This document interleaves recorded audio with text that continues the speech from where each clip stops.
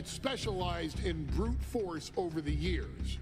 Perhaps no one better personified this than Rodney Anawai, nephew to the Wild Samoans, better known to the WWE Universe as the mighty Yokozuna. The family's first world heavyweight champion, Yokozuna arrived to WWE in the fall of 1992. An imposing behemoth, to say the least, Yokozuna would make an immediate statement, winning the 1993 Royal Rumble just a few months after his debut. This victory would grant him a WWE Championship match at WrestleMania 9, where he took on Bret the Hitman Hart. This meteoric rise to the top was only a hint of the dominance Yokozuna would have on WWE for the next year. 2 WWE championships, a WWE Tag Team Championship, victory over the era's titans like Bret Hart, Undertaker, Lex Luger, and Hulk Hogan. Yokozuna is my middle name. I'm named after my uncle. I carry it with like so much pride and weight on my shoulders just because of like what he's done for this business and like who he is as a person too. It's a cool middle name to have, man. I represent it with the pride, man, that I have. Hopefully, man, I'm making him proud by doing it. The manner in which Yokozuna melded incredible size with unspeakable agility shocked the WWE Universe, who to that point were used to their monsters hitting hard but moving slow. Yokozuna broke the mold, punishing opponents with super kicks, uranagis, leg drops, and of course, his devastating banzai drop. A maneuver so effective that once it had connected, nobody kicked out of it. Nobody. Rodney was a very unique talent. I think the way he was able to handle all the pressure, it was kind of parallel to how he was in the ring. For someone to be so big and to be so nimble, you just don't see that very often. Rodney was one of those first solo guys, singles competitor guys that was able to go out there and really just make waves, make a big splash. I mean, pun intended, I guess. You know, that fool jumped in the pool, he'd knock out all the water, and that's the way it felt sometimes. He would go into those arenas and just suck in all the energy and be able to give it back. So when I look at Rodney, I see someone very similar to me, someone who understands the top, the very, very top of the game, the top position, and everything that goes along with it. In a career filled with so many highlight reel moments, perhaps nothing stands out more than when Yokozuna faced and defeated the so-called immortal Hulk Hogan at the first King of the Ring event in 1993. Looking to humiliate Hogan after the Hulkster stole Yokozuna's WWE Championship only 2 minutes after Yokozuna defeated Bret Hart for the title months earlier at WrestleMania 9, Yokozuna entered the ring totally focused on the task at hand. And on that night, he not only got revenge, but his victory would send Hogan packing from WWE for nearly 9 years. Hulk Hogan is finished. Many felt that Yokozuna had indeed killed Hulkamania. Now, you get to possess the power of the mighty Yokozuna and deal out punishment to Hulk Hogan to walk out of the King of the Ring, a 2-time WWE champion. Showcase the ability and the agility that made Yokozuna a Hall of Fame performer and take Hulkamania down.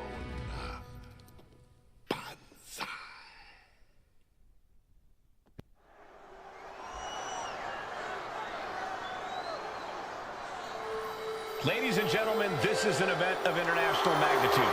Photographers from around the world as they are documenting Yokozuna's every move. Coming down with Mr.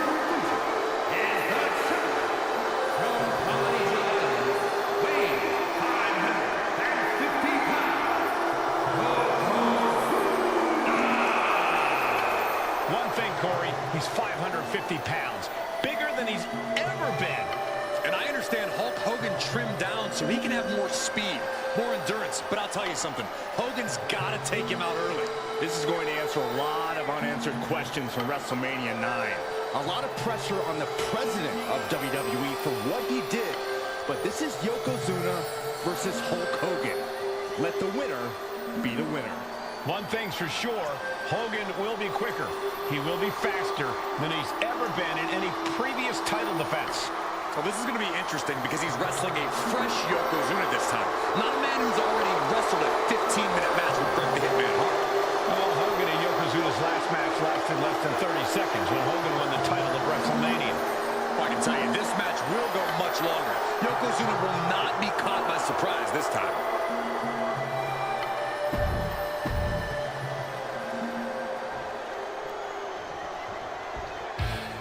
Listen to this. What a phenomenal ovation for the WWE Champion.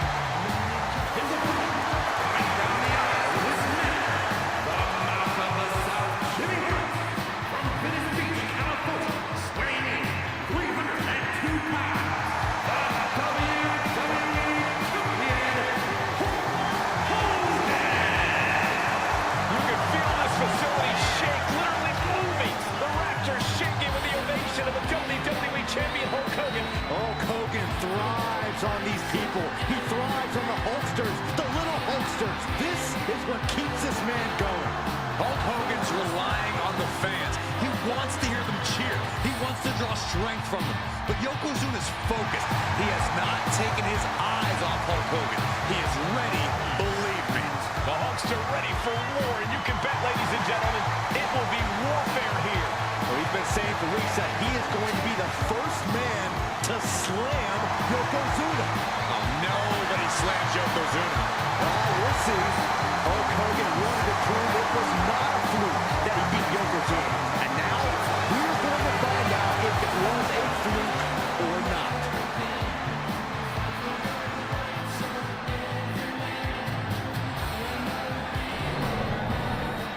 You win this title, you are primed for big things.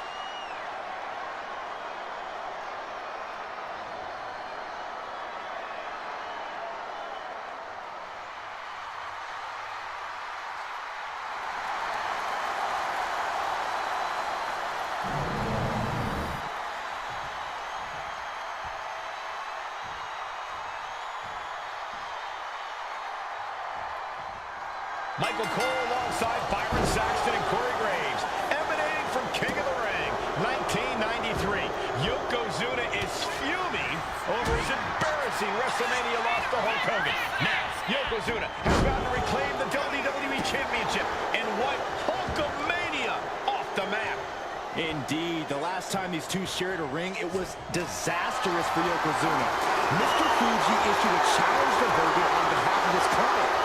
And 22 seconds later, Hogan was the new WWE Champion. Oh, look out, it's on now. Big shots being fired right now.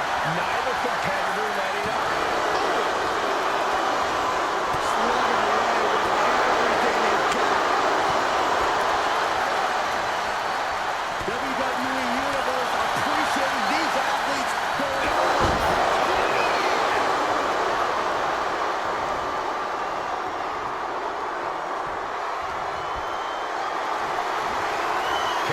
Jeopardizing position here. Hulk Hogan, a five-time champion now. This is his first title defense. The Hulkster spent the last 2 months in Hollywood due to prior commitments, but you've got to understand that Hulk never expected to be WWE Champion coming out of WrestleMania. Well, now that Hogan has emerged from his paradise, the gravity of this situation with Yokozuna is going to hit him like thunder. We know each man's strategy coming in. Yokozuna has added 50 pounds to his frame since WrestleMania, while Hogan has actually slimmed down since he captured the WWE Championship. Indeed, we're going to see more speed, more endurance from the Hulkster. But now that Yokozuna has hit 550 pounds, every kick, every leg drop, and every bonsai drop will be even more impactful. You can see Mr. Fuji at ringside. He's shown he will do anything to earn his client the win. Indeed he has, but he might actually rein things in tonight. We saw at WrestleMania that Fuji's interference earned Yokozuna the win against Bret Hart. Oh, no. Bear hug applied. This is not good for the Hulkster. Yokozuna applying the pressure. Squeezing it. Bear hug. Squeezing it. The bear hug cinched in. Gotta find a way out and catch your breath. Look at this. No quit whatsoever. Raining down elbows and escaping the bear hug. Yokozuna's pushing back now. It's time for Yokozuna to take advantage of the misstep and take command. Yokozuna engaging in warfare with the Hulkster. The Giant knows this may be his last chance at the WWE Championship. Oh, man, right to the esophagus. Yoko now. Belly-to-belly slam. That's got to be the end of Hulkamania. Jimmy Hart trying to rally. And a kick out by Hogan with authority. Hulk Hogan's not done yet. Hulk Hogan is coming alive. Yokozuna back to his feet. Big chop to Hogan. And Hogan's starting to hulk up here. How many times have we seen this over the years? These massive strikes from Yokozuna having absolutely no effect on Hogan. Hogan fired up. Hogan's ready to go. Hogan feeding off the energy of all the Hulkamaniacs. And here comes Hulk. And Yokozuna being backed up to the ropes. Big boot. I can't believe Yokozuna's still standing. Hogan continuing to pour on the offense. A second big boot, but Yoko still on his feet. Don't let up, Hulkster. Keep swinging, keep firing away.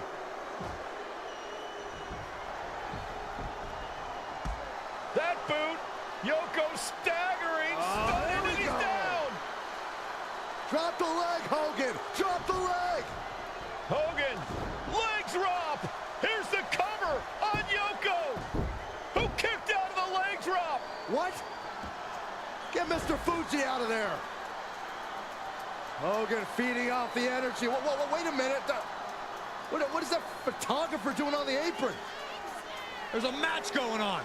What the heck? What was that? What in the world just happened here?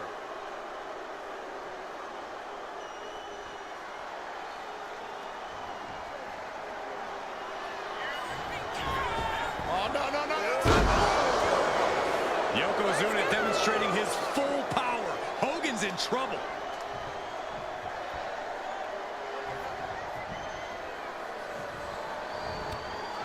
Yokozuna gets countered. He's pushing back now. Could be a chance for Hulk to change the complexion of this match. And Yokozuna is really putting the pressure on. Yokozuna taking the fight to Hulk Hogan.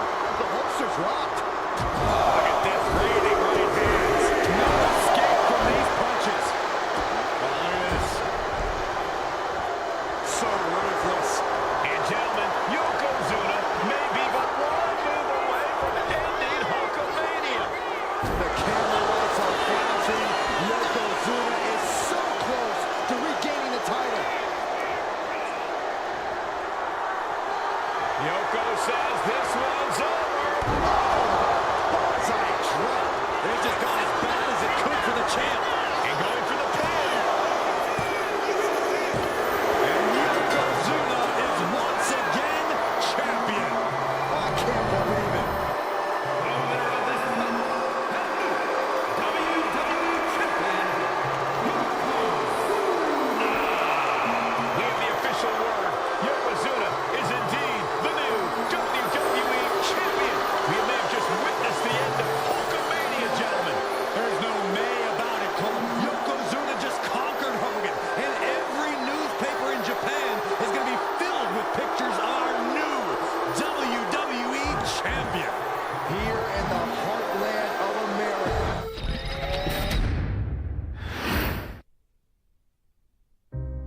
Our next chapter sees the showcase spotlight shine on an area in which the family built their legacy: tag team wrestling.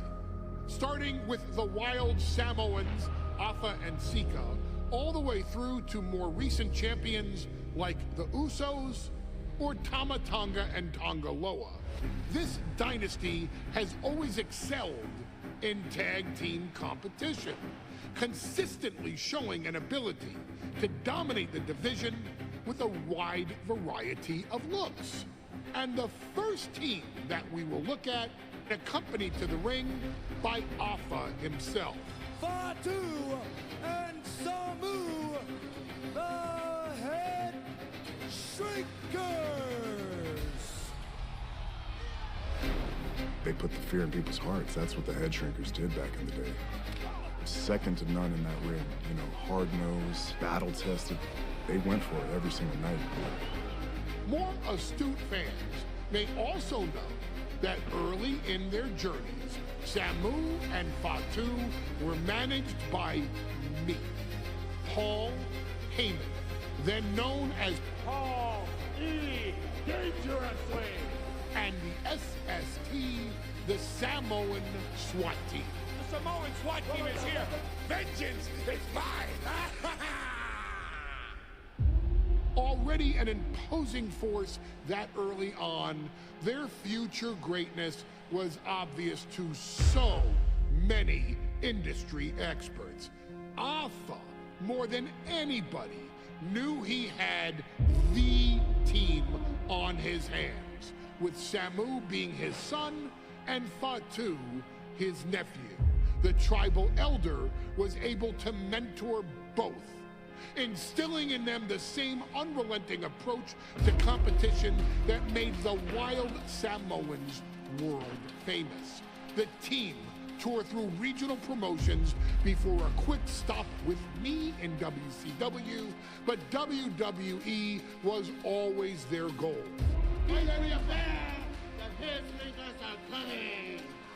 Upon arrival, it was clear that the dynasty's next generation had indeed arrived, immediately drawing comparisons to their world-renowned predecessors.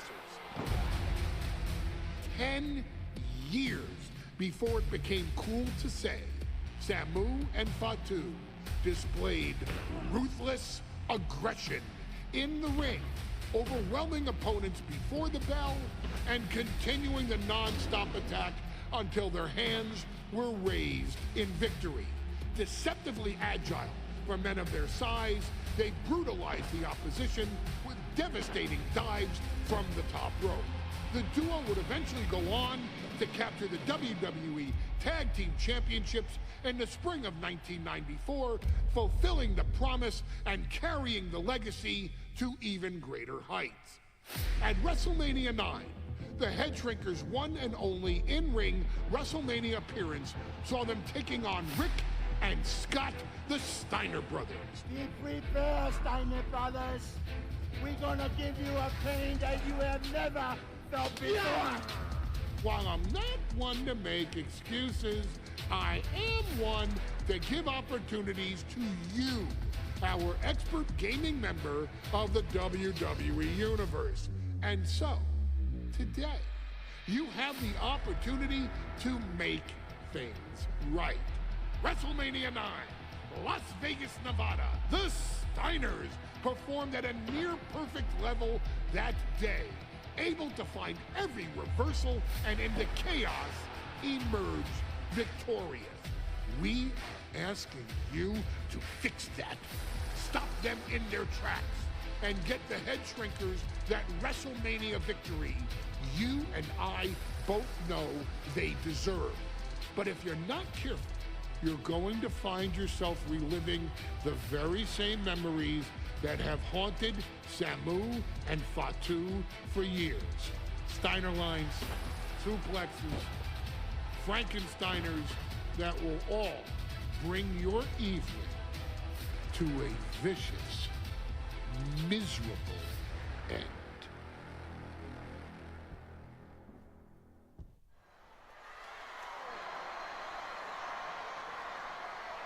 One of the toughest teams in WWE history. Nearly 600 pounds of pure savagery. In a tag team match. All the way to the ring. Combined weight, 500.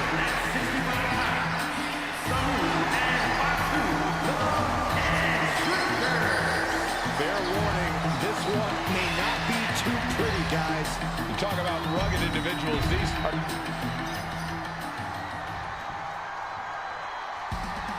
The Steiner brothers getting a tremendous ovation here in their first WrestleMania. And we'll see if they can carry on Michigan's winning ways. And their opponents, at a combined weight of 531 pounds, Rick and Scott, the Steiner brothers are one of the most promising tag teams we've ever seen in WWE. But Samu and Fatu are looking to stomp out any of that promise right here at WrestleMania.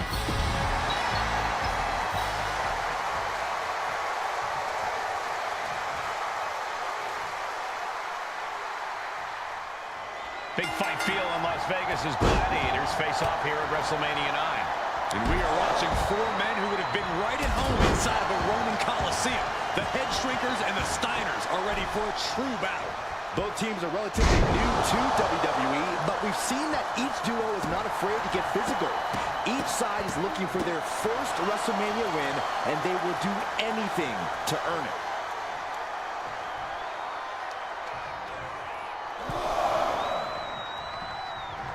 Nice takedown, stacked for the pin. Oh, turning the pin around. He cuts the pin attempt short.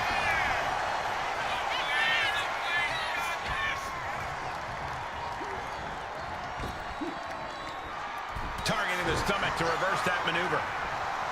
WrestleMania 9 shaping up to be a big night in the tag division, guys. Indeed it is, Michael. Two great young teams competing now.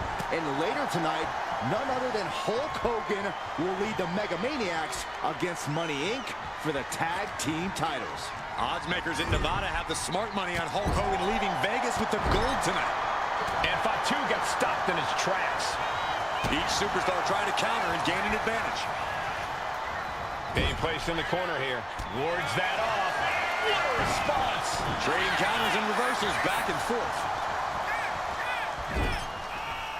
Bam! Fatu trying to ramp things up. Elbows after elbows after elbows. And then a stop. Samu and Fatu already some success in the tag division tonight. Could really be their coming out party. Well, they certainly have a tradition to uphold, Cole. The man in their corner, Alpha, has held the WWE Tag titles on 3 occasions, and he's primed to bring the Head Shrinkers to the top as well. There may be an abundance of togas in the arena today, but you're not going to see a lot of Greco-Roman wrestling out of the Head Shrinkers. They're just looking to hurt the Steiners. And that actually may help Samu and Fatu here. The Steiner brothers have earned most of their wins by utilizing their amateur wrestling skill set. I can't imagine they'll get many grappling opportunities against dedicated brawlers like the Head Shrinkers. He puts him into the corner.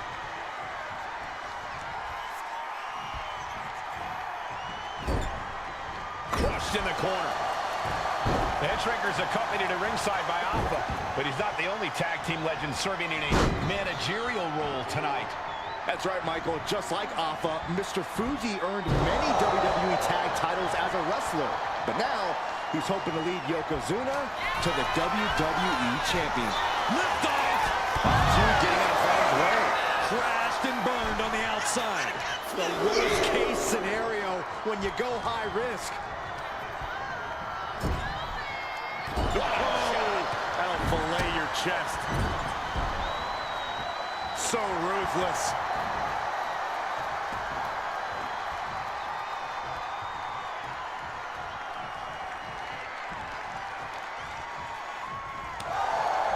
As we find ourselves surrounded by all this pageantry, do you think either of these teams is feeling the pressure of their first WrestleMania? I can tell you that Samu and Fatu truly did not care. Alpha has turned these men into brutal fighters who simply want to destroy their opponents no matter where the fight takes place. And as for the Steiners, we know they have big match experience, tons of amateur championship bouts in college, and some of WCW's biggest events.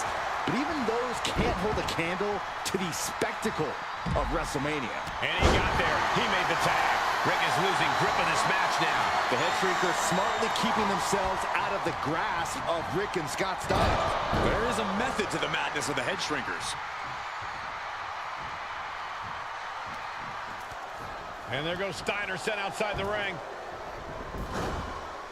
Fatu like a one-man wrecking machine right now, cleaning house. Oh, look at this, the power by Scott Steiner. But the tag was made and Scott not aware. Big kick. Scott Steiner did not see the blind tag made by Samu. Oh, this is not looking good for Steiner. And this is what the head shrinkers do. Top-tier tag team wrestling. Steiner didn't see the tag, decided to hot dog around, and got a foot in the face for it. And we are really seeing the amazing skill sets of all four men in this tag team showcase. Well, we already knew about the brawling of the head shrinkers and the grappling of the Steiners, but men as big as these four behemoths should not be able to fly around the ring like they have thus far. It is made for an extremely tough act to follow, guys. Got the full Nelson. Slam! Samu setting himself up top. From the top. Diving brain chop.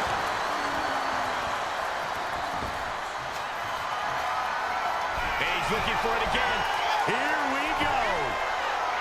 Elbow connects. Fortune favors the bold. These risks could be a winning strategy.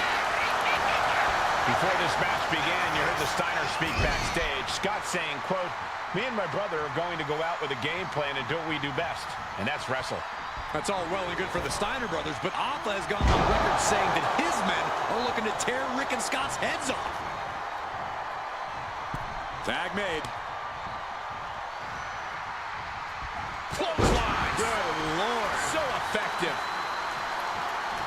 Vice-like grip on the trapezius muscle.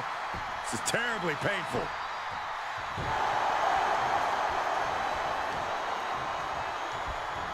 Sometimes in the middle of a hard-fought match, you need a snack. Just a nasty headbutt. Oh, this, what a headbutt.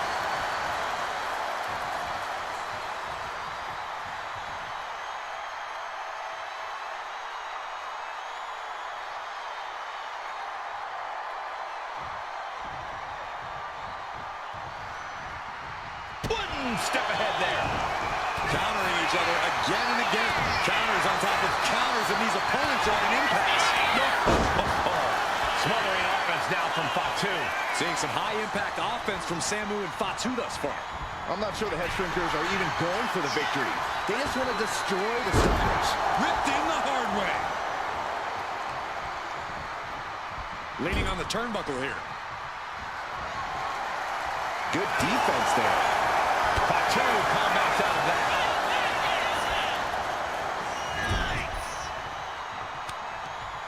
Tag made. Double team action likely incoming. Double Irish whip. Here it comes. Big time impact.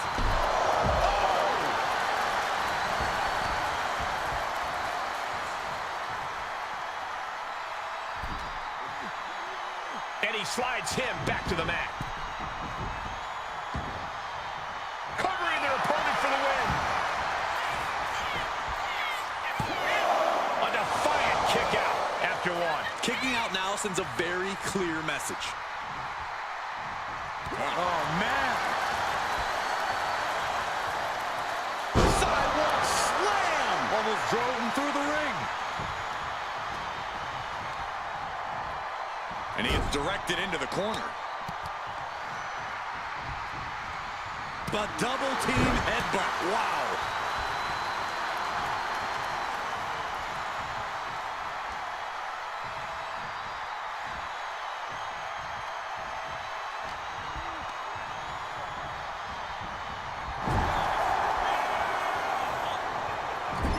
Loving blow.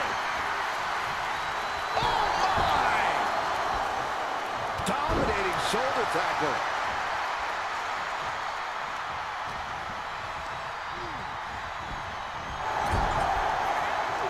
Counters and counters. Each superstar looking dialed in. Big splash in the corner. That's a stiff shot to the body.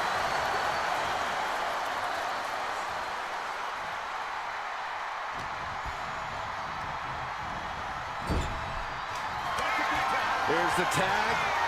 Tandem offense on the horizon here. They have their Oh, face first. And the head shrinkers just might have it. Oh, here we go. He thinks this is it.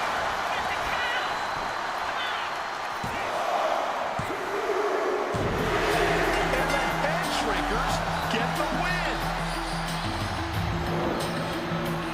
Here are your winners, Samu and Fatu, the Head Shrinkers.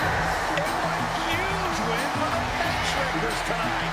Samu and Fatu making their family proud and proving themselves as top contenders in the tag division.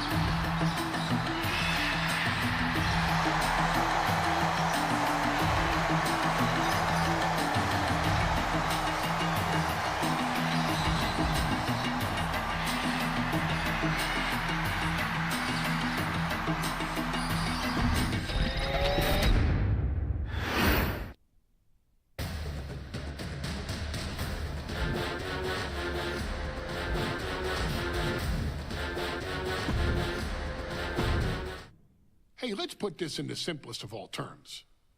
Dwayne "The Rock" Johnson is the biggest celebrity on the face of the planet today. Now, whether he's a blue chipper, the people's champion, or as we know him right now, the final boss, The Rock has always commanded all of the attention in the arena since the very first moment he made his WWE debut at the 1996 Survivor Series. Born into this business, The Rock would become WWE's first ever third-generation superstar, following in the footsteps of his father and grandfather.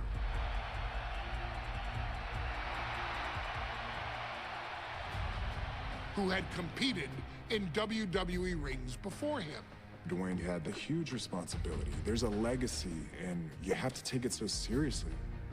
Even with incredibly high expectations, the Great One surpassed them all, along with the usual achievements if your name is The Rock: 2 Intercontinental Championships, 5 Tag Team Championships, 8 WWE Heavyweight Championships, a Royal Rumble victory, not even to forget the fact that The Rock once led an entire nation. The Rock has one of the more noteworthy feats in WWE history, earning WrestleMania victories over Hulk Hogan, Stone Cold Steve Austin, and John Cena. Each of these men are known as the faces of their respective era. Each of these men found out what happens when you go one-on-one. Oh, you know the rest. Of course, The Rock rivaled Stone Cold Steve Austin's popularity during the vaunted Attitude Era, tearing opponents down with rock bottoms and people's elbows while tearing them apart on the mic with cutting one-liners and catchphrases that are still recited to this day. If you smell, know your role and shut your mouth. He ended CM Punk's 434-day title reign as WWE Champion at the 2013 Royal Rumble as well, after having only competed twice over the previous 9 years, displaying the always-ready mentality and physical conditioning on which he has built his global brand. But you don't need me to rattle off The Rock's resume to you, now do you? Of course not. The man is an occasion unto himself. He has headlined the biggest events against WWE's most iconic superstars and has always found a way to, how does he put it? Layeth the smackdown on some jabroni's candy ass. I couldn't have said it better myself, although I think I may have just done that. But indeed, he has. On a Thursday night in February of 1997, The Rock still known as Rocky Maivia, would find himself challenging for the WWE Intercontinental Championship. Only a few months into his tenure, he would be matched up against a face that would ultimately become one of his most familiar and hated rivals, Triple H, Hunter Hearst Helmsley. Seemingly overmatched by a more seasoned opponent, a youthful Rock would demonstrate all the traits that have come to define him in the years since. Tenacity, high IQ, and that legendary Samoan strength to ultimately surprise Helmsley and kick off the first championship reign for Rocky Maivia. It would be the first step of a journey that has ultimately led The Rock into the pantheon of WWE's elite.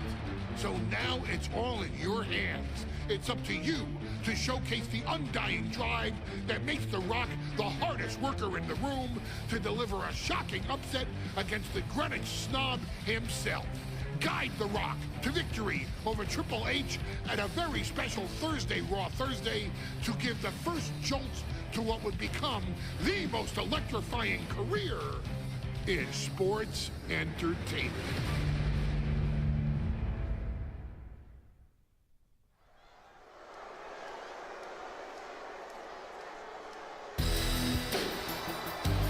And here comes the #1 contender, at least for tonight, Rocky Maivia. The following contest, scheduled for one fall, is for the WWE Intercontinental Championship. Making his way to the ring is the challenger from the South Pacific, weighing in at 2.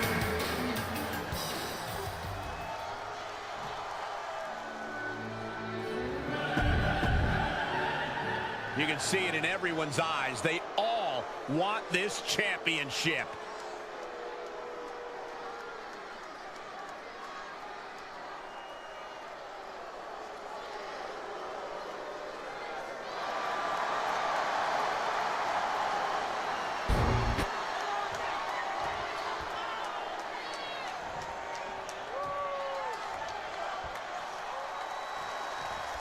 The Intercontinental title hangs in the balance. Tonight in a match between our refined champion, Hunter Hearst Helmsley, and the young challenger, Rocky Maivia. Rocky Maivia has a lot to prove here. The third-generation up-and-comer would love nothing more than to grab his first championship tonight and send a message to the WWE that Cobra clutch cinched in. The Cobra clutch is in. He's in excruciating pain. In trouble here. A couple of elbows to the jaw, and that'll break things up. Straight punch. Jarring. And watching from home is Rocky Johnson, the father of Rocky Maivia, former WWE Tag Team Champion. I must admit, I do see a bright future for Maivia. Those that have been privileged enough to see Rocky Johnson in action will appreciate Rocky Maivia because he's a chip off the old block. Notwithstanding as well the genes of his grandfather, the incomparable Peter Maivia. Chief Maivia. Oh boy, they don't come any tougher than Peter Maivia. Oh. What's it going to take for Hunter Hearst Helmsley to retain his Intercontinental title here? How can he get the better of Rocky Maivia? The champ needs to put this young upstart Maivia in his place with unrelenting offense. No time for graceful bows and upper-class taunting. Just beat Rocky down. And Rocky is delivering solid damage, but needs to remember to get Helmsley in the ring. The title can't be won outside of the squared circle. And Byron, Rocky has tremendous exuberance, tremendous youth. He's going to be a star for a long time. I think Rocky might Fired with a straight shot there, answering back. Oh. The fight is on, and it's furious. It looks like we've got ourselves a brawl here. Neither competitor is backing down. Oh, man. Drop kick.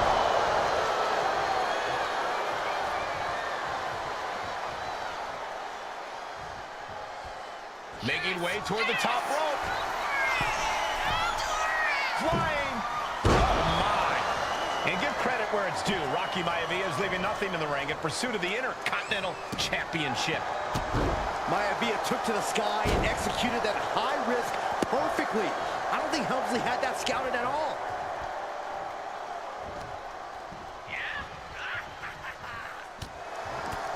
Deeper into this match now, and I think it's Helmsley who's reaching peak frustration. Can't put Rocky Maivia away. A testament to the never-say-die attitude of this young superstar. And he gets it from his dad. Hunter whipped into the corner, nobody home. Rocky hit hard. And now Hunter looks to take over this match. Helmsley muscling Maivia up to the top turnbuckle in a big right hand. Helmsley with something big in mind here for his challenger tonight.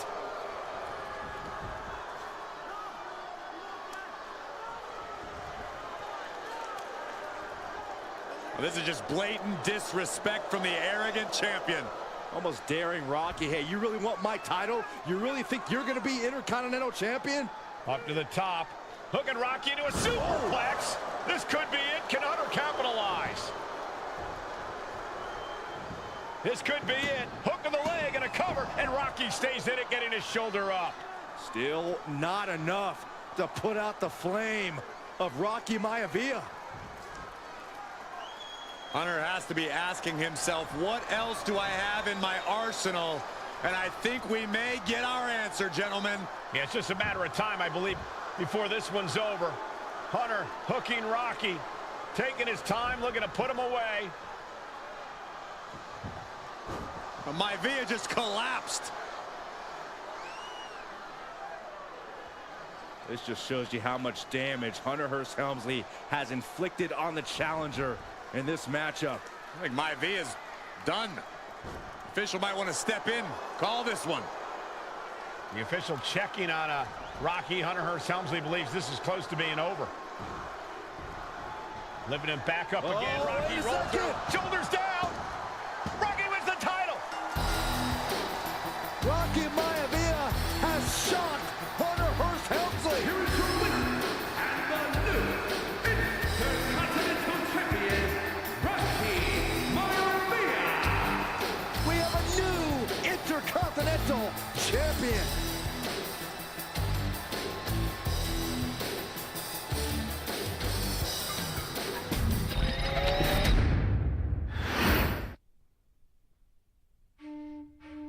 In a family of elite combat athletes and top-tier performers, the final boss has always stood out, even when he was just a blue chipper. But there wouldn't be a final boss. There wouldn't even be a bloodline if it wasn't for The Rock's grandfather, the High Chief Peter Maivia. You can think of him as the first boss. Predecessor to the tribal chief. He is one of, if not the foundation for our family. The Anoa'i Fatu Maivia wrestling dynasty. I don't think there's anybody more responsible for what's going on now than the High Chief himself. Peter Maivia isn't simply one of the two principals behind the sacred blood bond. He's also an incredibly decorated professional wrestler who traveled the world and won titles everywhere he went. New Zealand, Japan, Europe, and here in the United States, where he enjoyed especially successful runs in Hawaii and California. Maivia would eventually find his way to WWE, engaging in legendary battles with the likes of superstar Billy Graham. His larger-than-life personality would win the WWE Universe over in short order, as it had throughout his entire career. In the ring, High Chief Peter Maivia was a potent blend of brawn and grappling technique, often muscling his opponents down to the mat through a variety of joint locks and then switching to more painful holds once grounded. His sleeper hold and stump puller were both feared and renowned, and make no mistake about it, Maivia knew there was always more than one path to the ultimate victory. Out of the ring, High Chief Peter Maivia also ran one of the most successful wrestling promotions on the planet, Polynesian Pro Wrestling, based out of Hawaii, showing his mastery of the business in every aspect. His induction into WWE's Hall of Fame class of 2008 was supremely deserved, forever enshrining Peter Maivia as the legend he always was. And now, we present to you the opportunity to walk in the boots of the legendary High Chief Peter Maivia, facing off against one of the most legendary WWE rivals, George the Animal Steele. You will settle this score once and forever and showcase the overwhelming strength of Peter Maivia, which has ever since remained as a hallmark for every single solitary member of this bloodline. Steele is no easy battle, though. He thrives in the chaos, one of pro wrestling's true madmen. He'll even try to eat part of the ring if he thinks it'll help him break you down.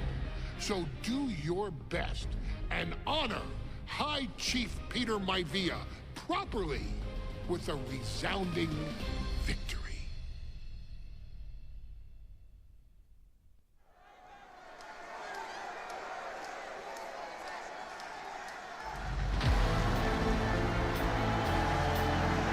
Uh-oh, somebody call the local zoo. The following contest is scheduled for one fall and is a steel cage match. Introducing first, from Detroit, Michigan, weighing in at 275 pounds, George the Animal. I'm not even sure the cage can contain this man.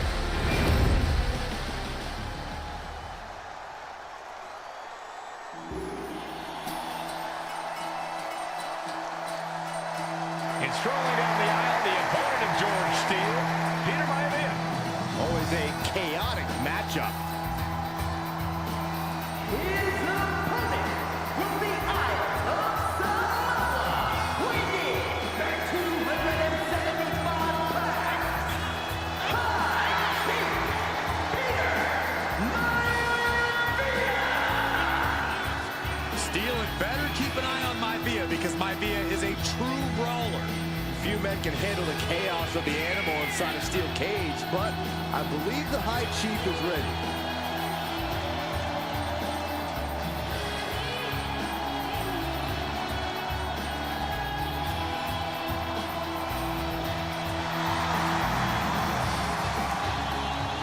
Maivia carrying such pride into the ring. Very stark contrast to Steele. We'll see which prevails tonight.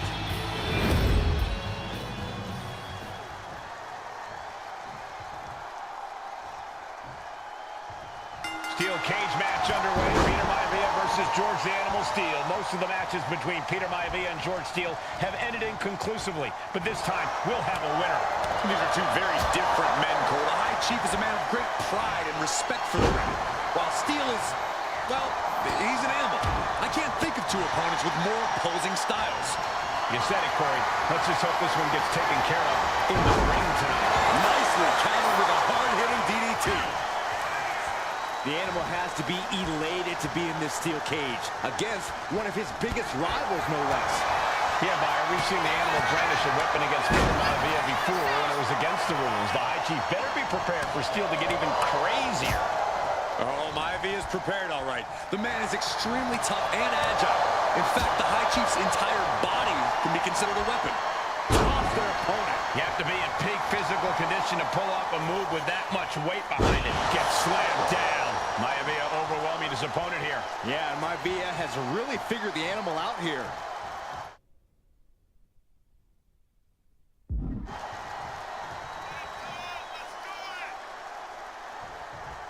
Manages to reverse it. George the Animal Steele might be a bit of an underdog here. In fact, he lost the match by countout to the High Chief. In Steele's defense, I'm not sure he knows how to count exactly, or how to read the rule book. So he's got to be happy to be in this cage. Well, Maivia is called the High Chief in part because of his commanding presence in the ring. He's more than ready for what the animal will throw at him, even inside a cage.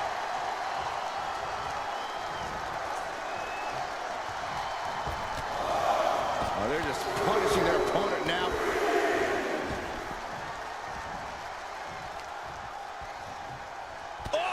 Clubbing blow. And this onslaught's really taken everything out of him. And you can see Steele is struggling to weather the storm with the High Chief. Oh, look at this. Just cranking the head. That's gotta hurt. Just cranking the head. When a man like Peter Maivia signs up for a match with the animal, he doesn't know what to expect, just to expect anything in the world. Peter Maivia knows full well that he's in for some unusual treatment tonight. In fact, Steele often has trouble finding opponents due to his erratic nature.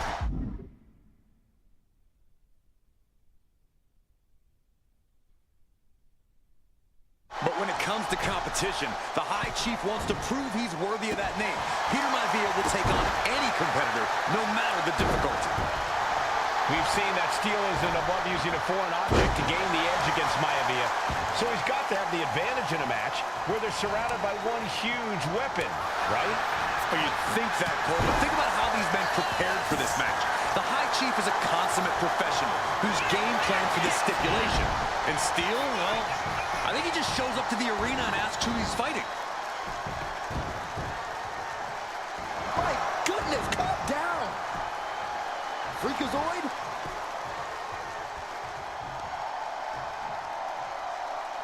Hammering down on a knee. The High Chief Peter Maivia really making a name for himself in WWE, but he's had plenty of experience on the way up. Plenty of championships on the West Coast, but he's made the biggest splash in Hawaii, where he earned multiple tag team titles. Oh yeah, Maivia is a huge celebrity on the islands. In fact, I've heard some consider him the personification of Maui.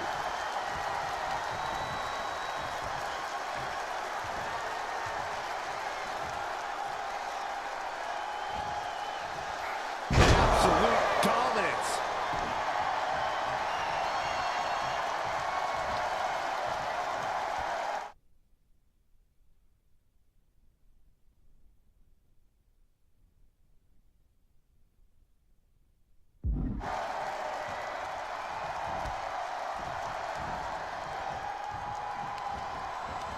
Turns things around with a headbutt. Gentlemen, we've touched on the differences between Maivia and Steele as competitors. One man based on order, the other on chaos, but it's reflected in their looks, too. Indeed, Michael. Just look at the sculpted physique of the High Chief and the tribal tattoos on his... From the top! Oh, elbow drop! Oh, piercing elbow. Mistake made by Steele. Ooh, he fends that off. Each counter leaving these competitors at a stalemate. George beats him to the punch. The WWE Universe is put... Oh, soon we could be seeing a submission here. Able to punch his way out. Headlock system just tossed without regard. Some folks call Peter Maivia the Flying Hawaiian, and the reasons are obvious for that moniker. But guys, how has he earned the other nickname of the High Chief? Well, Cole, Peter Maivia is very close to the Anawa'i family. In fact, Peter's considered a blood brother to the patriarch of that clan. When you add on the fact that Maivia was born and raised in Samoa, you can see the great pride he has for that land and its...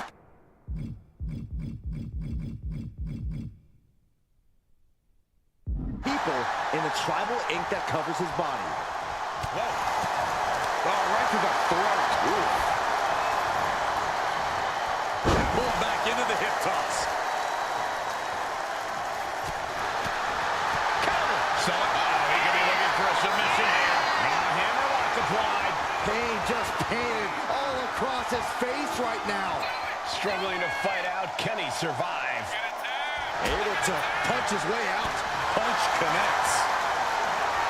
Each shot landing with a little bit more venom. Oh, he cuts it off. Looks like a hockey fight's just broken out. Two titans trading strikes and refusing to back down. The willpower, the sheer guts of these two. Oh, ouch. This is a war of attrition with neither superstar wanting to be the one who surrenders. They are rapid fire shots. Neither superstar backing down. Oh, getting the better of that exchange. George Animal Steel is not a wrestler by any stretch of the imagination, guys. He's a true brawler. And he might be the best brawler in WWE, Michael. There is no shortage of... And the pin could be over for Maivia.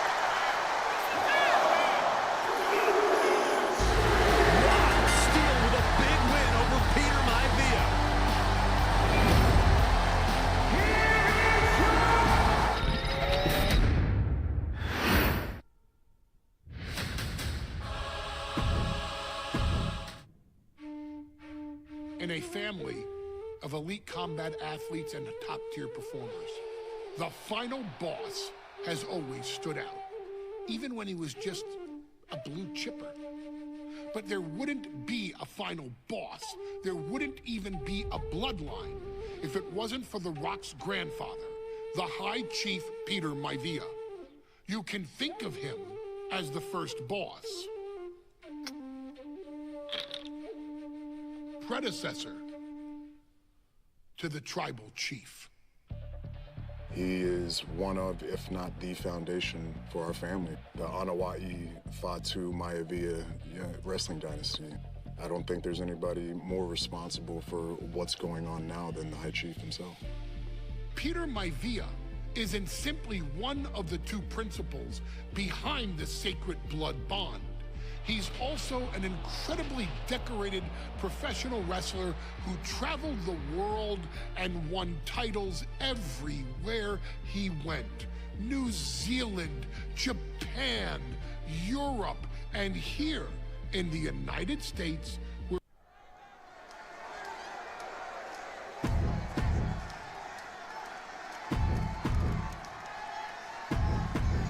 High Chief Peter Maivia taking on George the Animal Steel in a steel cage match. Quite a heated history between these two guys. Yeah, Michael, and I think it's because Maivia is one of the few superstars brave enough to take on the Animal. Most of their contests have ended in countouts or disqualifications. Thanks to the cage, we'll get a decisive victory in this one. Well, that really depends on if a cage can even contain them. Took him out the knee.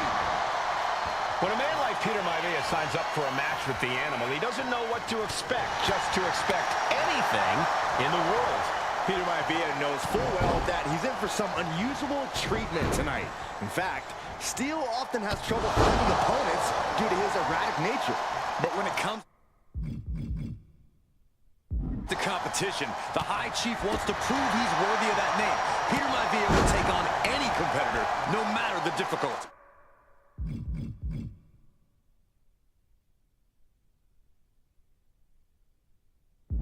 The High Chief just refusing to be intimidated. The Animal has no idea what to make of Maivia. Biting, really? Just a sure sign of desperation. Mistake made by Steel. Telegraphed that one and delivers a blow to the gut. There's some gouging going on. That's unnecessary. George Animal Steel is not a wrestler by any stretch of the imagination, guys. He's a true brawler. And he might be the best brawler in WWE, Michael. There is no shortage of fight in the Animal. But you know who might be a better brawler, guys? The High Chief Peter Maivia. When you consider that Maivia's up on the top. And does not get it. Counters to gain the advantage.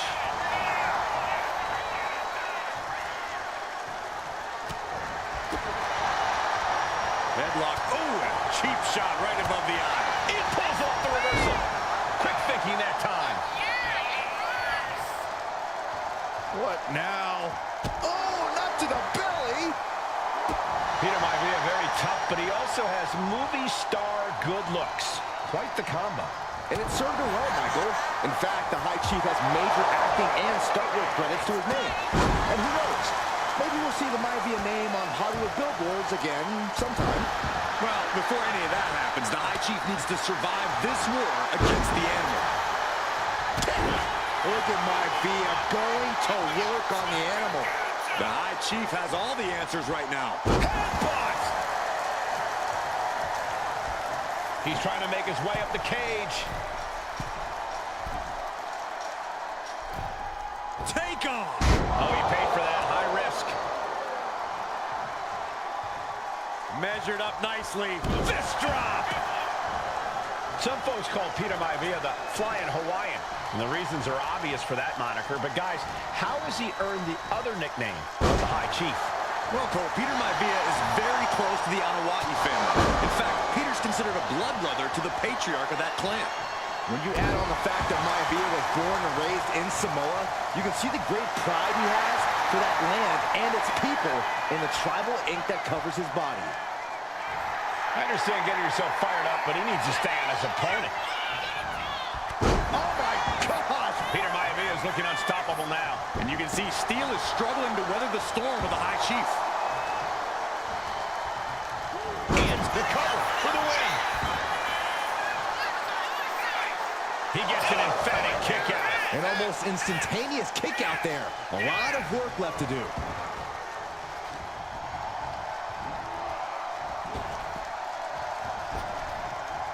Punch lands. This is quickly turning into a slugfest. Oh.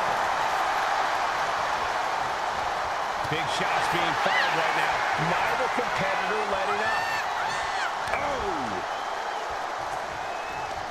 Two titans trading strikes and refusing to back down. The animal may be wounded prey at this point. The High Chief closing in on a successful hunt. Two fighters putting their haymakers on it. Can he put it away?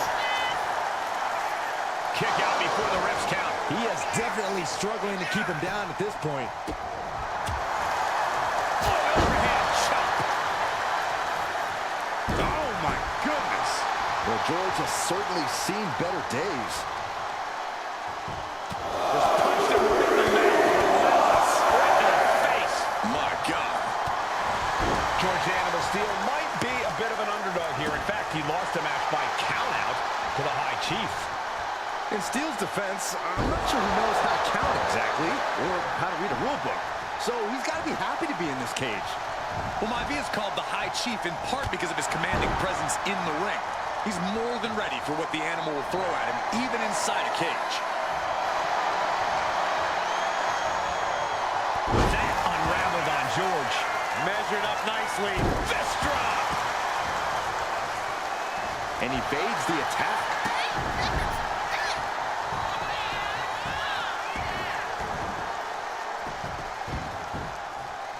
This is disgusting. Gentlemen, we've touched on the differences between Maivia and Steele as competitors. One man based on order, the other on chaos, but it's reflected in their looks, too. Indeed, Michael. Just look at the sculpted physique of the High Chief. And the tribal tattoos on his body are extremely intricate and definitely eye-catching. And Steele is, well, he's an ugly creature. Enough hair on his upper torso to classify as fur. Folds in his bald head. He's like a modern-day Neanderthal.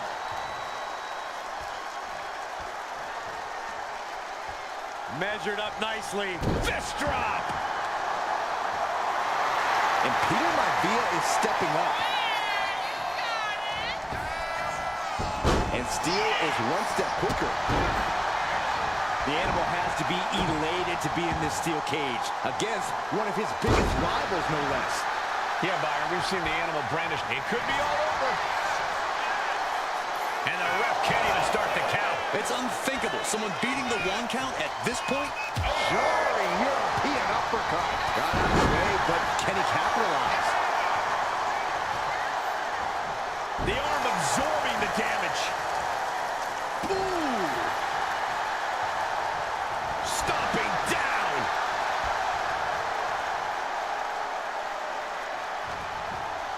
Side headlock takeover, nicely done. Tremendous pressure applied.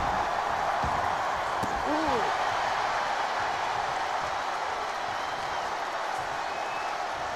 Headbutt to the gut. Peter Maivia now with the upper hand. Yeah, and Maivia has really figured the animal out here. Fist drop.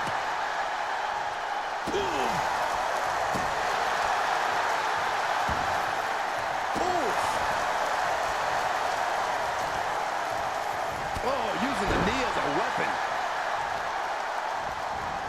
Carefully placed stomp to the arm.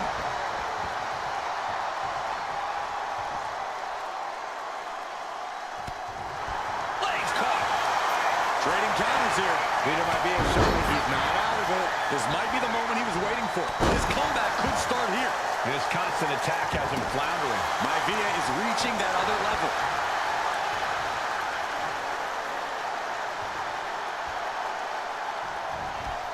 Oh my gosh! Maivia just dominated the animal with that one. George is tied up here. Backbreaker, good grief! And George is laid out. Cover! And the High Chief defeats the animal.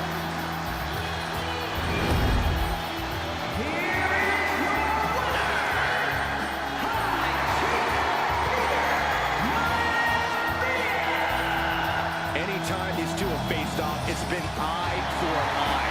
But the steel cage has finally delivered a decisive victory for the High Chief, Peter Maivia. George Steele is one tough animal, but the way Maivia faced him in the cage tonight just reinforced what everyone already knew, that the High Chief is one tough Samoan.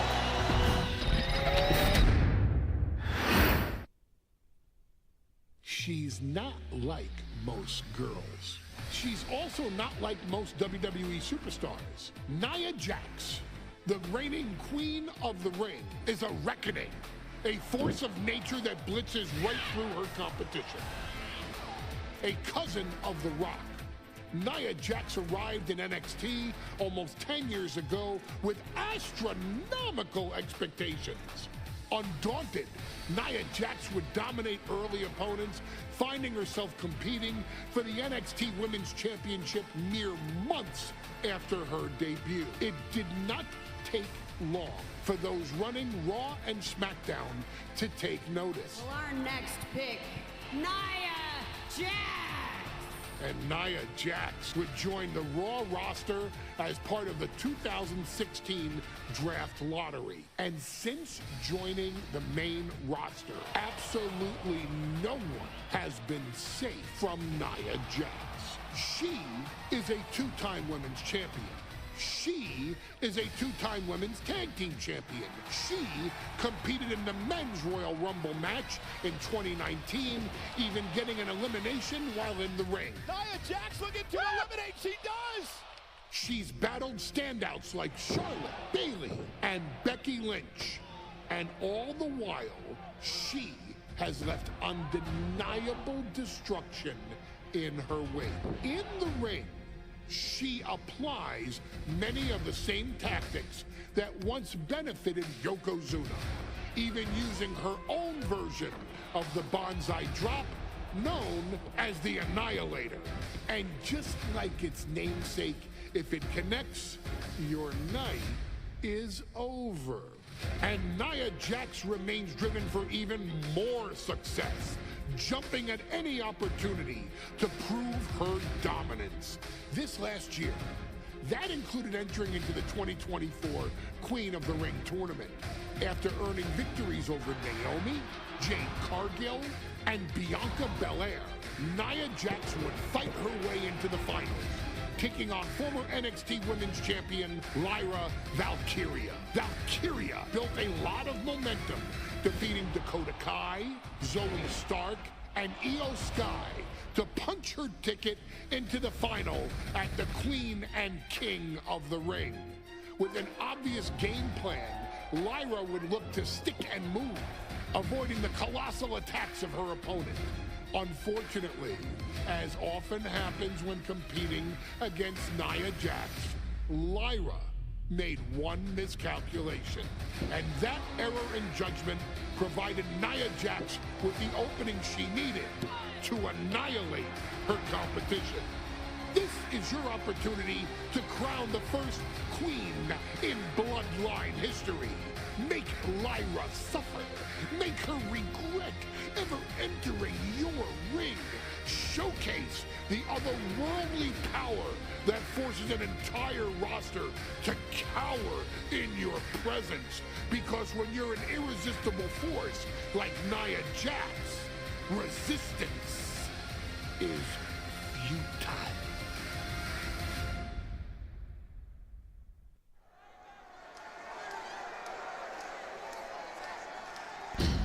And now a dark horse will face an unforgiving titan in hopes to don the crown.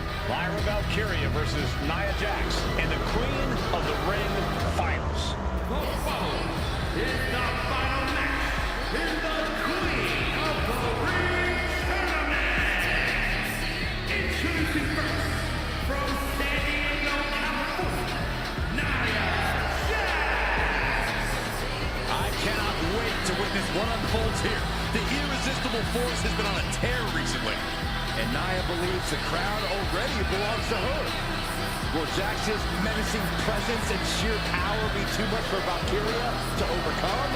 Or can Lyra write a happy ever after ending to her Cinderella story?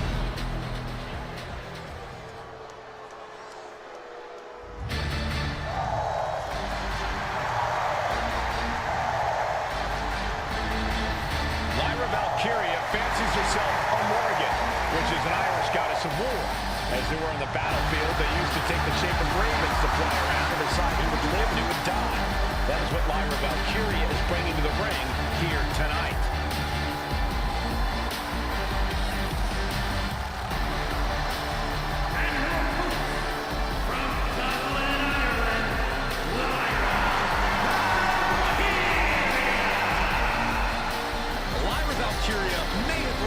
Too much fantasy in her day, and now is reality. Lyra Valkyria is about to go toe-to-toe with a real-life, fire-breathing dragon in the form of Nia Jax.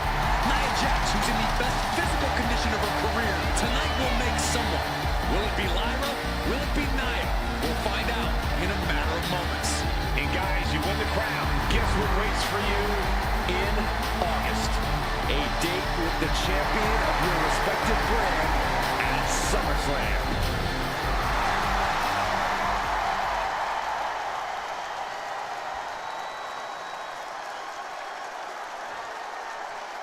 And it's all come down. And Nia now misses wildly. Lyra goes up over the top. Nia's got it caught, though. Lyra trying to rely on her technique to bring down the irresistible force, but having no luck at the moment. I'm not sure this is going to work either.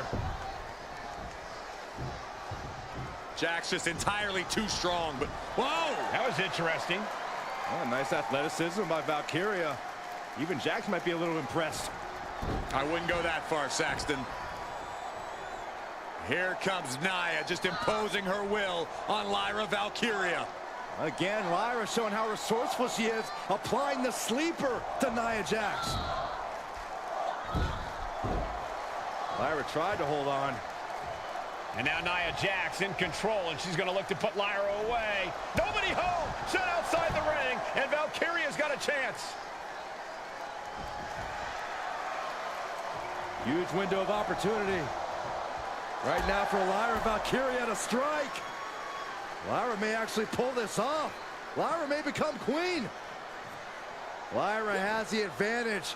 She has Nia reeling. But Lyra can't win Queen of the Ring with Jax on the outside. This match has to end in the ring.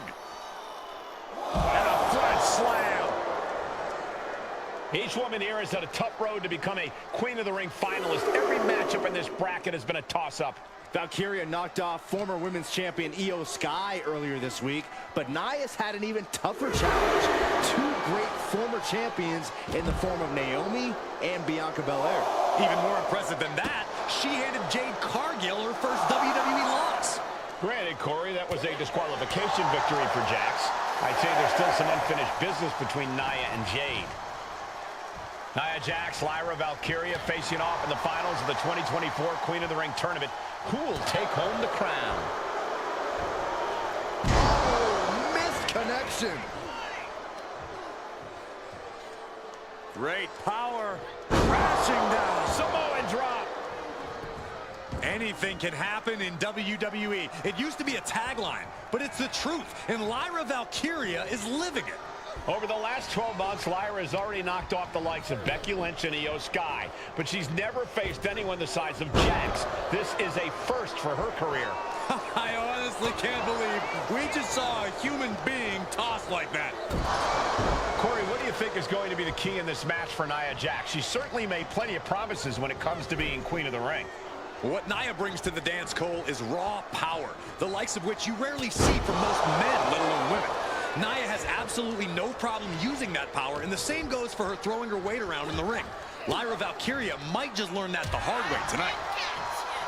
Lyra Valkyria, one of the best technical wrestlers in NXT Women's Division history. But the game is about so much more than technique. It's about experience and timing, knowing when to tap into certain parts of your psyche. Nia knows this, and we've seen it for years. The big question is, does Lyra? Taken down by the neck. Nia is lighting up her opponent. Yeah, Nia is just buzzing right through Lyra here. Oh, man, she finds a hard landing on the outside. She's headed out of the ring. Looking for a little more breathing room.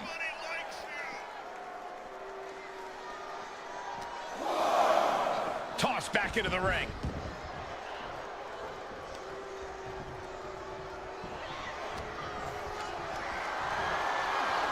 Hoisted high above her head. Shoulders down, going for the cover. And now a pin of their own. She puts an end to the pin attempt. I wonder why.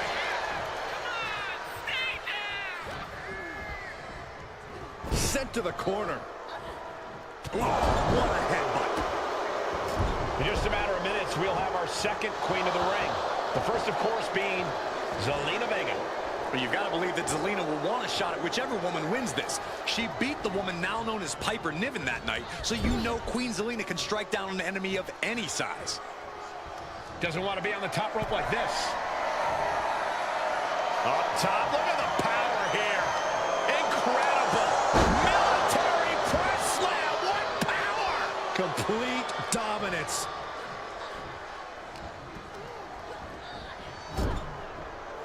Bad sight here, dangling helpless in the corner. Valkyria retaliates. At last, Lyra keeping that string of offense in check. The U-turn Valkyria needed in this match could have been that right there. Look at this, placed in the trio row. Turn Nia Jax around there. Many in the WWE Universe getting their first look at Lyra Valkyria. She's only had 3 main roster matches so far, and they were all in this tournament. Big wins over Dakota Kai, Zoe Stark, and Io Sky over the last 3 weeks. That's an extremely impressive start for Lyra. Wow, undefeated for 3 weeks? When Nia Jax joined the main roster, she didn't lose a match for over 7 months, and Jax has stayed that dominant for years. And she's set right into that corner. Draped into the deadly Tree of Woe position. Stuck in the Tree of Woe. They are doing whatever they please. And Lyra only finds herself on the defensive. And the irresistible force is really keeping Valkyria grounded here. Lights out. There's so many moves at Nia's disposal that she can end this match with. For Lyra, not nearly as much. Yeah, I can't imagine it'll be easy for Valkyria to pick up Nia Jax and drop her with the Nightwing. Please, let's call the move by its real name. It's a Samoan driver. Nia Jax doesn't have the Samoan driver scouted. Nia Jax is doing whatever she wants. Each Samoan drop driving all of the air out of Lyra Valkyria.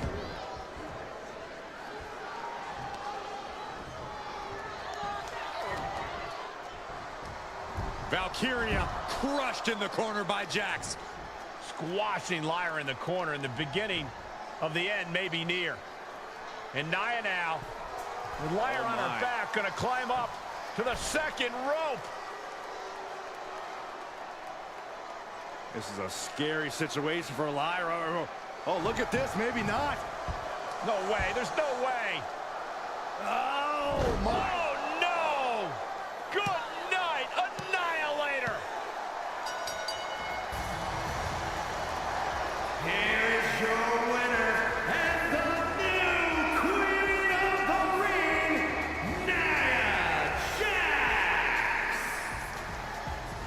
victory to the brand new Queen of the Ring.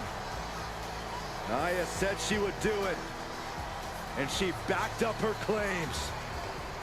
And now the Chief Content Officer of WWE and Triple H going to come in to congratulate Nia Jackson. Officially crown her the Queen of the Ring. Absolute dominance by the new Queen.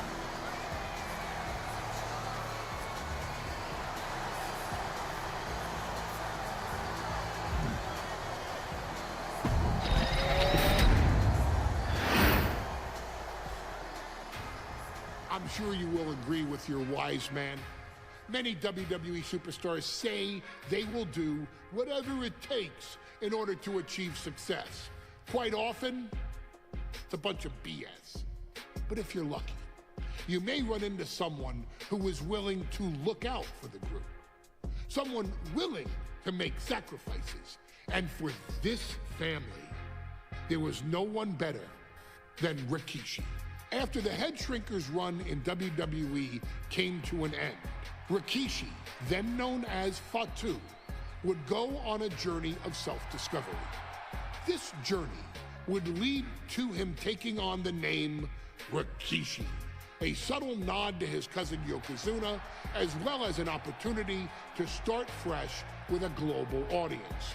Well, my dad, you know, when he became the Rikishi character, when you think about Samoan wrestlers, right, or mean, or aggressive, he made it like his own flavor, right? You know, he had the blonde hair, still carried the aggressiveness, but I think he just wanted to add like a little flavor to it. But it became even more popular to our culture. Rikishi blitzed WWE from the jump, devastating opponents with new tricks and winning people over with his fat-ass dance moves. That Rikishi is fat, all right.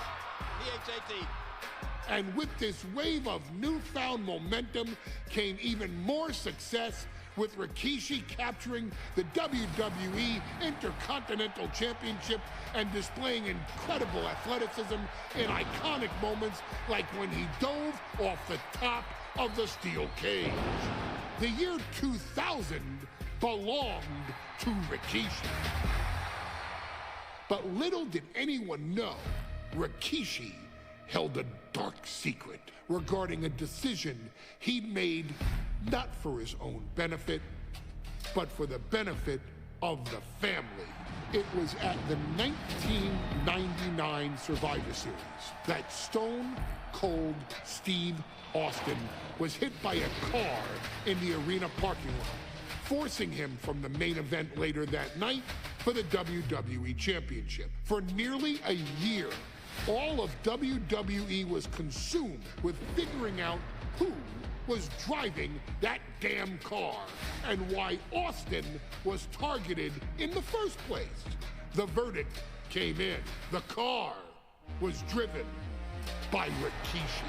Rikishi would stand strong. Stone Cold Steve Austin. I didn't do it for me. I did it for The Rock. What? Rikishi would lay out a years-long gripe that WWE preferred Steve Austin to The Rock, and so Rikishi had made sure that The Rock's only competition had been removed from the picture. Rikishi sacrificed his own popularity to reach this goal. The Rock thrived while Austin was on the shelf. For Rikishi, the struggle and fall was all worth it. Rikishi knew that he would eventually have to face off with the Texas Rattlesnake to answer for his sins, and he welcomed that meeting with open arms.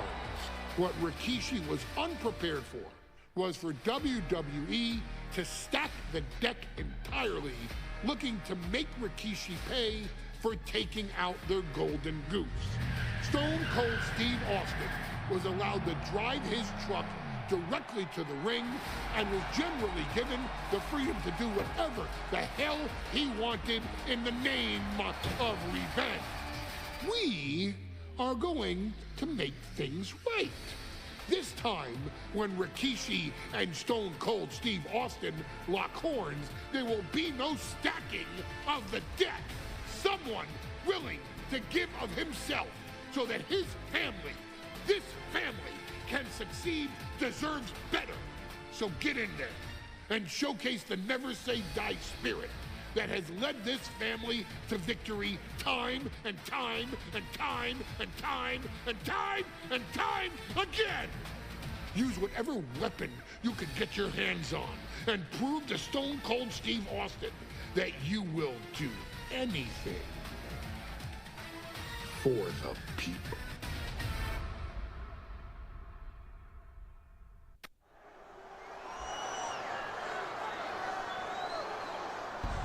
Is it legal to not show up?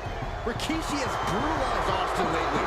Austin will be here, Byron. I just refuse to think anything else. The following contest is scheduled for one fall, and is a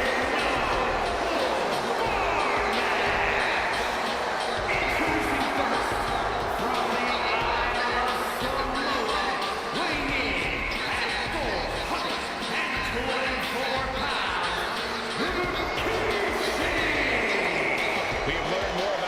In the last couple of weeks than we knew about him his entire career here in WWE.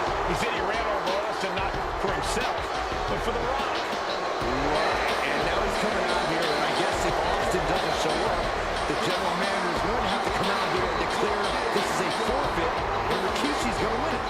This man makes me sick.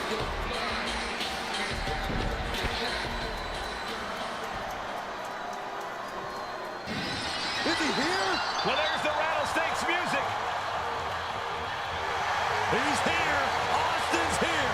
Stone Cold Steve Austin came here with no fear, no hesitation, just revenge. His opponent from Victoria, Texas, weighing in.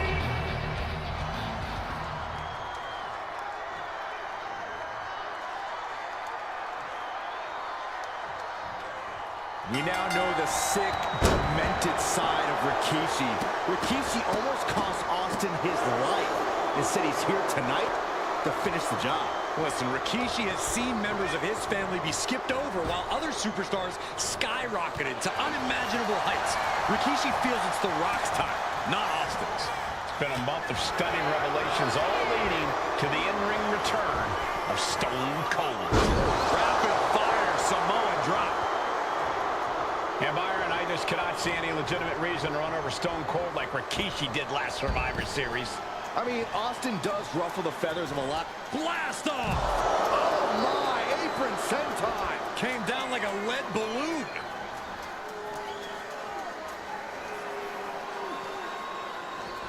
Oh! Disrespecting the competition. Oh, perfect kick. Really just laying it in. Rikishi feeling like he has a job to finish tonight. A career in Stone Cold's to bring to an end. Oh, right into our announce table. Saxton, you stay here and hold down the fort. Oh, strong impact. And looking at my monitor, it just makes me sick to my stomach watching Rikishi. This is a man who has no remorse and feels justified for running Austin down like a dog. Look, to be devil's advocate, you've got to look at Rikishi's perspective. He's proud of his Samoan lineage and saw an opportunity to give his people a leg up in the Shark Tank that is WWE. Oh, are you serious, Corey? Rikishi ran over another human being. We're fortunate that it only put Austin on the show for 10 months instead of his whole life. It's sick that you would even condone what Rikishi did.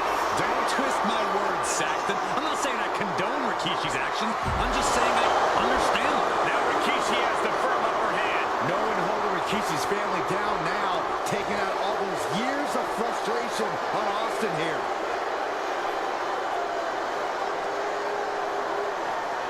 Delivered into the barricade. Austin had that one scouted. And though The Rock wants nothing to do with this altercation, we have to mention the sadness Rikishi has brought to him.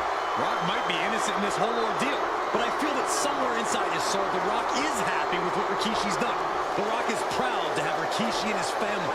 Well, Corey, what kind of lies are you trying to spread? We've heard Rock say Rikishi deserves what Austin is going to bring him. There's no family pride in that statement. I'm just saying that blood is thicker than water, and it's been an easier ride for Rock without Austin in the picture. And that's thanks to Rikishi. Sounds more like Rikishi is trying to take credit for all the Rock's success.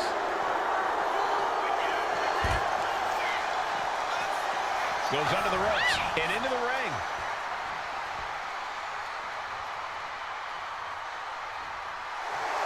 Austin showing no fear, no intimidation. All right, he's got to refocus up now. Stepping out of the ring here.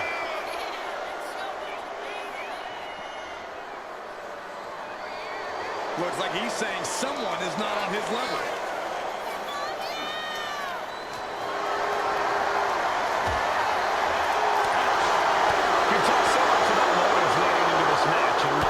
Rikishi's a delusion. His family have been given equal opportunities, and they all took full advantage of them. Yeah, my blood boils at the propaganda Rikishi's been selling.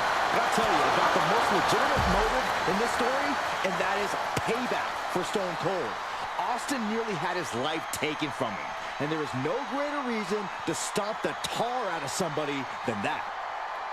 Corey, this situation is so far beyond rational thinking. It's so personal. What does Stone Cold have to do in this one to leave here victorious against Rikishi? I don't know if you can tell someone who almost lost their life at the hands of their opponent to think rationally. Austin has rage, and win or lose, he's going to unleash it all on Rikishi. Plus the effort and cut them off with a shot to the gut.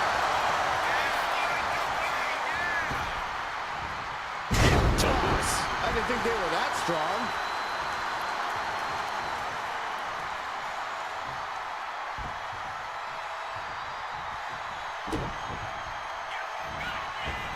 Austin building up speed. Going for the pin. Quick count out after one. Somehow still in this fight. Not down and out yet. And Austin gets stopped in his tracks. He's hurled out and crashes down to the floor. Blast off. Senton from the apron.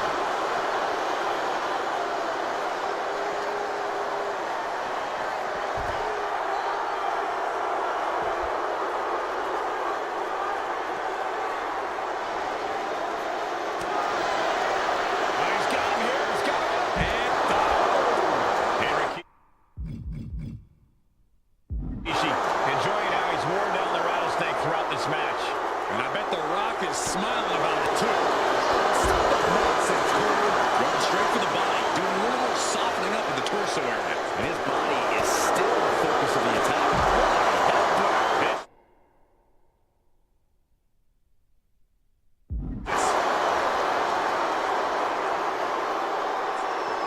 Vicious headbutt. That last shot did major damage. Blood's running down his face. Oh. Clothesline. What impact. Any and all momentum has been taken from Austin. Rikishi with an onslaught here against Austin. Dare I say, Stone Cold could be in trouble.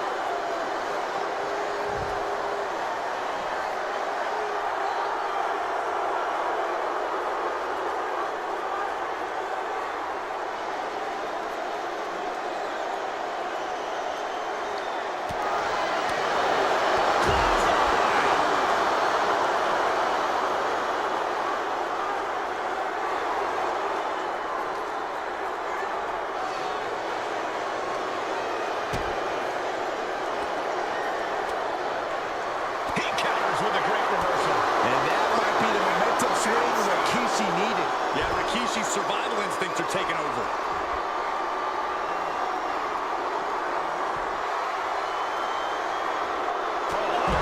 What a headbutt. Rikishi is picking a...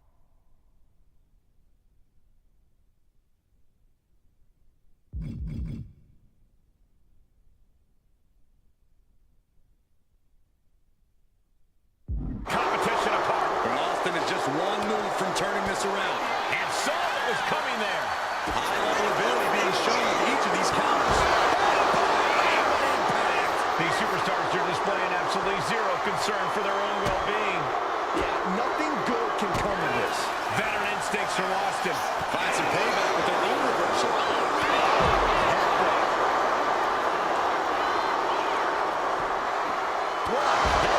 Vicious.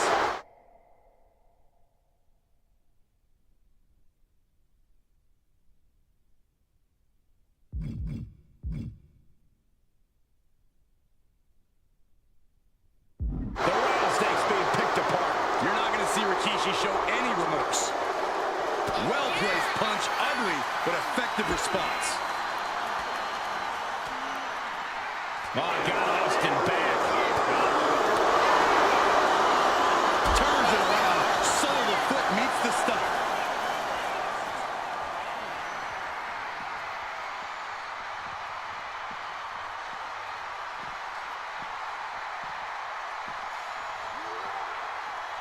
Oh! He quickly slides into the ring.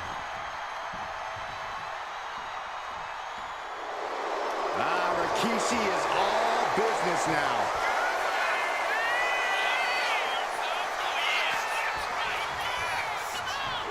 Austin hits the stunner. Nobody recovered when Austin hits that. Rattlesnake fights again. Austin gets his payback. Ladies and gentlemen, the winner of this bout.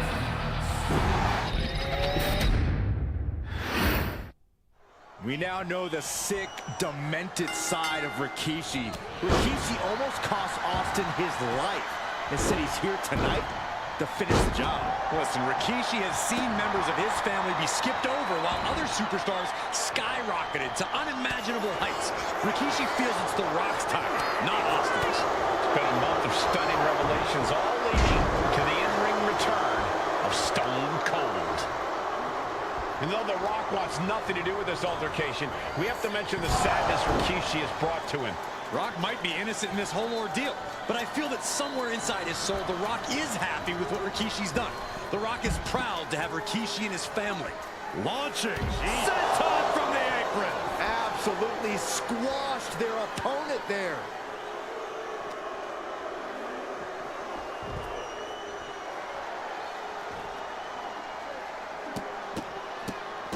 Oh my goodness. Each of those boots seem to get heavier with each blow.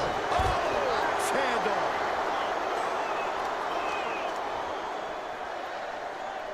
Hip drop. I've been witnessing that. Yeah, Byron, I just cannot see any legitimate reason to run over Stone Cold like Rikishi did last Survivor Series. I mean, Austin does ruffle the feathers of a lot of people, Michael, but I don't think any of his rivals would go to the disgusting lengths that Rikishi has gone to. A little insult to your injury. Oh, look at the well-placed elbow right on the mark. Dribbling the opponent's head like a basketball. We talk a lot about Austin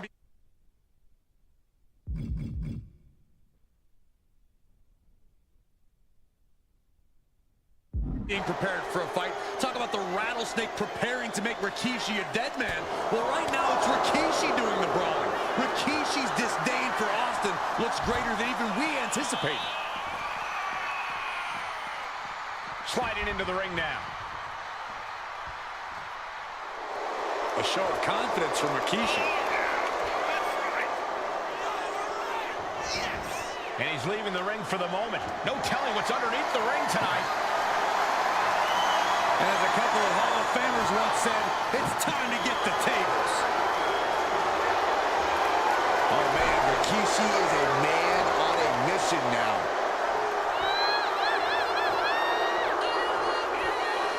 Okay, he should really focus on the match now. We get the point. Clearly lost in the moment. He better snap out of it. Headed to the outside. But for what reason? Clothesline! We've talked so much about motives leading into this match. In my view, Rikishi's are delusional. His family have been given equal opportunities, and they all took full advantage of them. Yeah, my blood boils at the propaganda Rikishi's been selling. But I'll tell you about the most legitimate motive in this story, and that is payback for Stone Cold. Austin nearly had his life taken from him, and there was no greater reason to stomp the tar out of somebody.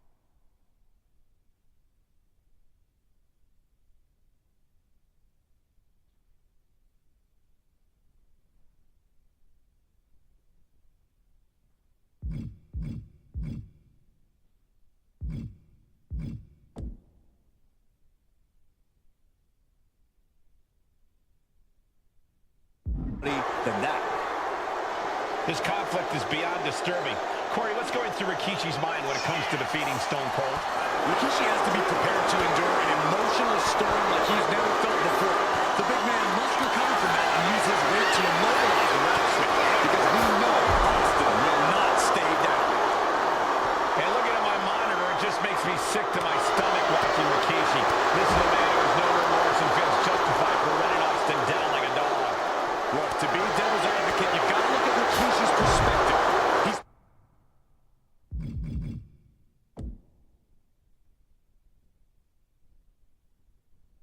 proud of his Samoan lineage and saw an opportunity to give his people a leg up in the shark tank that is WWE. Are you serious, Corey? Rikishi ran over another human being. We're fortunate that it only put Austin on the show for 10 months instead of his whole life. It's...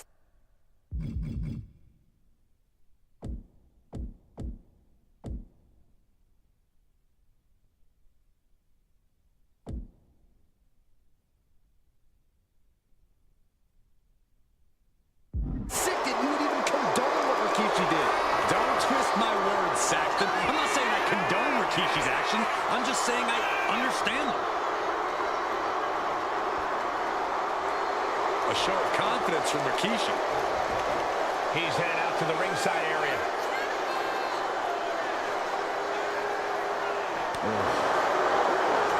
Austin words the attack line.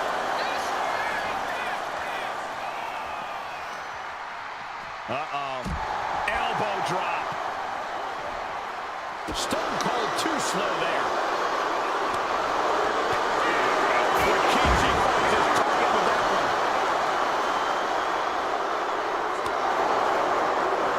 No, he timed that counter, man.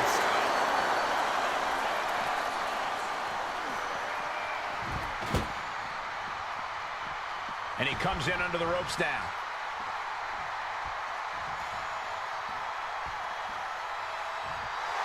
The Texas Rattlesnake rallying the people to his side. And this one's taken to the outside. Did you hear that impact? Oh, he scattered that one. Oh, driving the elbow.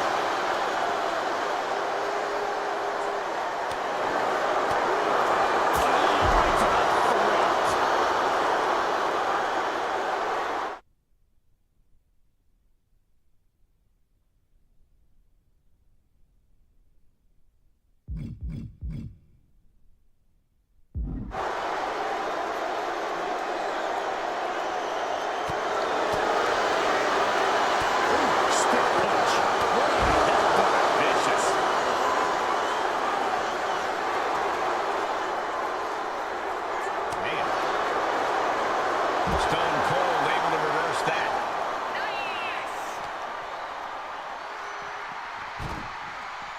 And he heads back into the ring.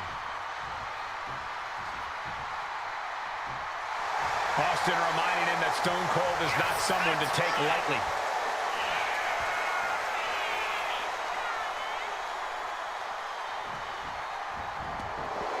Letting the competition know what he thinks of him. You gotta love it.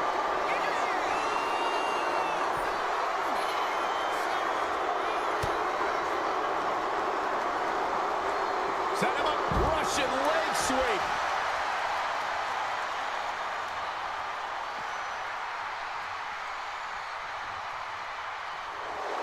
oh man, Rikishi is a man on a mission now. And now heading back inside the ring.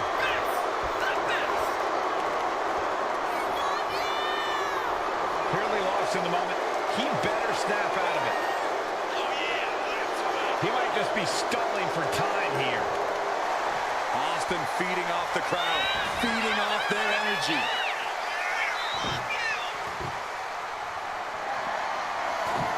Oof, back elbow puts a stop to face.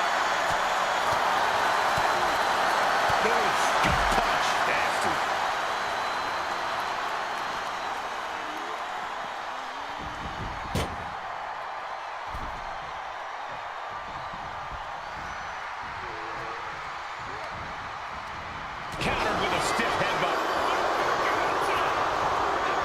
Forced to the outside. Not a good predicament to be in. Watch him. He just flipped the script there.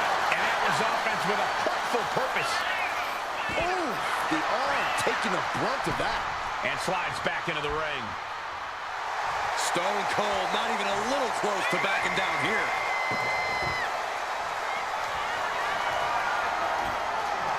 He's setting this table up, and guys, someone's about to have a really bad night.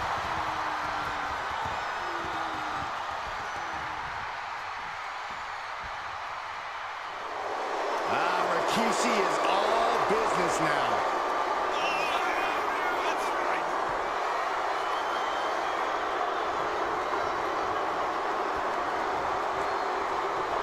Oh man, Rikishi is a man on a mission now. Clearly lost in the moment. He better snap out of it. He wants this fight on the outside.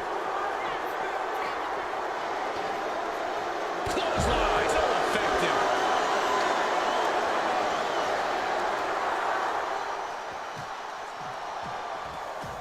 Austin and Rikishi trading heavy artillery on the outside, and here comes the rattlesnake.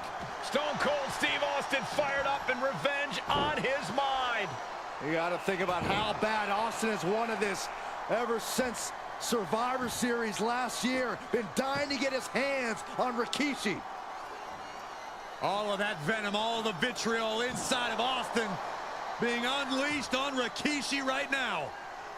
Remember, this is no holds barred. Anything goes. Austin has Rikishi down. The rattlesnake is red hot. And do you hear this capacity crowd? They want more from Stone Cold. All but he wants to see Rikishi get beaten down like a pile of human filth. Fought off with an elbow. There's been a lot of vitriol coming from fans towards Rikishi these past few weeks. And this Albany crowd is continuing that pattern of disdain. You think Rikishi cares about the fans, though? No, not at all. He truly believes he's done something for his family, for his people. His family's respect is the only respect he's desperate for. This bat is such a dangerous weapon in his hands right now. And jumping bombs. Austin decompressing 10 months of frustration into the single most important ass whooping of his life. Gets put into the barricade. Oh, man, look at this. Oh. And Rikishi lately has been quite...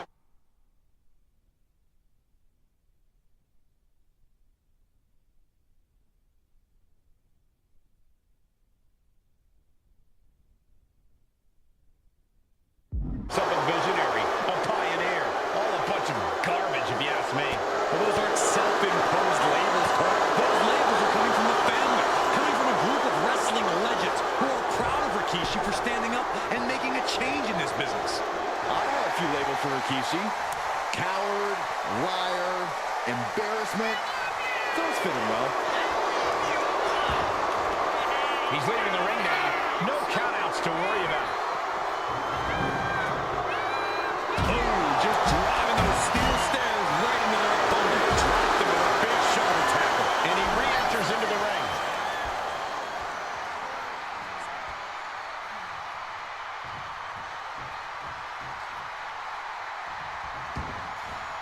Looking to explore things ringside now. Fights back against Stone Cold. Scary mindset for the rattlesnake. Austin has scattered pictures of Rikishi all over his home. Said that every time...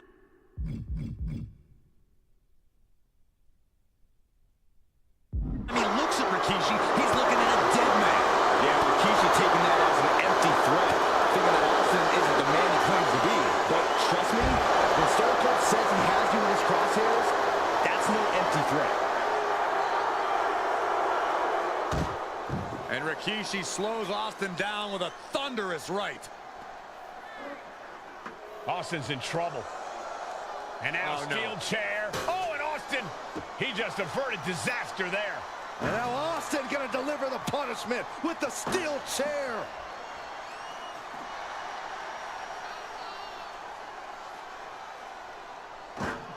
A relentless Texas rattlesnake beating the brakes off of Rikishi with a steel chair. And again, thunderous blows by Austin.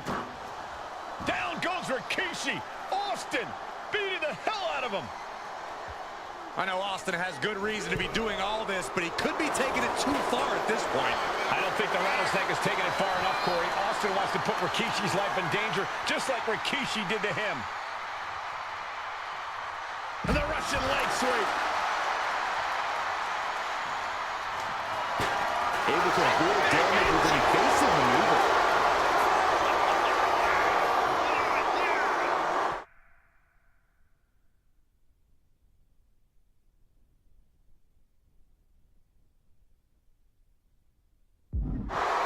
Here he comes, sliding back into the ring. Rikishi hoisting up his opponent.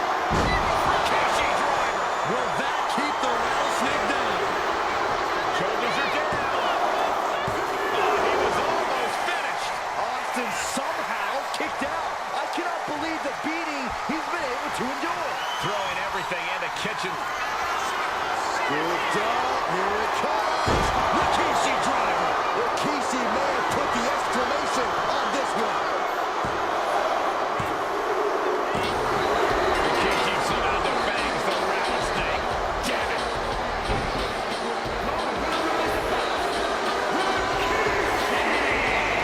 This is not what many of us expected to see.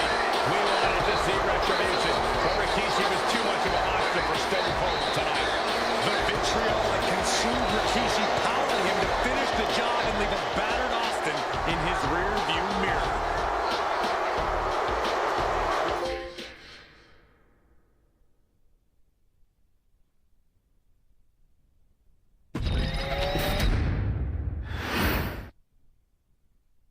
His arrival signaled impending doom.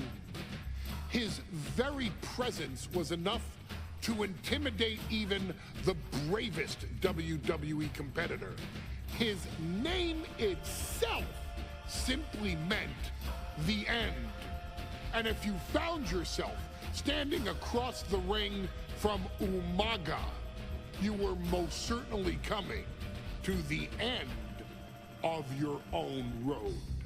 The younger brother of Rikishi, Umaga, was every bit the Samoan bulldozer that his nickname would suggest, mauling opponents with ease, relishing the chaos that he created.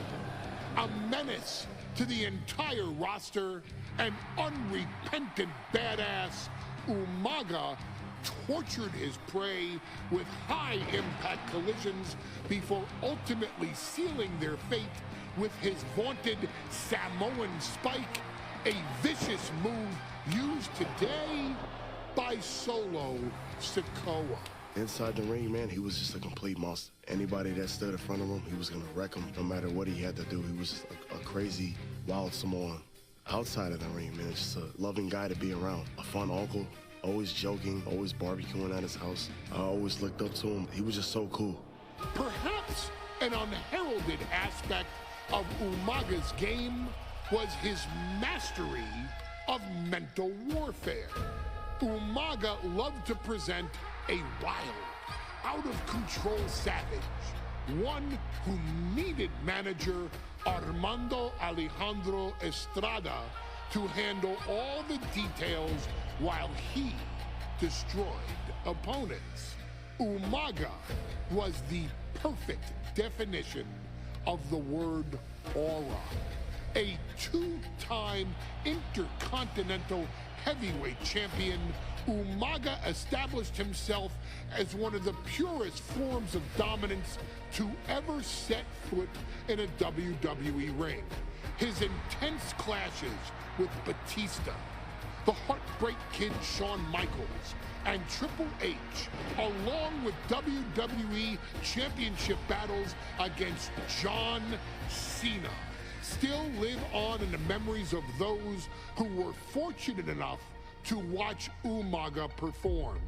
And Umaga will live in immortality through every member of this family.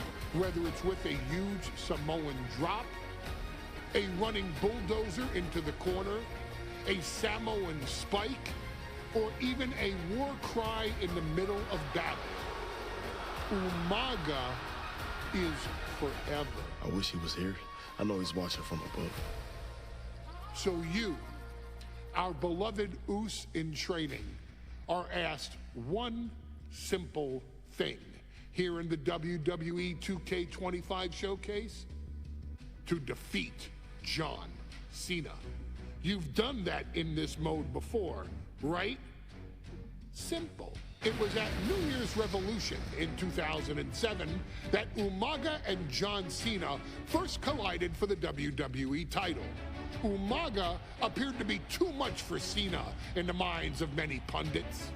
Undefeated in WWE some 9 months after his debut, and things were going very well for Umaga. Until they weren't. Umaga would see his undefeated streak end by, of all things, a damn roll-up after rushing directly into the outstretched shoes of John Cena.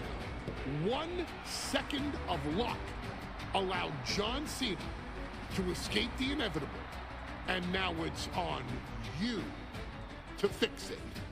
Head into that ring, showcase Umaga's cruel brutality, and get Umaga the WWE Heavyweight Championship victory that he should have gotten in the first place. I assure you, my dear friend, Armando Alejandro Estrada will make sure nothing else goes wrong if you take care of business inside the ring.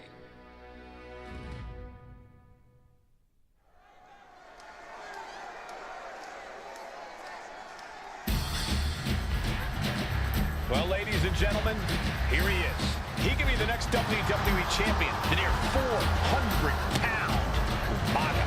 A man that since debuting right after WrestleMania 9 months ago has remained undefeated. And Umaga has been in the ring, Byron, with the best of WWE. This man looks, moves, and sounds like a movie monster. Except Umaga is for real. He is a Samoan bulldozer, an 18-wheel version with a mean streak. Big, athletic, strong, and probably going to outweigh John Cena by well over 100 pounds. Since 1963, the WWE title has only changed hands twice here in Kansas City. That's twice in the last 47 years. But Umaga is a scary human being. He can easily change that trend right here tonight.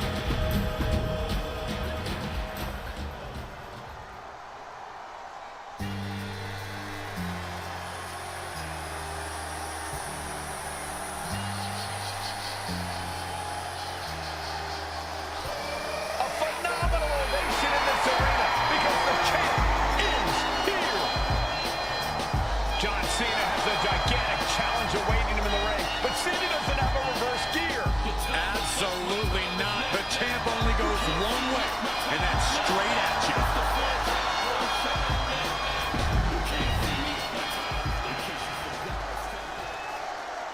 The following contest is scheduled for one fall, and it is for the WWE Championship. Introducing first, the challenger from the Isle of Samoa, weighing in at 353 pounds, Umaga.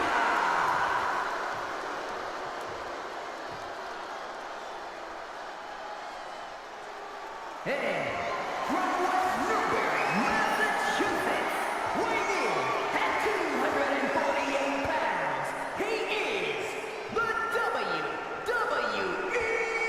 Champion, John Cena!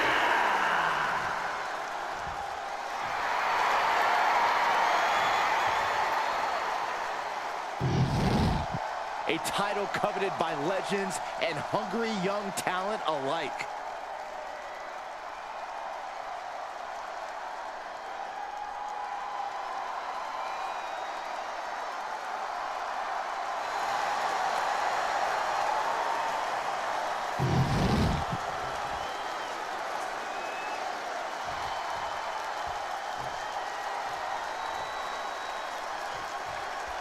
John Cena and Umaga battling here for the WWE.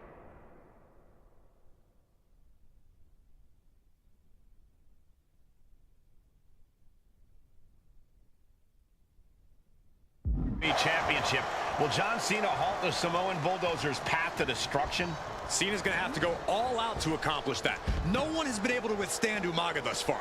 This brutal Samoan has made a mockery of his challengers and is perhaps the ultimate super heavyweight threat. Now, Cena could be in for the greatest challenge as champion tonight. But if anyone can overcome the terrifying ruthlessness of Umaga, it has to be John Cena. Cena tonight attempting to do something no one else has been able to do. Be it HBK, Triple H, Kane, the list goes on and on. No one has been able to beat Umaga. Since debuting in last year's WrestleMania, he's never been pinned, never been submitted. Umaga is a man who's decimated every single thing in his path. It's not hyperbole to call him a dangerous and deadly savage. A short clothesline hits its mark. And Umaga will look to continue to use his 100-pound weight advantage in an effort to become the WWE champion. Piercing the throat. Cena stays off the attack. Sidewalk slam delivered. A rare position for Cena in this fight. We can't often say that John's overpowered in a matchup, but this 360-plus pound Samoan Bulldozer is more than a formidable opponent. Listen, sometimes when there's a fight, you're not always going to be the biggest. You're not always going to be the strongest. And even if that is the case for Cena tonight, John Cena has never met a fight he didn't like. Cena will try to gain strength from this capacity crowd in Kansas City, but not even that may be enough to stop a rampaging Umaga. No question John Cena has his work cut out for him taking on Umaga, who's been aptly named the Samoan Bulldozer for his relentless offense. Yeah, and while Umaga may not be as refined in the ring as other superstars, his ruthlessness more than makes up for the difference. If Umaga can connect with some truly merciless attacks, then Cena and his title reign could quickly be in trouble. Umaga is truly a specimen to marvel at, Corey, and his handler, Armando Alejandro Estrada, knows he has a thoroughbred on his hands. There's a difference between thoroughbreds and Umaga, though, Cole. Thoroughbreds can be tamed. Umaga cannot. Estrada can only serve as a mouthpiece for Umaga. He can only help direct Umaga's blind brutality. I think even Estrada knows no one can control the Samoan Bulldozer. Nice counter by Cena. Cena doing what he can to halter the beatdown. Could be what Cena needed to ignite a rally. Someone that size should not be able to pull that off. A completely relentless attack from Umaga. Cena has no response for Umaga's savage and brutal offense.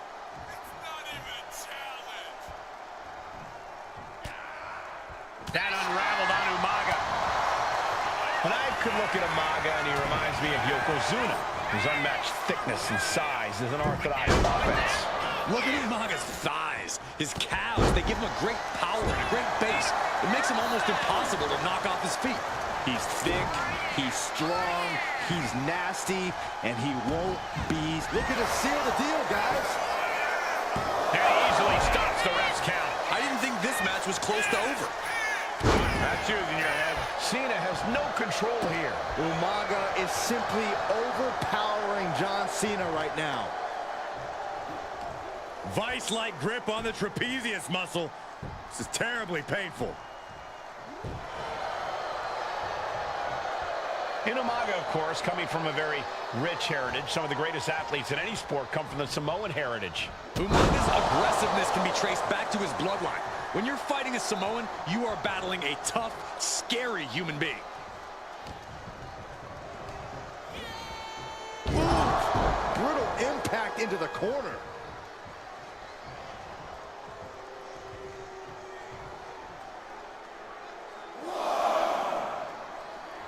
And Umaga Umaga wants more out of his opponent.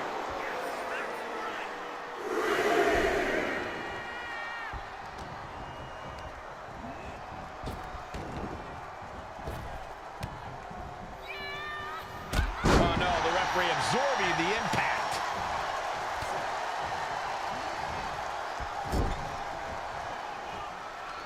And Cena flattened in the corner. Umaga's just overpowering him. Look at the strength. Into the corner, just setting Cena up. You have to start to ask yourself, is the end of John Cena near? I think so. Look What out! a headbutt. No one has been able to stop Umaga. No one. You are seeing why Umaga is undefeated. Why no one has been able to stop the Samoan Bulldozer. Here comes Umaga, and Cena catches him with a boot. John Cena from behind, rolls him up, shoulders down, and a kick out by Umaga. And Cena immediately back into the clutches of Umaga. I'm not sure what else Cena can do here. I'm not sure John Cena knows how to stop Umaga. And Corey, you know there's no force equal to being on the receiving end of a headbutt from Umaga. It's in Umaga's DNA. Generations have perfected the art of using their own skull as a weapon that could stop an elephant. He quickly gets out of dodge. Sometimes I look at Umaga and it just scares me.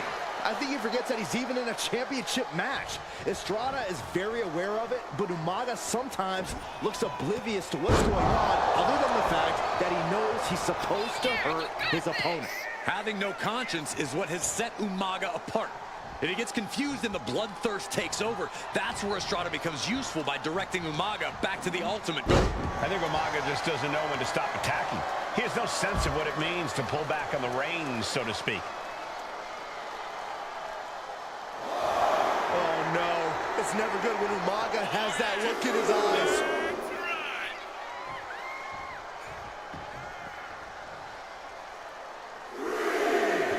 This is just someone saying, I am the alpha in this match. Oh, a clothesline. Umaga with a crazed look in his eyes, staring down Cena. Winding up. Samoan spike. Oh, you headed towards the title chain. Looking for the pin. Wow, just barely making it out. Based on what we just saw, I think this match is far from over. Who knows what that kick out cost? Rearing. Boom! Read that one. He's able to take a stand there. Cena's never give up attitude, shining through once again. Some good offense from Cena there, but it's going to be hard for John to have any lasting effect on such a huge man. Spinning heel kick. And his cover. New champ incoming. New champion and undefeated champion. Here is your winner, and the WWE Champion,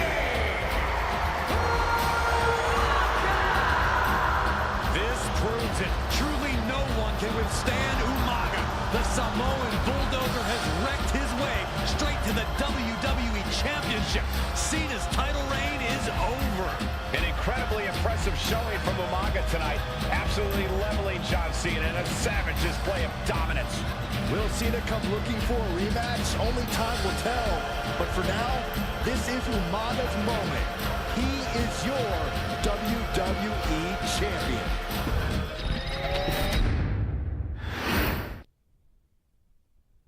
Hey, in WWE, things move really fast. If you aren't present in the moment, it can feel like a year goes by in only 2 or 3 minutes. That's why you always have to make time to make sure that you check. Hold on. Did I just hear myself say 3 minutes? Stop. Can you believe I'm actually doing Eric Bischoff's shtick? In the early 2000s, few words sent a shudder through the roster like the words 3 minutes, summoning the fearsome duo of Rosie and Jamal, collectively known as the 3-minute warning. initially hired by the aforementioned Raw general manager Eric Bischoff to interrupt anything he didn't find to be entertaining. You're just not entertaining me. 3 minutes are just about up. The two instantly made their mark in WWE with their complete and total decimation of anyone that was targeted. Their formula was really simple. Two bruisers with surprising quickness who took pleasure in throwing opponents all around the ring with reckless abandon. And the trail of bodies left in their wake remains a testament to their devastation. Rosie, older brother of your tribal chief, Roman Reigns, and Jamal, who would in time develop his skills further and take the name of Umaga, were about instant gratification.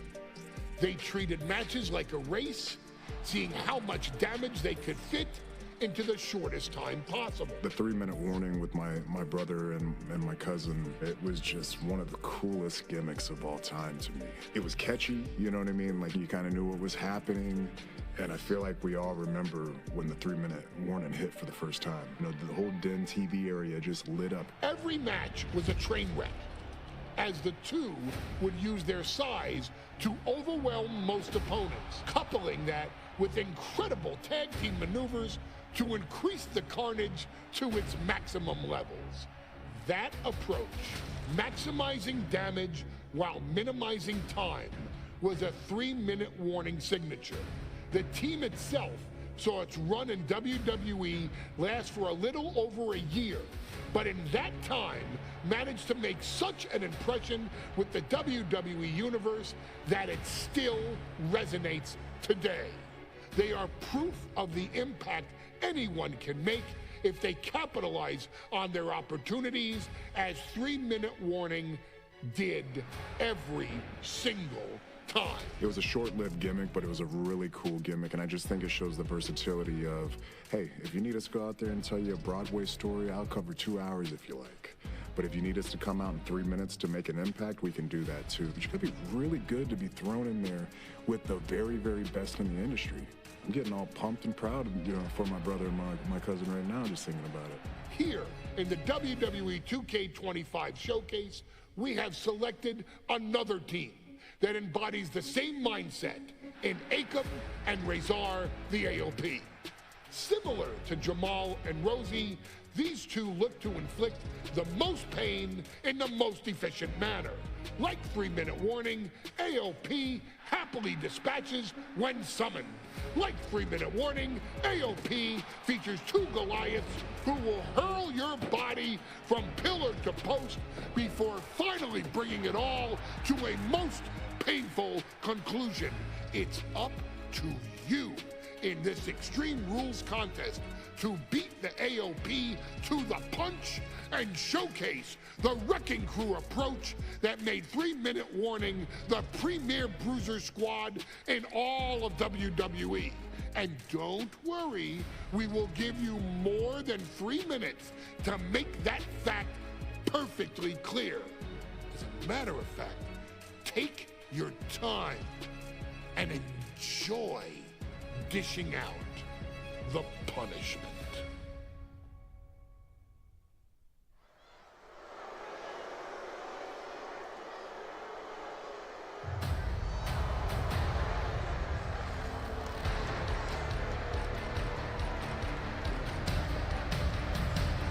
AOP is here, ready to wreak havoc. And they want to prove 3-minute warning has nothing on them. Two roughneck teams ready to use this Extreme Rules stipulation to the fullest.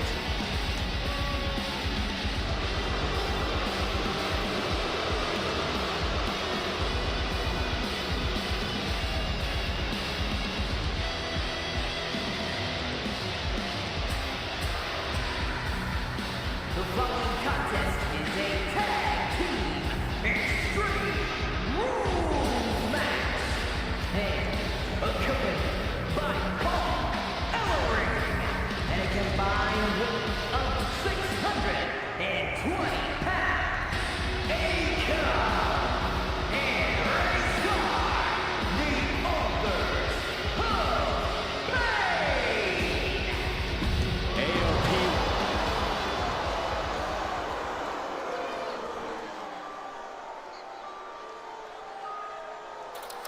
And guys, the authors of pain now have 3 minutes. And a combined weight of 770 pounds.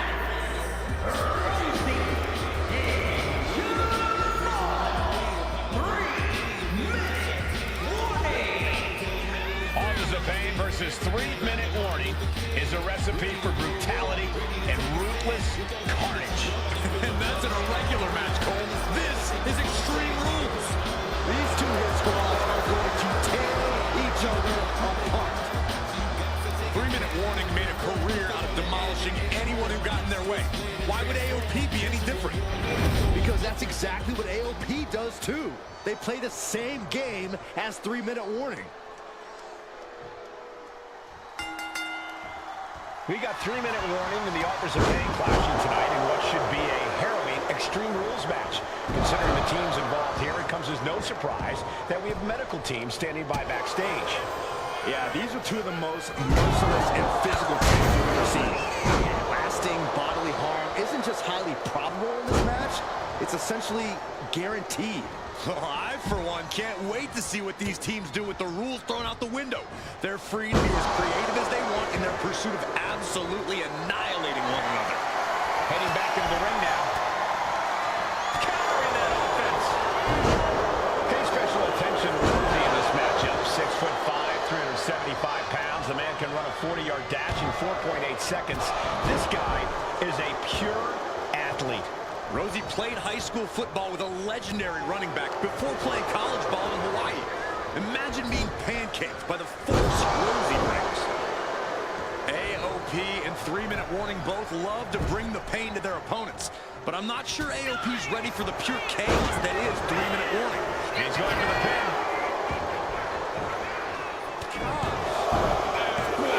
Kicked out. He's determined to keep this matchup going. His aggression, just pure brutality. Easy.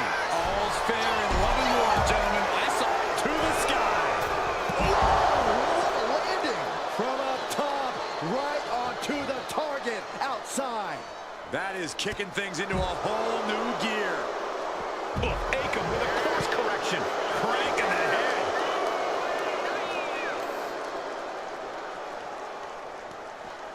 And he gets set back into the ring. He's rummaging for some sort of equalizer underneath the ring.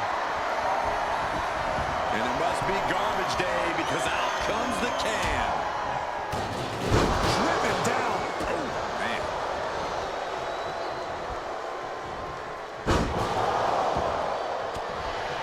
Nice takedown. Stacked him up. Only a 1 count before the kick out. Not even a near fall there. Tossing their opponent like they're nothing. Watch for the hardcore style of 3-minute warning. Both of these men are from the hood, so to speak. Grew up in the streets, brought up to be tough. Rosie and Jamal have a rough tenacity. A duo that couldn't care less about headlocks. They're just all about beating the hell out of you. 3-minute warnings thug-like. Oh, look out. Diving hammer strike. And that was a first-hand example of a dirty attack. That was just wrong. You should be a better person than that. Here we go with the headbutt to the gut. Determination in his eyes, and now a kendo stick in his hands. Spinning heel kick. Incredible to see a superstar at that size move with such grace. Samoan drop.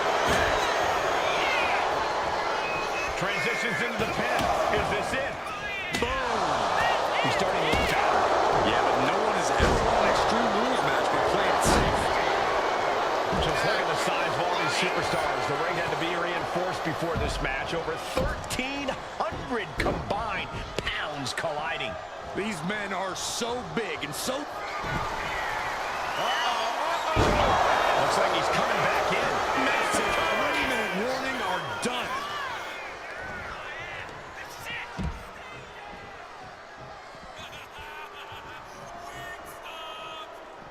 I don't know what they're looking for here. Now we're talking. This sledgehammer might be what decides this match. Big boot! Incredible Up the rope he goes. From the heavens. Oh, going wide open. 2 count. Easy and Jamal survive. Extreme rules.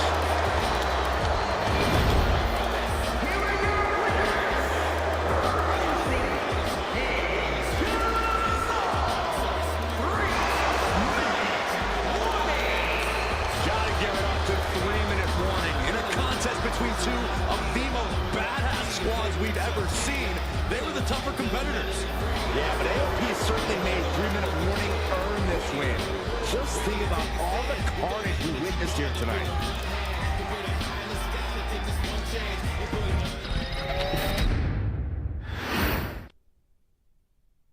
We've come to the part of the showcase where we get to talk about Tamina.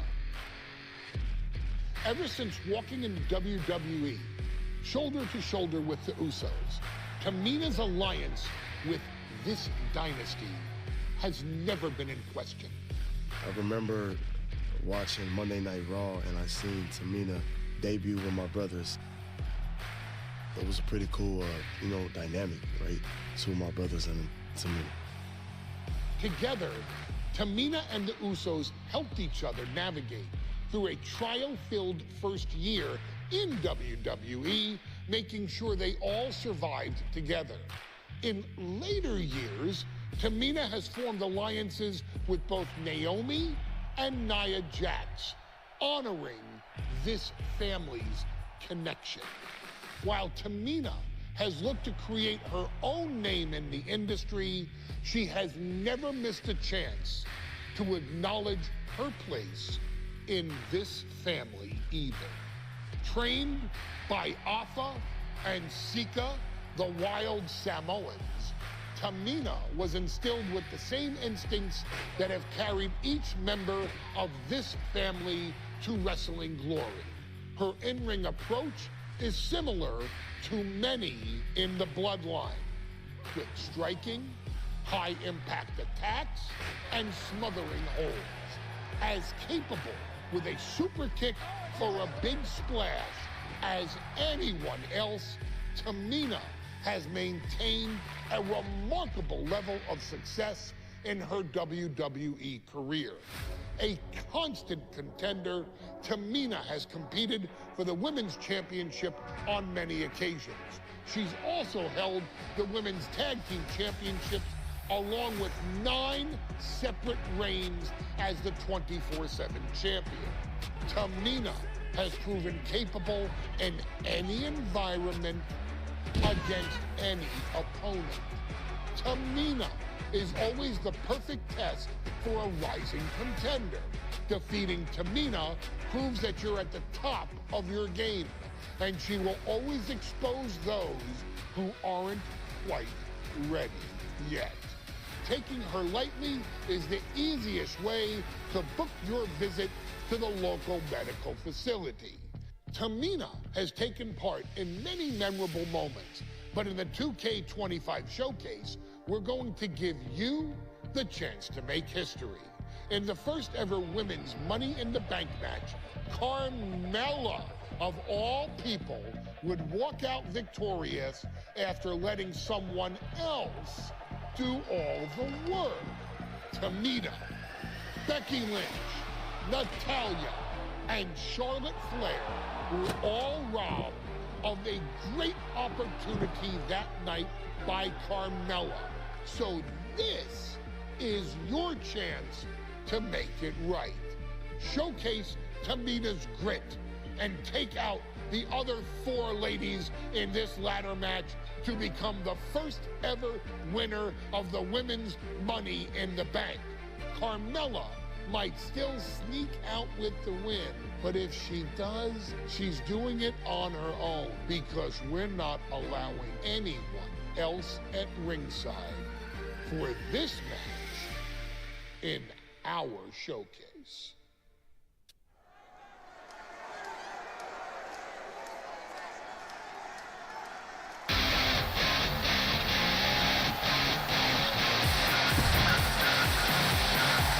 We're making history tonight here in St. Louis, the first ever Women's Money in the Bank ladder match.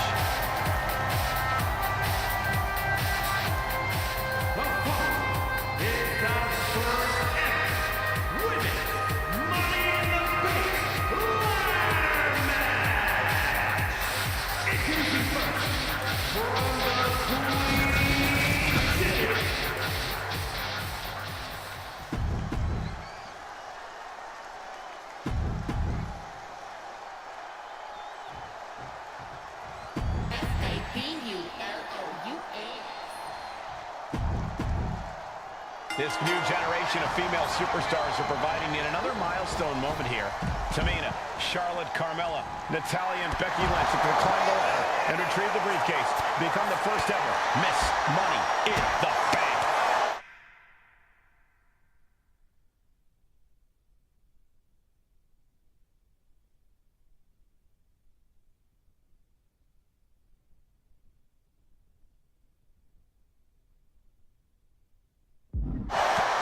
And looking at the playing field, the majority of these women love to utilize their submission offense to put opponents away.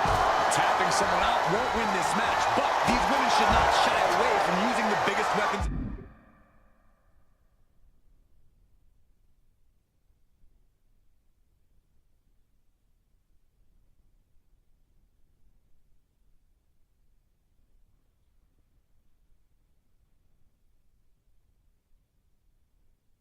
In their arsenal.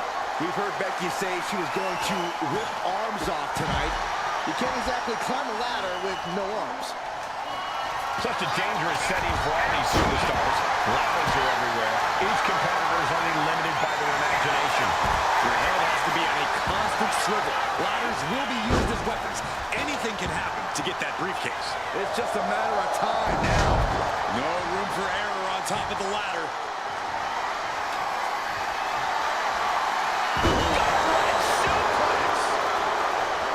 Is there anyone more intimidating in this group than Tamina? I've said it before.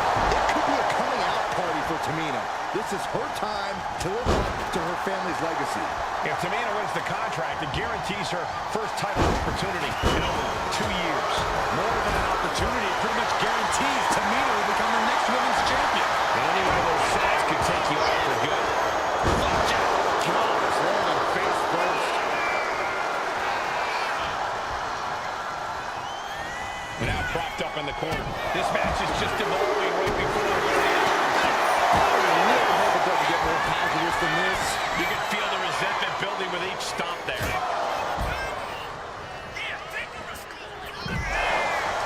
No safe haven in this match. These ladders can be your best friend or your worst enemy. There's no allies in this match. It's everyone for herself. There is no room for friends when history is being made. Not when you can go down in the record books as the first Miss Money in the Bank. Ooh, what a forearm club. Oh, that's just insulting. Clearly no love lost between these two with a display like that. Bang! Vicious boot. Looks like she's heading back into the ring.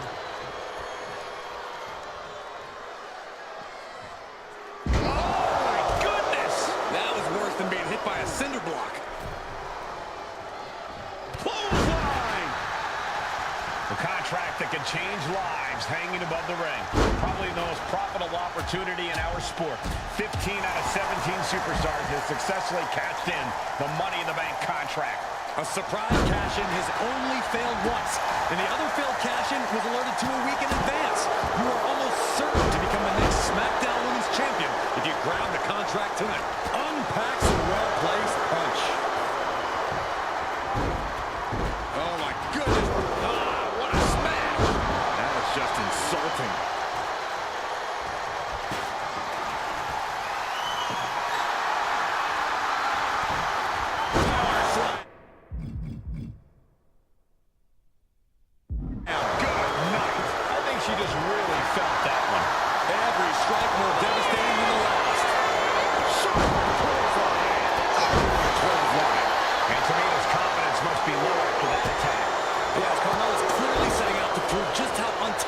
She really is.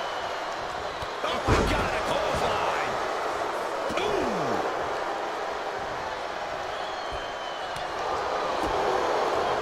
Oh, and a headbutt.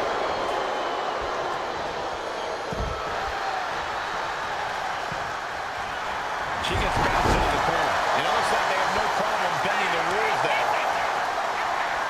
Quick thinking from Tamina.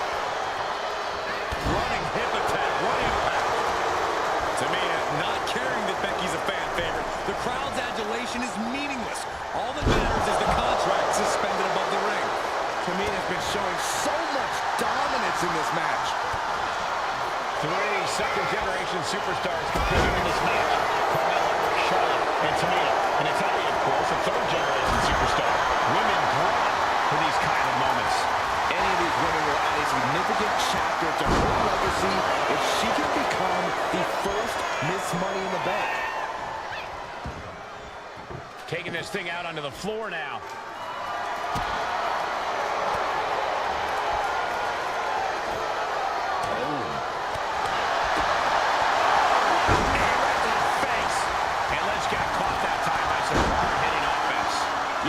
Of this ladder match are not going to go away anytime soon. Coming back from the outside now and heading up top. She has her lined up. This might be the end here.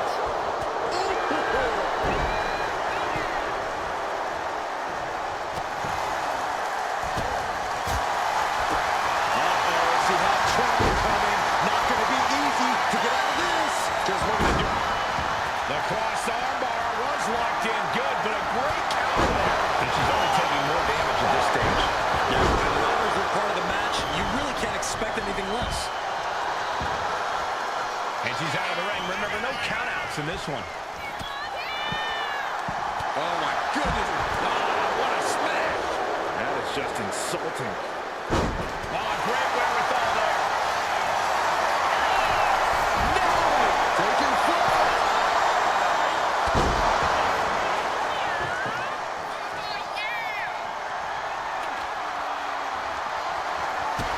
Here we go. Ladder set up in the middle of the ring.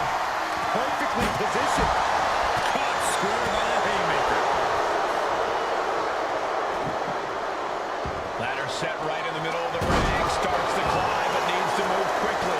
Gonna try and unhook it now. Victory is literally within reach. All eyes are glued high above the ring. She's going for it. She certainly is. She can do it. It's going to take some time, but you got to just keep going. Ooh, she puts the brakes on that. Tamina sidesteps that. Money in the Bank briefcase still hanging high. This is what it's all about. The opportunity of a lifetime. What are you willing to do? How much can you sacrifice to be the first Miss Money in the Bank? Might be a little overzealous going for it here. Too late to stop now, though. Uh-oh. Way too late.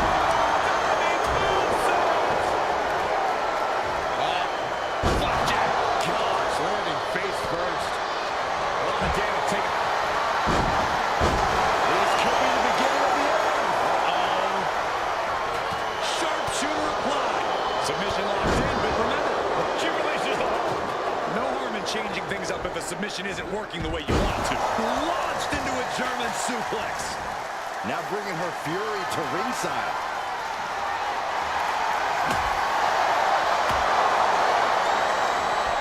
Heading back to the ring.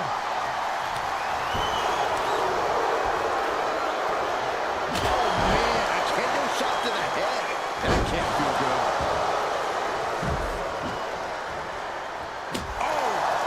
Good Lord, what a shot. Someone's got to get control of this thing.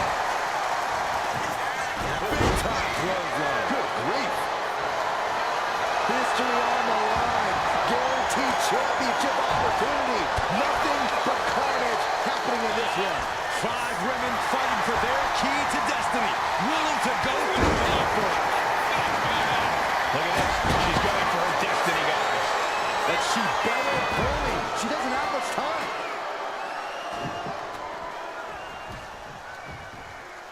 Nice reversal by Charlotte Flair. Charlotte driving Tamina, and both tumble to the floor. Both women crashing down hard. The Queen, Charlotte Flair, the first to her feet, surveying the situation. Oh, my blimey, Tamina into the steps.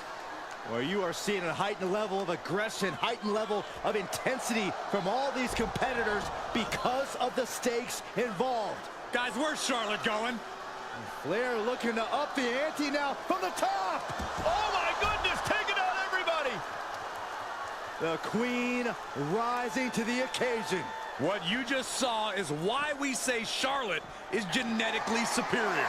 Yeah, undeniable athleticism from the Queen. Can it pave her way to the top of the ladder? And Charlotte continues to pick apart the competition. Natalya has to be sensing things slipping away.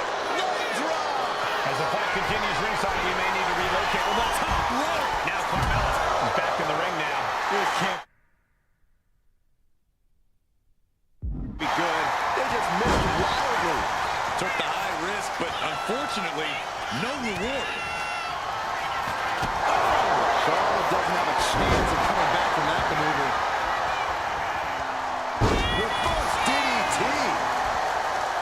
This crowd is thunderous right now. Who can blame them? The strikes with natty by nature.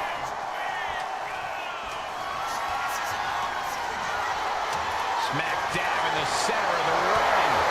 Perfect placement. You know, we can stay here, guys. Up the ladder now. That's a long way down. My goodness, look at this. This is all or nothing situation. The whole match is literally in the palm of their hands. Carmella has her hands on it. The contract is in her grasp. Have to move fast. Time is of the essence. Golden opportunity here. Don't blow it. Oh, my God. Wanted to destroy the opposition and ended up paying the price. And this one might be headed ringside. She's getting back into the ring, under the ropes. Climbing up. But is there enough time to go for the win? Trying to grab her. Hands must be shaking up there, making it difficult to capture Lloyd.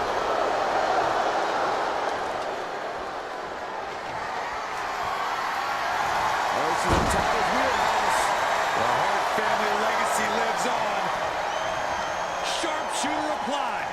She might want to tap here. Maybe her... And she lets go of the hold. Maybe she didn't like the leverage or grip she had on that submission. And she's positioned the ladder perfectly in the center of the ring there. Ladder set right in the middle of the ring. Starts to climb, but needs to move quickly. She's reaching up and trying to unhook it as fast as she can. This is a risky play, but could be the only opportunity all match. Carmella sent to the outside.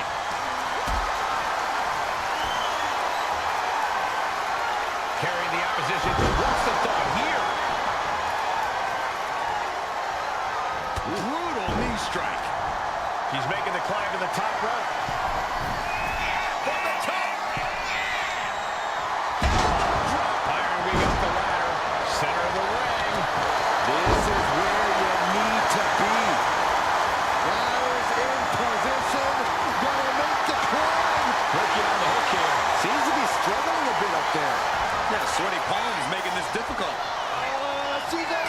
It's over.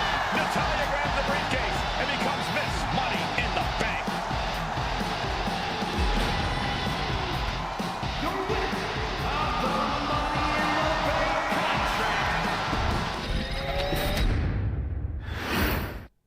Charlotte, Becky Lynch, Tamina, Carmella, Natalya, all with a chance to make history. All with the opportunity to be called the first ever Miss Money in the Bank. The revolution that became an evolution only continues in the women's division. One of these women will climb the ladder and earn the opportunity of a lifetime. Is there anyone more intimidating in this group than Tamina? I've said it before, it could be a coming out party for Tamina. This is her time to live on to her family's legacy. If Tamina wins the contract, it guarantees her first title opportunity in over 2 years. More than an opportunity, it pretty much guarantees Tamina will become the next women's champion. Remember, the first woman to climb the ladder and retrieve the briefcase will become the first ever Miss Money in the Bank. No countouts, no disqualifications in this match. Everybody is coming in with a different strategy, but remaining close is the key. Luck is going to play a part, but you'll increase your odds if you stay close to a ladder and close to the briefcase. And the opening could be the opening. You just have to go for it. Maybe this isn't a good position to go for it. That certainly seems to be having trouble up there. Oh boy, here it comes. Will she get it fully locked in? Hands clasped across the face. She won't fade. She just won't fade. She keeps fighting.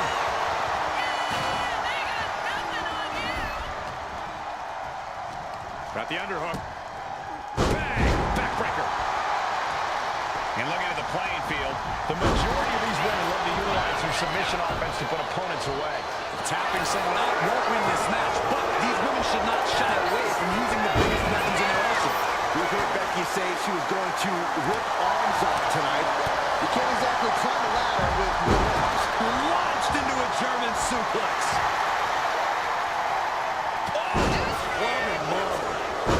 There's the crucifix. Nicely done. And Tamina's confidence must be low after that attack. Some dominant offense there from the one and only man. Gets the reversal. What a counter. Back to the neck. And an answer from her. The contract that can change lives hanging above the ring. Probably the most profitable opportunity in our sport. 15 out of 17 superstars have successfully cashed in the Money in the Bank contract. A surprise cash-in has only failed once, and the other failed From way up. And meanwhile, Charlotte.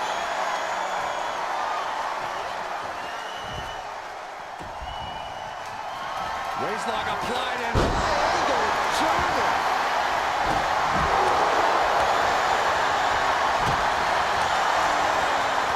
Brooks responds. And she's fine taking this to the outside.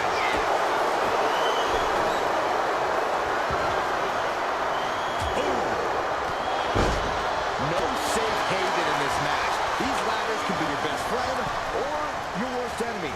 There's no allies in this match. It's everyone for herself. there is no room for friends when history is being made. Not when you can go down in the record books as the first Miss Money in the Bank. Now here's Carmella.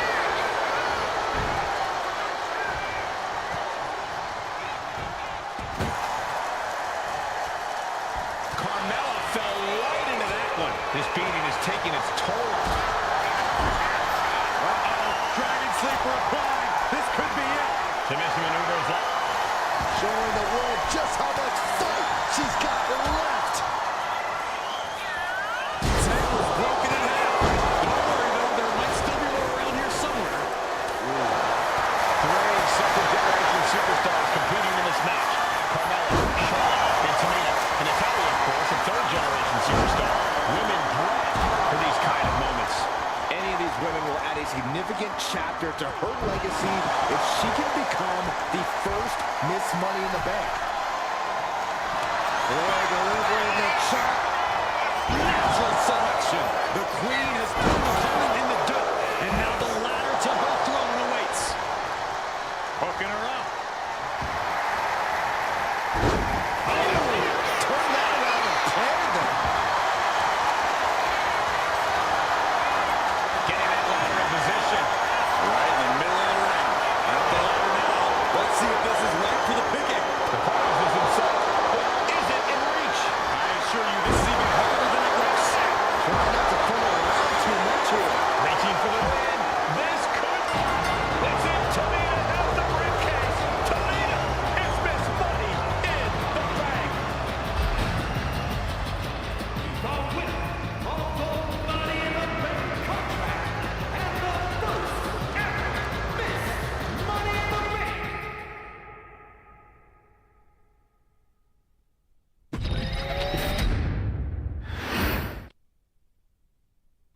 Any member of this family that enters the professional wrestling business knows about the expectations that are going to be on their back. They know about the prestige that their very name carries. They know that those who came before them have accomplished so much. Bearing the weight of those legacies can prove to be way too much for almost anyone. But that was never the and Jey Uso. Jimmy and Jey Uso looked to be stars from the very start, constantly evolving their look, style, and offense as they progressed in their careers. Face paint and board dances would fade away, and the two would embrace the day one-ish mentality, looking to punish opponents and send them to the Uso Penitentiary. The Usos are 8-time WWE Tag Team Champions. The Usos have main evented WrestleMania after initially fighting for a mere spot on the card. The Usos were the premier of the 2010s. The Usos are the greatest team of all time. Jimmy and Jay are poetry in motion, each knowing what the other is looking to do next, each using every bit of savvy they gained growing up in professional wrestling to keep their edge. And sure, in recent years, it's been difficult between the two. Jimmy did cost Jay his match at SummerSlam against your tribal chief, Roman Reigns. After months of the anger building between the two, Jimmy and Jay ended up as the first two entrants in the 2024 Royal Rumble match, bringing things to a head. But even that moment wasn't enough to settle the issue, and so they would fight again at WrestleMania 40. Jey Uso truly became main event and found his inner yeet, even adding another tag team championship with Cody Rhodes as his partner. As your wise man eventually would suffer as well, Jimmy found himself betrayed by Solo Sikoa and unceremoniously dumped out of Solo's version of the Bloodline. When Jimmy and Jay are a tag team, they are pure art. They are the reason for the resurgence of tag team wrestling's popularity over the last 15 years. And perhaps, oh, perhaps, their grandest moment came during the 2017 Hell in a Cell, when they would lock horns with perhaps their greatest opposition ever, The New Day. From July to October of that year, the SmackDown Tag Team titles would change hands 4 times between the two teams, both looking for ultimate bragging rights. The Usos' connection as twins always gave them an upper hand with most teams. But the New Day had their own trick, utilizing the Freebird rule to allow any 2 of the 3 members to compete in any match.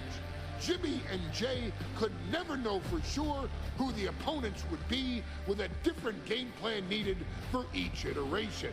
With nothing clearly settled after 4 months, the New Day would offer to defend inside Hell in a Cell, and the Usos gladly accepted. We've seen the Usos showcase tag team wrestling at its most beautiful. Now we want you to showcase the brutality that exists within Hell in a Cell. Big E and Xavier Woods are going to use everything at their disposal to take you down. But you've been down since day 1. Now it's time to force the New Day to realize there's nothing wrong with them being in second place, and there's nothing that's stopping you inside Hell in a Cell.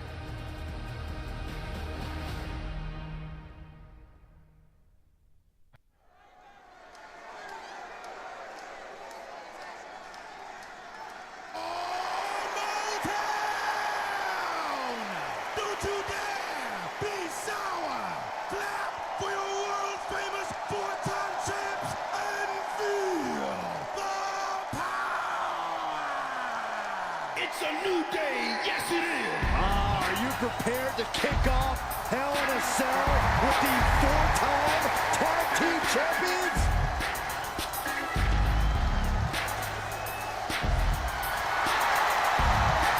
The following is a tag team Hell in a Cell match, and is for the SmackDown Tag Team Championship, and accompanied by Kofi Kingston. Combined weight of 490 pounds, the SmackDown Tag Team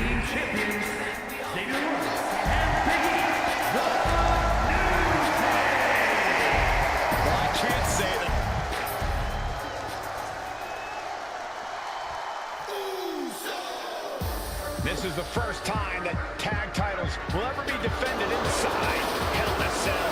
And at a combined weight of 493 pounds, Jimmy and Jay, the Usos.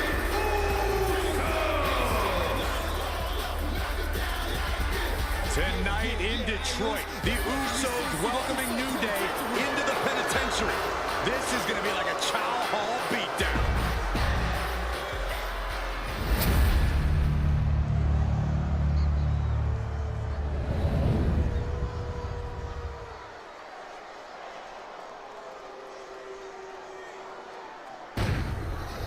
The goals obtaining those tag team championships, being on the same page will be vital in this one.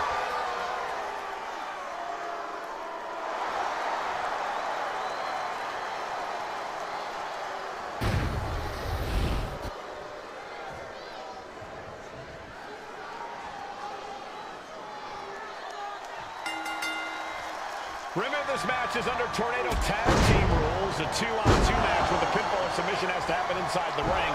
In the Hell in a Cell, no tags, no countouts, no disqualification. The Usos and the New Day came into this match expecting and prepared to... Shoulders down. Oh, that hurt right to the kidney. Golly. So many amazing matches between these two teams. They said it this past week on SmackDown. No matter where we are,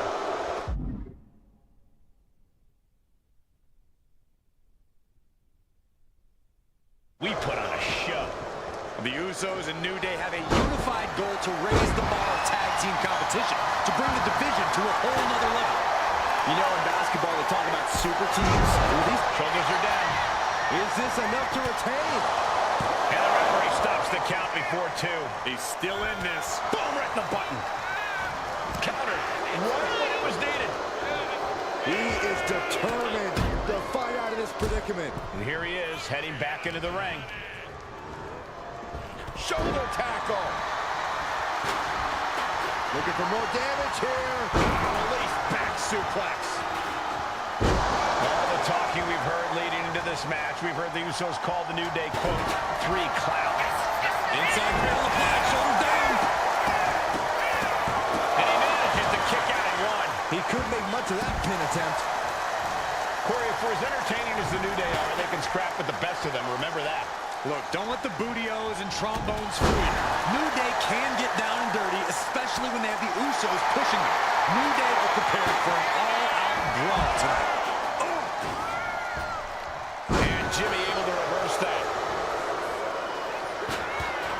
Oh, stiff uppercut. Hooked up. Great power. Inverted suplex. The Usos following the footsteps of many great family tag teams, the Steiner brothers, the Head Shrinkers, who, of course, Jay and Jimmy's own father was a member of. It would be a very proud moment for the Anwani family if the Usos can capture their 5th to the sky. Crash landed.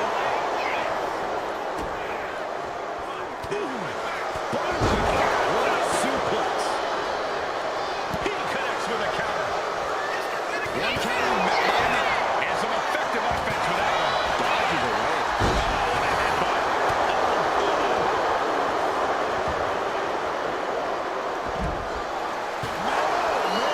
The champ taking a bit of damage. Yeah, that ruthless side of Jimmy just absolutely took over there. Oh, man. Corey, a few weeks ago, we saw the New Day walk out of SmackDown as champs in a street fight. A match the Usos handpicked, but this environment is totally different. There's nowhere to run, nowhere to hide. I think the New Day played right into the Usos' hand when they selected this match. Jimmy and Jay have a street mentality. They're perfectly equipped to turn Hell in a Cell into the Uso penitentiary. Returning to the ring now. Looking to explore every inch of hell here now. He's got one thing on his mind with that chair. It has to the top. New champ.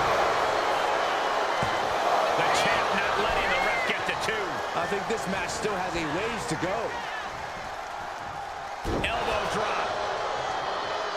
New Day refer to this as their power lineup when having Big E involved in there with Xavier Woods. Big E, the obvious powerhouse of the group. Oh, for the top.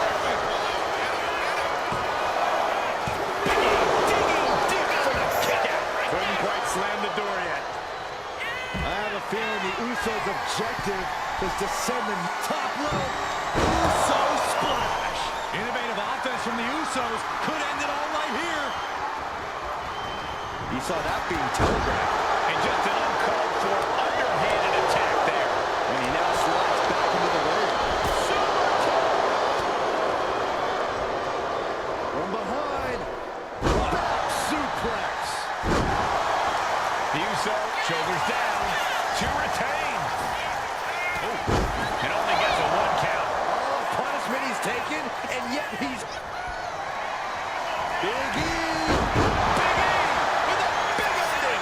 The New Day might be on the verge of retaining. What? You gotta be kidding me. Everyone here is in shock. There's no smile on Big E's face right now after that kick out. He knows he has to be all business. Oh, my God. Moving out from the ring closer to those towering walls of the cell.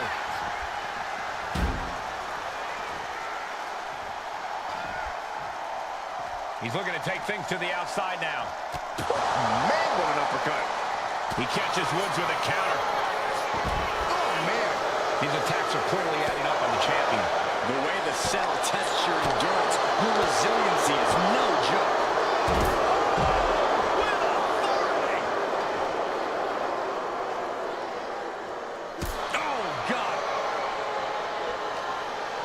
Closed fist punch to the jaw. That's one way to break up a move. Punch! Boom! Oh, what a response. Oh, what a wind-up. Sliding back into the ring. Boom! Now to the ring, to the confines of the chain link enclosure. Catches an uppercut. Jimmy saw it coming. Oh, and he manages to reverse. Ruthless chop block. Suplex. Champ's down. This one's for everything. Kicks out. He still has life. This is no time to hesitate. You can feel the end coming. The champion taking even more of a beating here. I think we can consider this the beginning of the end, gentlemen. Jay taking his offense to the top rope. Uso splash. Will that be enough to win the titles? The counter. Shoulder still holding on to the title. This is complete insanity. Still holding on to the title by the skin of their teeth. And Jay threw everything he had at his opponent. You gotta wonder what else he's got to do to put him away. Snap suplex. Kick to the gut. Taking the wind out of the stomp of the solar plexus. And Big E falls to a counter. After hooked in and package.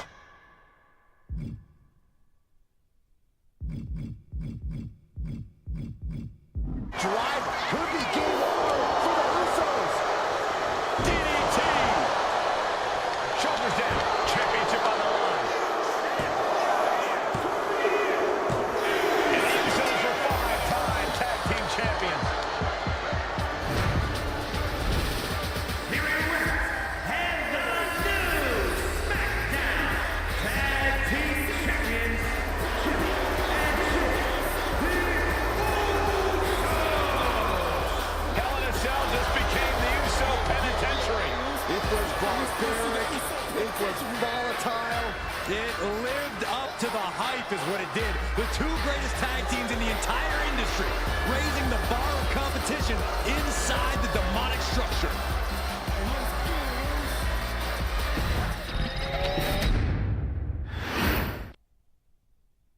Next on our showcase is someone who wasn't born into this family, but has put in the time and more than earned her spot. She's always happy to leave haters in the rear view, and when she enters the room, you will undoubtedly feel the glow.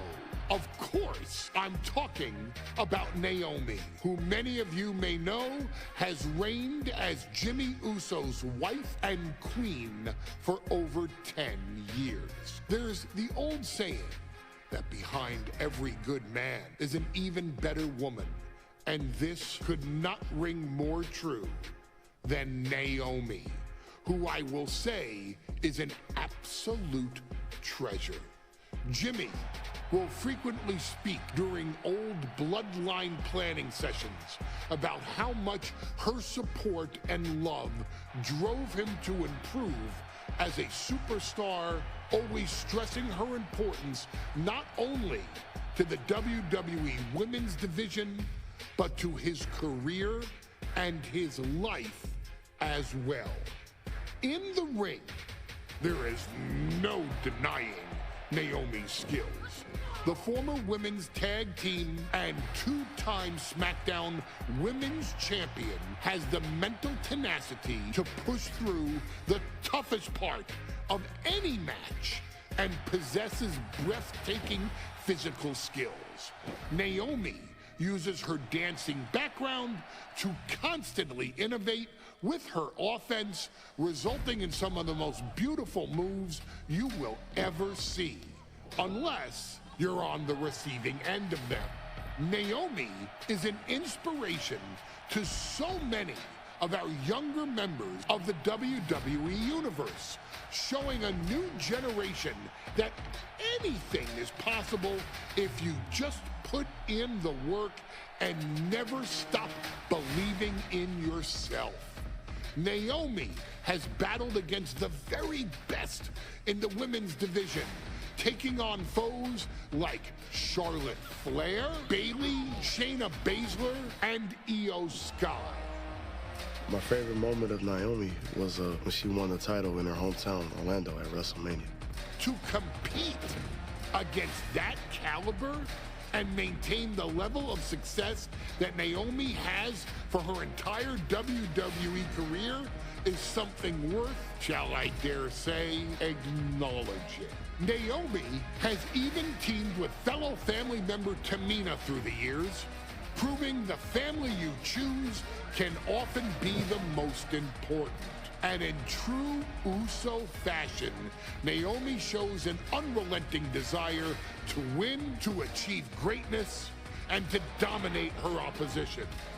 Many mistake her smile as a sign of kindness, but they quickly realize their mistake as Naomi unleashes a flurry of kicks, flies at them with moonsaults from all angles, and then ties them up in knots. Naomi is having fun, but Naomi is never playing. And now, we take you back to the 2020 edition of Super Showdown, which saw Naomi challenge Bayley for the SmackDown Women's Championship. Unfortunately, a ridiculously lax referee decided it was just fine for Bayley to basically do whatever the hell she wanted. Bayley, oh my gosh, she's trapping Naomi's legs in her shirt. And Naomi wound up suffering an embarrassing loss after Bayley used wardrobe to her advantage. Well, Bayley, we can pretty much guarantee that trick won't work again. This is your chance to help guide Naomi to a third SmackDown Women's Championship, and to do it by defeating one of the greatest competitors WWE has ever seen. Your wise man has nothing but respect and admiration for Bayley's abilities, but those abilities are eclipsed by Naomi's extraordinary trinity: smarts, strength, and aerial attacks that should give all of you everything you need to get the win and the title.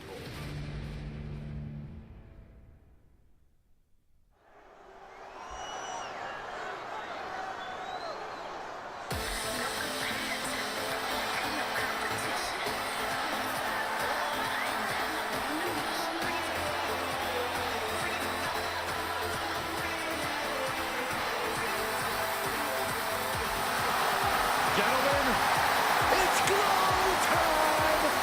I got an idea, Saxton. Why don't you glow home? No, Corey. When asked earlier this week about this matchup, Naomi said it is an honor to be here, an honor to make history, because for the first time ever, a women's championship will be defended in Saudi Arabia. Naomi certainly has momentum on her side, and as we've seen in recent weeks, it appears as though Bayley...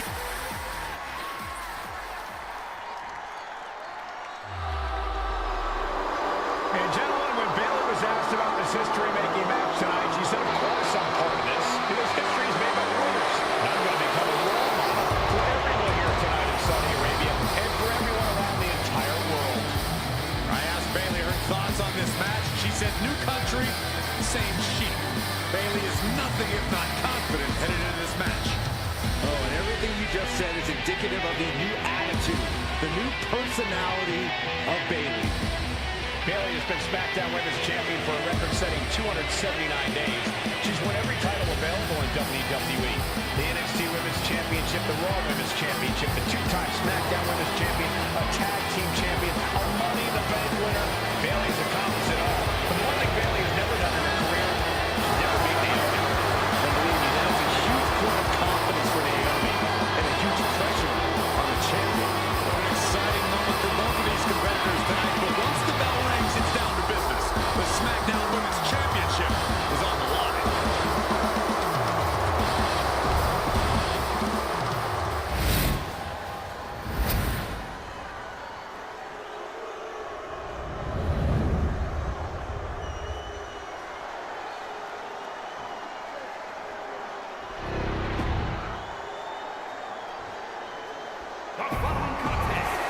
For the first time ever, we have a women's championship match here in the Middle East, in Saudi Arabia.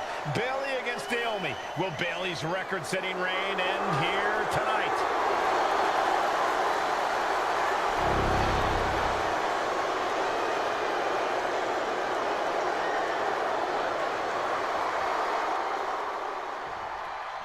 Guys, a very important component of this match. Bayley has won every title available in WWE.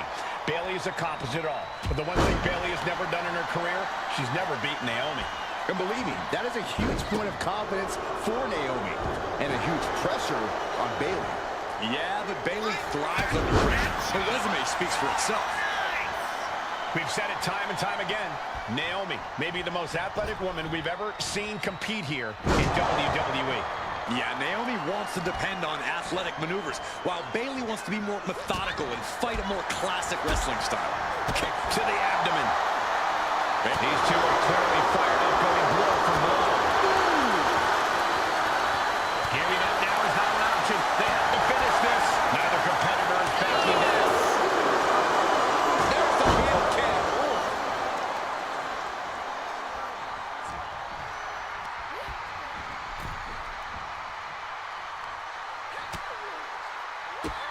Drop kicked all the way to the floor. Look at blow! From all the way up. Wasted no time flying out to the floor. Naomi going for broke. And this high-risk offense from the challenger might be catching the champion by surprise. The challenger being the aggressor here, but remember, the title can only be won by pinfall or submission inside the ring.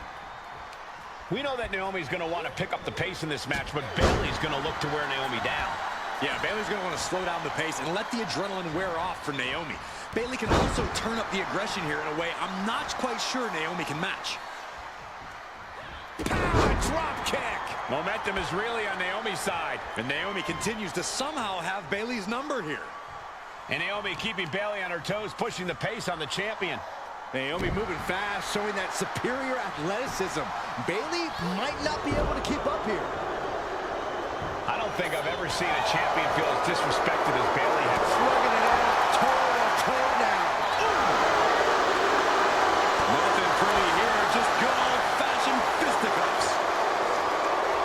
Just teeing off with that fight forever vibe.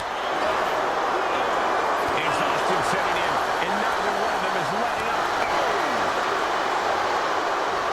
You can feel the contact, and so does the WWE Universe. What impressive determination from both competitors, fist after fist. Neither one relenting here. And that'll end this exchange right there.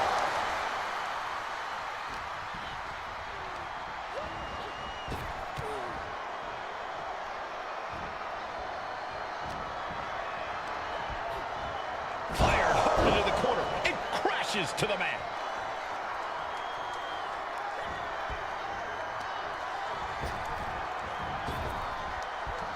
The champ with the count. And she breaks the count. Somehow still has the energy for a quick kick out. Oh, my God. And I think it was you, Byron, who asked Bayley if she changed. And she said, I didn't change. I just did what I had to do, and look what I've done. Well, you're right. Loving or hate it, Bayley's doing... The champ goes for the cover. Fights the shoulder up and one. She is still in this fight. Landed with a face buster.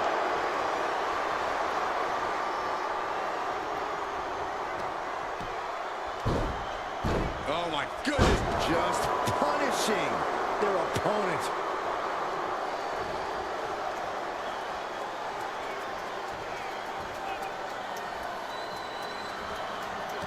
Man, what timing on that counter. Byron, you've talked a lot about this change in Bayley and how people can't believe that this is the type of person she's turned into. Well, it comes down to career frustration. Bayley is frustrated with her career progression. The way things were when she was hugging and smiling. It's not about frustration, Saxton. It's about realization. Bayley realized she never got the respect that she deserves from the WWE Universe. Throws her back in from ringside.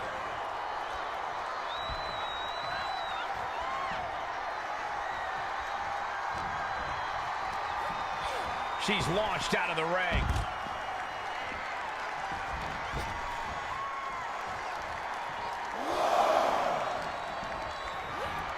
Just ejected from the ring. Heading to the outside now. Run out of ringside and back to the mat.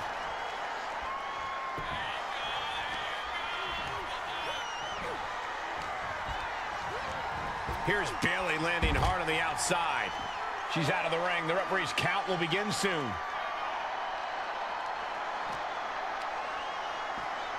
And now she delivers her back.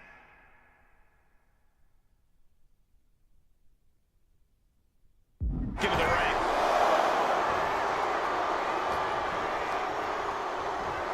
What a punch. That's how you stop your opponent. Your chest. Bayley has Naomi right where she wants her. We're going to dim the glow. Kick gets caught. Naomi finds her target with that one.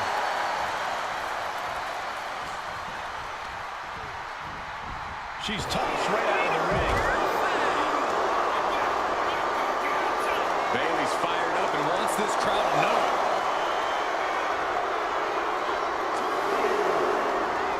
What a drop kick.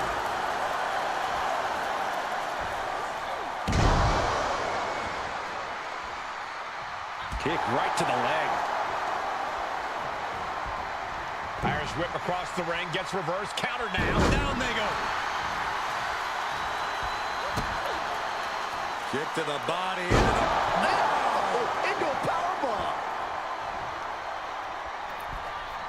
What a crossbody.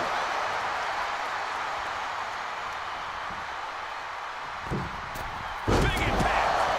And Bayley's having trouble managing his onslaught. Naomi picking up the pace against Bayley and keeping her all out of sorts. Getting her set up for something in the corner. And here we go. Championship's on the line. Naomi's got Bayley in trouble up on the top rope. This could be Naomi's moment. Smart move by Bayley, protecting her title and going to the eyes. Oh, what a kick. Bayley is down and in trouble. Quick thinking by Naomi, looking to close this one out. Nobody home. Bayley wisely moves out of harm's way. What's Bayley trying to do here? What the? I think Bayley's trying to trap Naomi's legs in Naomi's own shirt. A great counter by Naomi. Naomi ducks underneath, and we got a standoff. Great match so far. Well, Bayley thought she had Naomi, but the challenger was ready. Well, the champion has to find a new strategy in a hurry. Oh, look at head scissors. Can you still feel the glow when the lights are out? And Naomi has taken the upper hand. Yeah, Naomi's at full throttle.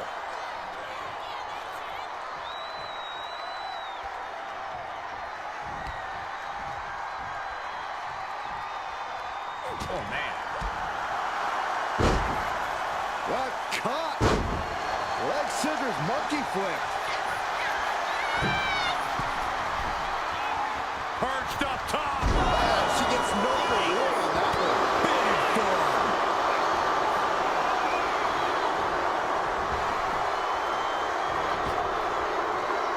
On a flying forearm smash. Bayley showing no answer for the attack. Bayley's game plan isn't working how she wanted. Boom, kick. Coming back to her torso area. This could become a strategy.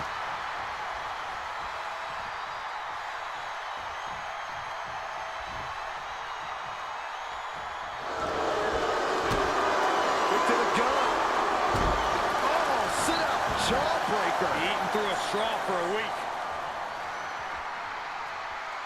Looking stunned here, guys. Baseball slide. Hurricane Rana. And Naomi has taken the upper hand. Yeah, Naomi's at full throttle. Naomi had it turned around. She's also reversing the momentum, Proving she's not going to take things lying down. Bayley did her homework there. Oh, she manages to reverse it. Off the ropes. Leg drop. And that attack to the head, no doubt rocked her a bit. No way! All the way down to the floor. That's really leaping before you look. Could be a tide turner in this match. Dribbling the opponent's head like a basketball. Got their opponent set up. From behind, that'll give you some whiplash. Looking to go up high. Bayley trying to fire herself up. Bullseye with the drop kick.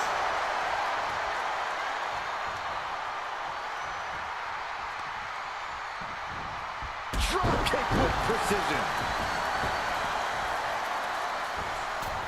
Senton connects.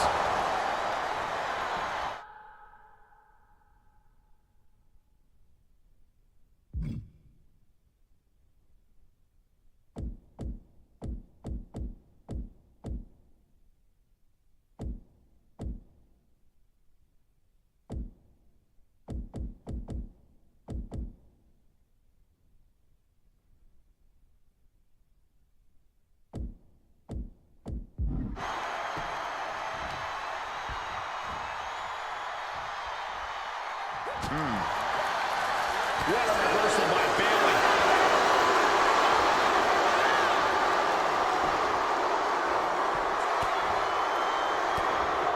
Now starts to fight out with some punch. She's not ready for this to be over, I guess.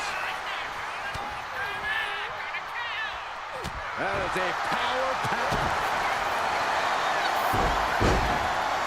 Uh-oh, feel the glow!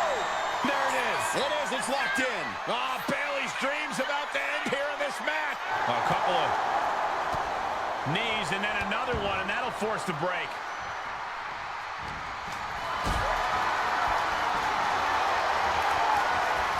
Look at this. This can't be good.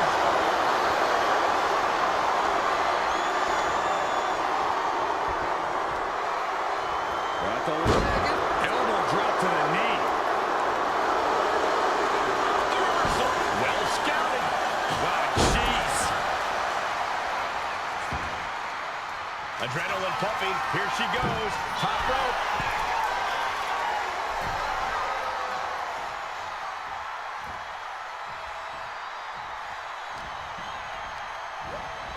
the corner now. Bailey is some athlete. The challenger clearing a path to the title. Now we did it! We have a new champion! Here is your winner, and the new SmackDown Women's Champion, Bailey's stranglehold on the SmackDown Women's Championship has ended. The Glow era has begun. Bayley was as aggressive in this match as she's ever been, but Naomi's confidence and athleticism were just too much for Bayley to contend with.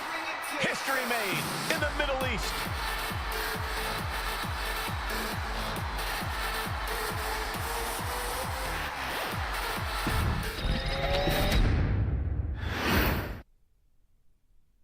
Ladies and gentlemen, if it weren't for the next two superstars in our showcase, none of this would be possible.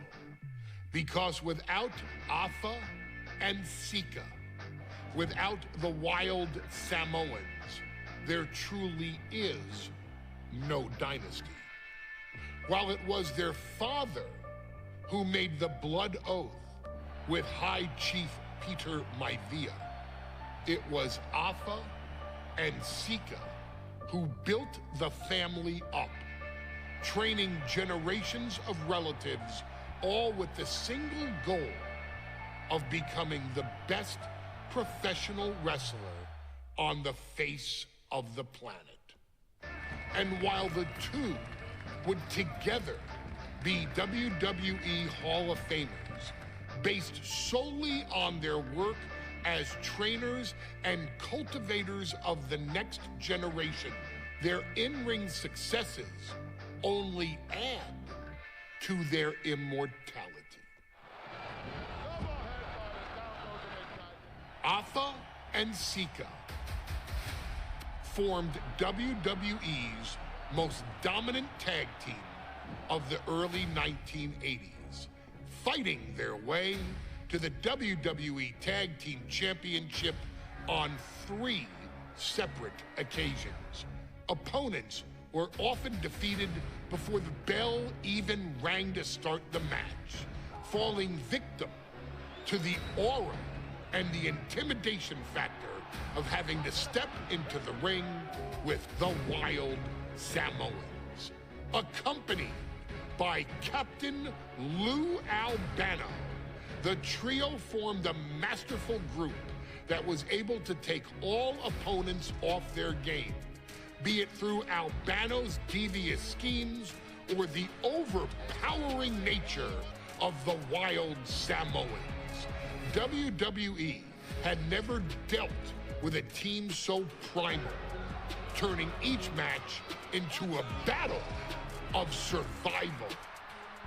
Most feared, the deadly Samoan drop, a move that has been imitated by many, but duplicated only by a chosen few.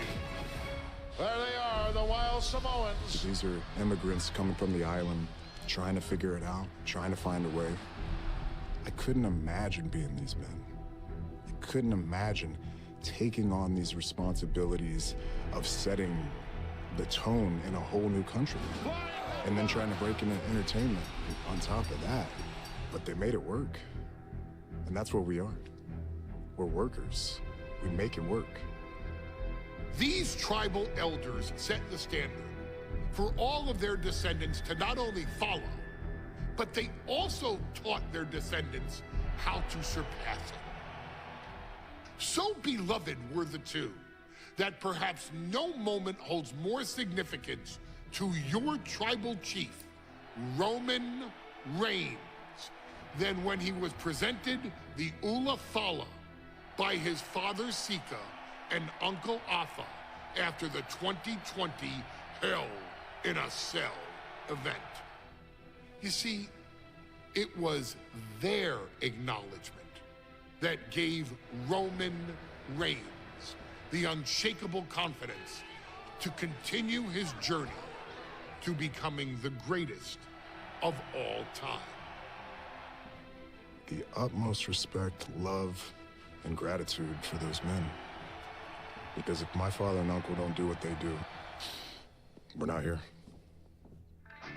We now humbly present to you the honor of walking in the famed footsteps of the Wild Samoans, finding a tag team in WWE's long and storied history that we felt would test the Wild Samoans was not an easy task.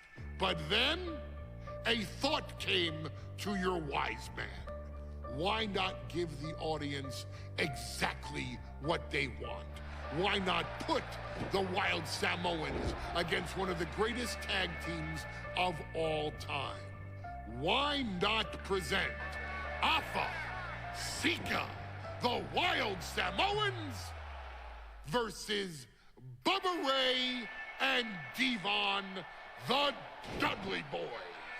And if we're going to go that far, let's do it in a tables match.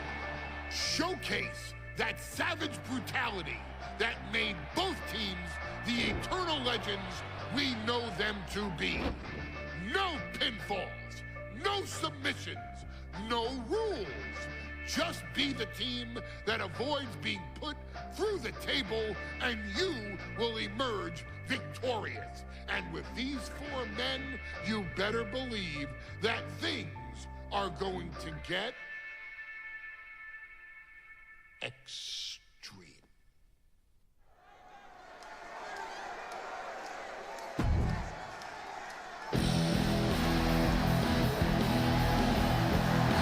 And here they come. Bubba Ray and Devon are ready for a fight.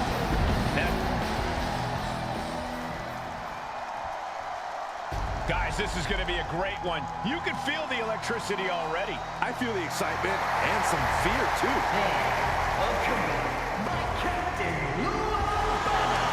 and combined with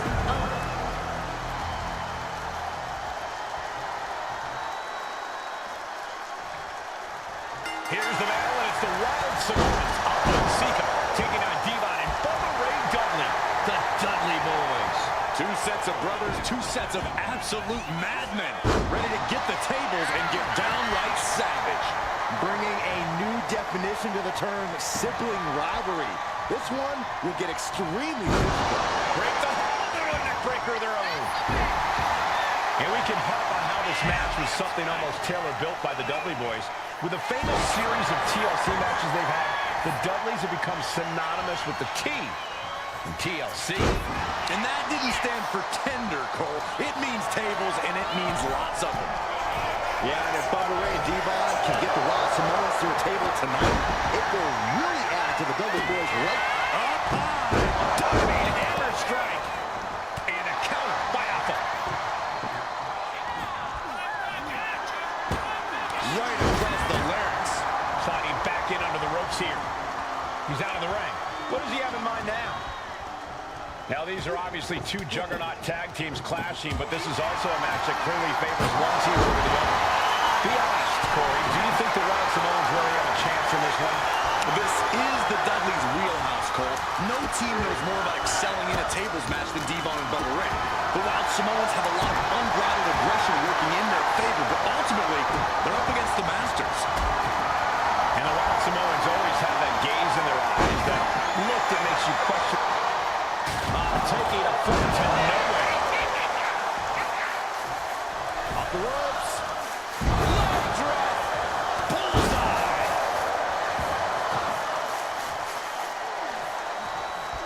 Vice-like grip on the trapezius muscle. This is terribly painful. And now he's back into the ring. Drives his opponent down with a Uranagi. Headbutt.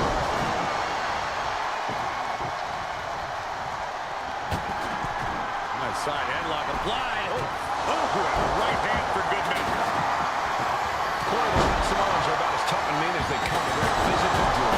And we've seen how they use their heads. Almost like a concrete weapon. Yeah, they don't need much flash. They're just a formidable ground-and-pound team. Here we go. down on their opponent like a sack of bricks.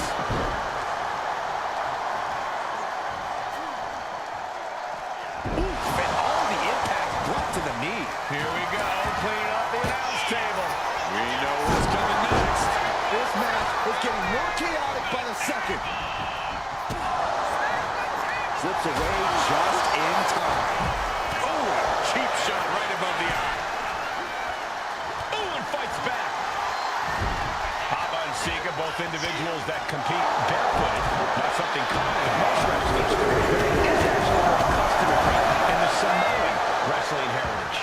It's how they train. It's how they live in the Isle of Samoa. And no one delays a fight just to put some boots on. Samoans are ready for battle at the drop of a hat.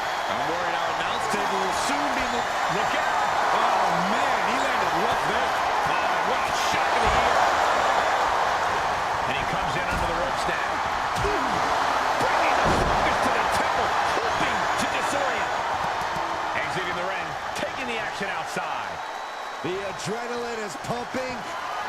Hop top into the Samoa drop. Incredible. Alpha and Sika might have just shown us the prelude to the Dudley's demise. Ooh, an armbreaker. Uh-oh, stop in the spot. We know what's coming next. Accolade. Slides out the back door. He is free.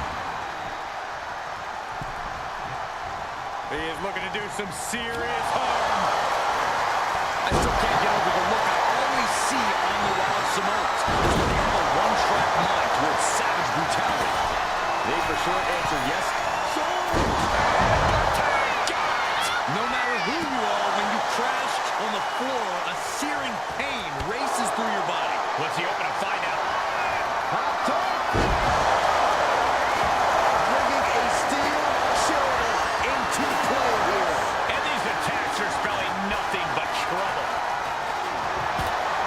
Of all the toys underneath the ring, he just... And Alpha and Sika just beat the Dudley boys at their own game.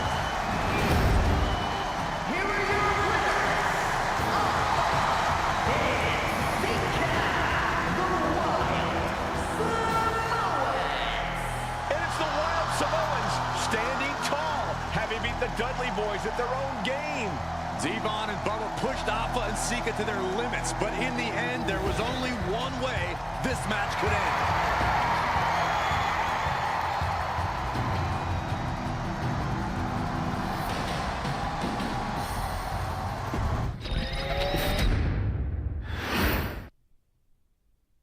From the very moment he arrived as the enforcer of the Bloodline, Solo Sikoa has taken every brutal, savage element of his predecessors and refined them into a near-perfect smashing machine. Even in the year before his arrival, Solo raised eyebrows and garnered buzz while competing in NXT.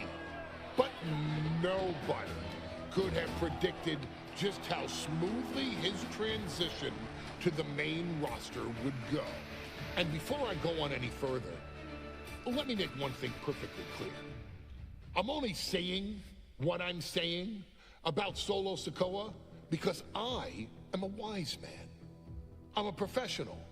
And because I'm being handsomely compensated for my stellar work as your host of the WWE 2K25 Showcase. I haven't forgotten what Solo Sikoa and his rogue bloodline did to me. But I also know better than to let personal feelings hinder your professional endeavors. So with that being said, since his arrival at Clash at the Castle in 2022, Solo Sikoa has consistently been involved in WWE's biggest moments and biggest matches. He's been victorious in War Games.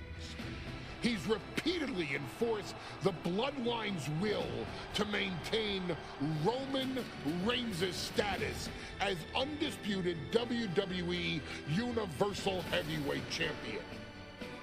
I brought Solo in as an insurance policy. Solo was here to protect me. Solo was here to maintain the promised land. He's violent. He's strong, he's fast, he's all those things. and he betrayed me. Any man who would betray me must be a very dangerous man. Solo defeated John Cena. Solo elected to betray your tribal chief, Roman Reigns, in an attempt to bestow upon himself the title of tribal chief. When I refused to acknowledge Solo as my tribal chief, you are not my tribal. He, Tamatanga, Tongaloa, and Jacob Fatu put me through a table in Madison Square Garden. And that led to opportunities to compete for the undisputed WWE Heavyweight Championship. It's led to more visibility, with Solo's Rogue Bloodline ruling over SmackDown. Every choice Solo made only furthered his standing in WWE. He has the bloodlust of the wild Samoans, the brutality of his cousin Yokozuna, and the single-minded focus of Roman Reigns, all rolled into one. There is no question the future is his for the taking, and that he will be champion many times over, and that he may set records of his own before it's all said and done. Few men have so quickly served notice to all of WWE in the manner that Solo Sikoa has done. Whether you want to acknowledge him or not is irrelevant. One way or another, Solo Sikoa forces you to do just that, or you will suffer severe consequences. One by one, each and every single superstar on the WWE roster is going to find that out. Solo will make sure of it. I, of course, will simply await any and every opportunity for your tribal chief, Roman Reigns, to teach Solo some manners. Until that happens, though, we are taking you back to the one-year anniversary special for NXT 2.0, which saw then North American champion Carmelo Hayes, and indeed, he is him, issue an open challenge. Unfortunately for the future superstar, it was to be answered by Solo Sikoa, and things went as well for Hayes as you can probably guess. Showcase the unrelenting fury that has made Solo Sikoa nearly unstoppable, and defeat Carmelo Hayes to earn Solo his first championship victory. It won't be easy against Carmelo, especially when he has Trick Williams watching his back. And if you make one mistake against the champ, he'll take his shot and most likely hit nothing but net.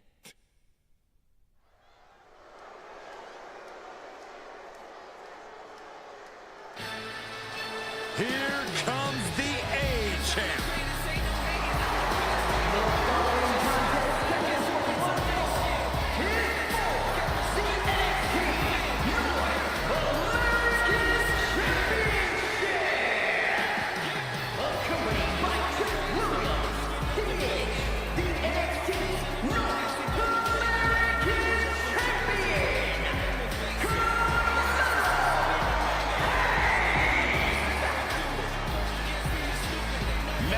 Trick looking so pleased with themselves after attacking.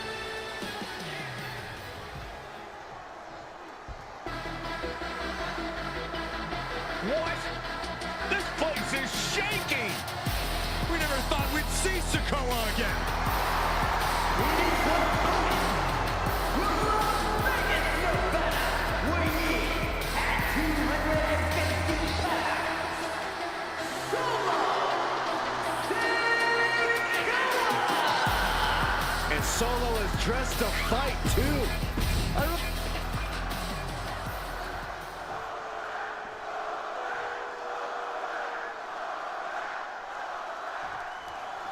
As we say in WWE, expect the unexpected. We expected Wes Lee to be Carmelo Hayes' opponent here, but instead, we have the surprise return of Solo Sikoa as he's claimed his title opportunity. Solo Sikoa, fresh off joining the Bloodline, is here. He has answered the call, and we indeed have an NXT North American title defense tonight for NXT 2.0's one-year celebration. You got to imagine that Roman Reigns...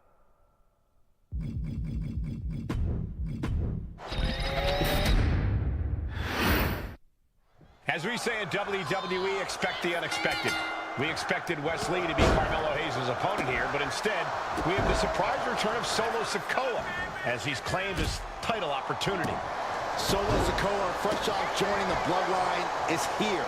He has answered the call, and we indeed have an NXT North American title defense tonight for NXT 2.0's one-year celebration.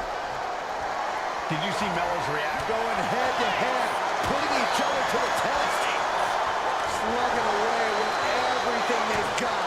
Looks like a hockey fight's just broken out. Ooh. Oh! Sikoa taking command, and Melo is obviously still in shock about this impromptu match. Solo Sikoa already with the strategic advantage, taking Hayes by surprise and challenging him for the North American title. And the Street Champ needs to continue to be unpredictable if he wants that championship. He's got two sets of eyes watching his every move, so he needs to outmaneuver both Melo and Trick to succeed. And Sikoa sent toward the ropes, and Carmelo Hayes with a kick right to the midsection. Melo taking it to Sikoa here. The power of Solo just a little too much for the A-Champ in this instance. What a chop. Trademark viciousness. Lack of mercy. That's what Solo Sikoa is all about. Into the corner. Big splash by Sikoa. Melo in trouble. Sikoa. Trick Williams making sure Melo got out of harm's way. Well, at least momentarily. Yeah, momentarily is right. Sikoa continuing to inflict more punishment on the champ. And Hayes takes out Williams on the outside. Solo standing strong. Solo not allowing the presence of Trick Williams to distract him whatsoever. Solo has the mindset to destroy anyone in the way of him in the NXT North American Championship. Oh, man, drop kick. Let me point out that this is brutally unfair to the A-Champ. He prepared for Wes Lee or a night off. Now he's not getting either? This is ridiculous. The advantage is clearly in the hands of Solo Sikoa, who's had something up his sleeve all night. Well, you think Melo is regretting the attack on Wes Lee earlier tonight? Hayes regrets nothing. Don't you dare second-guess the A-Champ. Oh, look at the start of this. Could be going into the playbook for submission. Nice escape. Great ring awareness saved him. These two trading one blow after another. He's able to reverse it. Back and forth, neither one giving up any ground. So much pride, so much resiliency on display. Each exchange just sapping the energy from these two.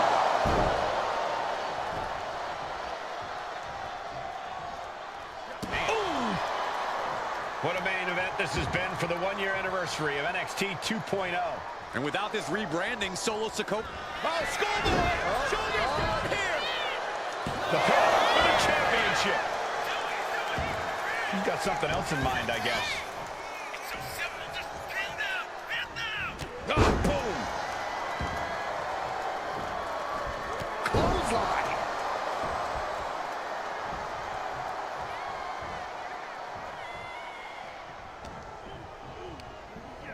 Sent into the corner.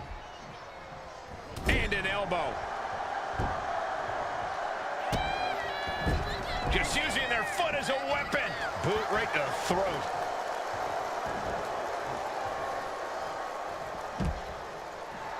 Solo making sure his opponent knows what his intentions are. He's rising to his feet in a perilous situation. Will he get on with it already? This is a fight. Okay, he should really focus on the match now. We get the point.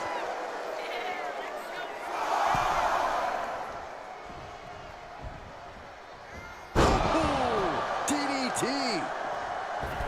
Went for the springboard and missed. Down around to the schoolboy. Shoulders are down. We got a new champ here. I guess it was time to switch gears. What is he doing? Placing him in the corner. Big uppercut rocks the jaw of Carmelo Hayes. Ripped out of the corner. Looking to put him away, and now Trick Williams up on the apron, causing a distraction. Trick paying dividends. Ooh. First 48. And that could be the turning point for the North American champion. Oh, Samoa drop by Sikoa. Cover now for the win. Hayes kicks it too. And Williams once again on the apron. You can see how concerned Trick Williams is that Carmelo Hayes' championship hopes, might be fading away. Super kick drops Williams. Hayes picked out of the sky. Spinning solo. Is that it for Carmelo Hayes? Trick is out. Carmelo is dazed. Here's your chance, Solo.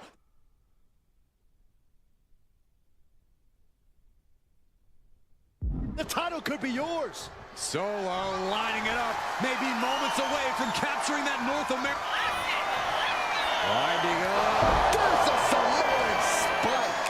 Ouch. We might see a new champion crowned. What the?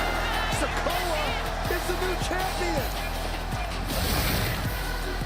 Here is your winner, and new NXT North American Champion,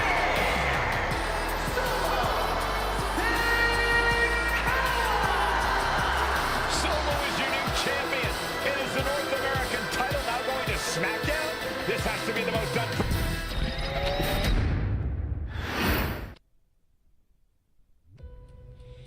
I ain't doing this one. We can have all the fun we want with these video games and this showcase, and these fantasy matchups like Offensica versus Bubba Ray and Diva. I'm not doing shtick about Roman Reigns and Seth Rollins. That's a little too volatile. And it's way too personal for Roman Reigns. Roman Reigns and Seth Rollins came up together in the Shield. And Seth Rollins took it upon himself to disband the Shield by blindsiding Roman Reigns with a chair. At WrestleMania 31, Roman Reigns, in the main event of WrestleMania, was about to win the WWE title when Seth Rollins cashed in Money in the Bank and stole the main event, the match, and the title from Roman Reigns. Roman Reigns lost the undisputed championship after almost 4 years, the greatest title reign of all time, to Cody Rhodes. Not because Cody Rhodes was the better man, but because Seth Rollins was right there. And the seduction, the bloodlust that Roman Reigns had for that moment of revenge was too much for Roman Reigns to give up. And for the first time in Roman Reigns' life, he took his eye off the ball for that much time and smashed Seth Rollins with a chair, the same way Seth did a decade earlier to Roman. And that moment gave Cody Rhodes all he needed to end the most historic title reign in WWE history.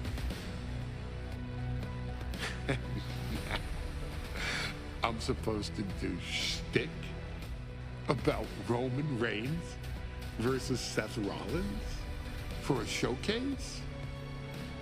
I mean, it's smart, because the next time Roman Reigns steps into the ring with Seth Rollins will be the last time Seth Rollins steps into a ring. Next time Roman Reigns gets his hands on Seth Rollins, you won't have your architect anymore. You won't have your visionary anymore. You won't have your revolutionary anymore. You will have your tribal chief, Roman Reigns, but you'll never again have Seth freaking Rollins. Roman Reigns will put an end to Seth Rollins in WWE. And then the only way you'll ever be able to see Roman Reigns versus Seth Rollins will be in the WWE 2K25 showcase. Roman Reigns versus Seth Rollins from the 2022 Royal Rumble. And that's not a prediction.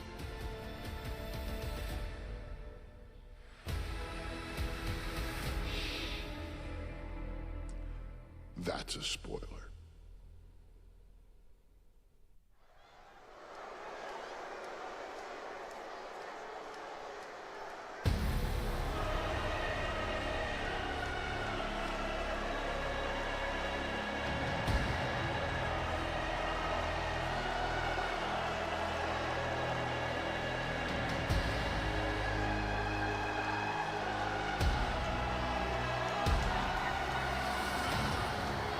The big question as we kick off Royal Rumble, will Roman survive tonight?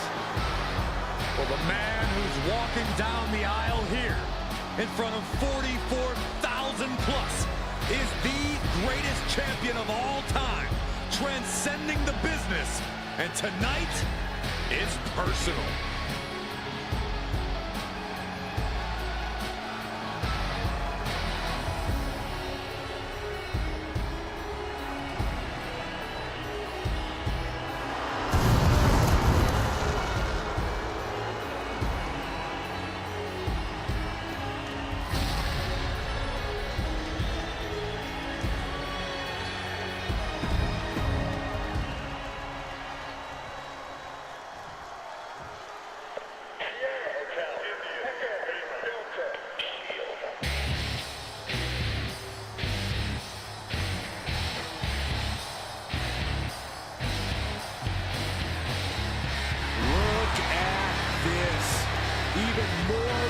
Games from Rollins. As we heard that music pop right there, the Shield, you can't help but have a little nostalgia. You can't help but think back to the glory days of when the Shield would go to town, beating everybody down. Until that man right there.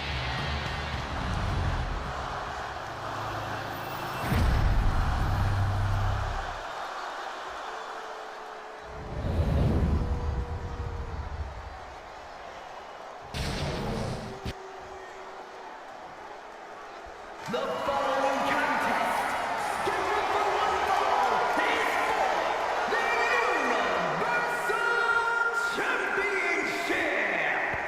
Introducing the challenger from Davenport, Iowa, weighing in at 217 pounds, Seth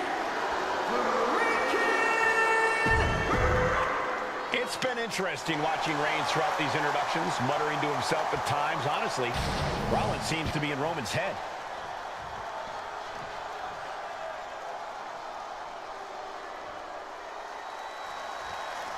Bell rings and the WWE Universal title is on the line. Roman Reigns over 500 days as Universal Champion, but nobody has been in his head like his old brother-in-arms, Seth Rollins.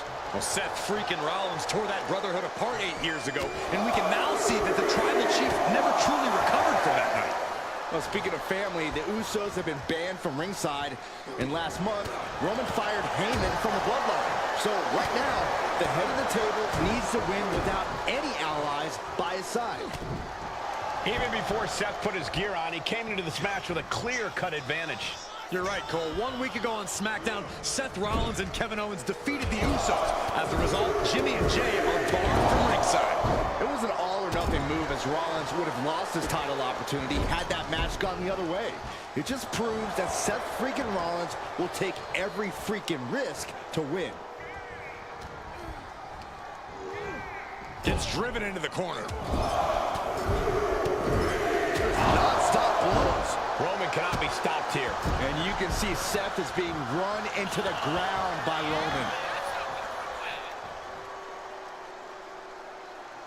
Seth freaking Rollins has made it extremely personal with Roman Reigns. Years ago when he destroyed the Shield, and again in the lead-up to this match. And if I'm Roman, I'm taking all that aggression and ending this quickly. Go full force and incapacitate Rollins ASAP, because the longer Reigns fights with all his rage, the more potential he has to make a tactical error. Gentlemen, for 17 months, Roman Reigns has dominated. He had special counsel and cousins to help him stay in control, to keep his cool, to concentrate on the business at hand. But now Paul Heyman is gone, and the Usos are barred from ringside. Without those calming forces, cracks have started to show. Every comment Rollins has made about their past cuts deeper. Every mind game breaks Roman's spirit even further. This might be the toughest physical battle the Tribal Chief has faced, but it definitely is his toughest mental battle. Seth losing any command of this match. The power and rage of the Tribal Chief is just overwhelming Rollins here. Takedown, looking for the crossface, gets cinched in, this could be over. He is struggling to... Looking to free the arm and does just that. Seth retaliates. The Tribal Chief has been dominant over the last 516 days since he captured the Universal Championship. Month after month, he's dominated every top contender on the SmackDown roster. Roman Reigns has beaten big names over the last year and a half. But Braun Strowman, Rey Mysterio, the Demon Finn Balor, even John Cena. But Reigns has to be bothered by the fact that he has never been able to knock off Rollins in a premium lightweight match in his career. Never successfully defended a title against Rollins. Indeed, two of the biggest PLE losses of Roman Reigns' career have been at the hands of Seth freaking Rollins. At Money... Into the pin! He's on the ropes and the ref calls off the count. Early time offense there. The stomp has been so effective for Rollins, but he might have an even more dangerous move this night with the pedigree. Indeed, the pedigree made famous by a man who's been part of the story since the beginning. Triple H, the man who manipulated Rollins into turning on the Shield, became something of a father figure for Rollins. And judging by the cerebral approach Rollins has taken tonight, he indeed knows how to play the game.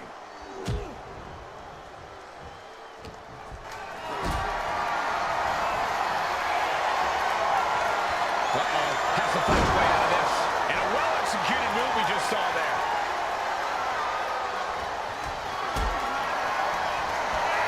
Going up. Fighting out. Hammer away with punches to the face.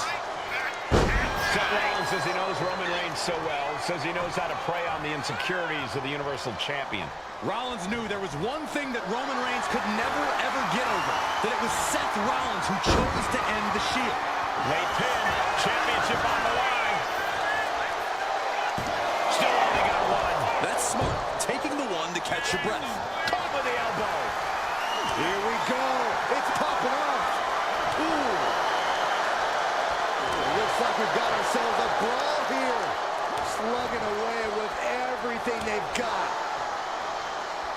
Toe-to-toe, treating each other like heavy bags. Both absolutely drained, but both refusing to give up. Toe-to-toe, treating each other like heavy bags.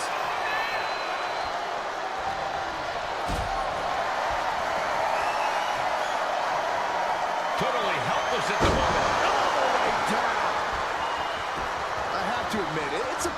bold move for Rollins to just take the years of history the Shield had and turn it into a joke here tonight.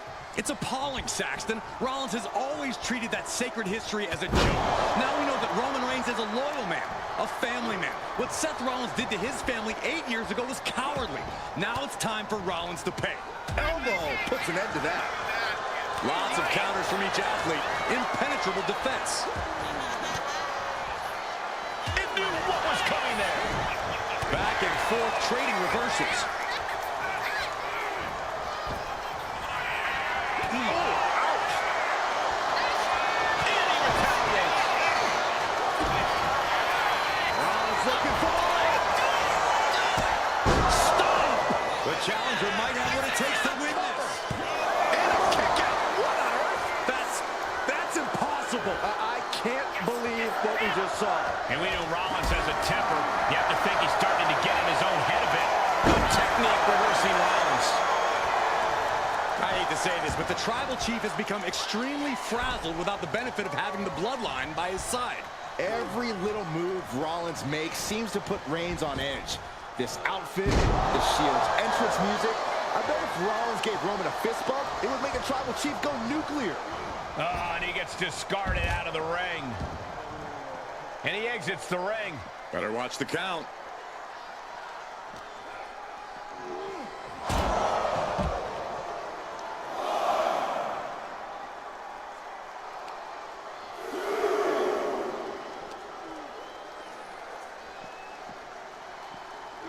And gets tossed back into the mat.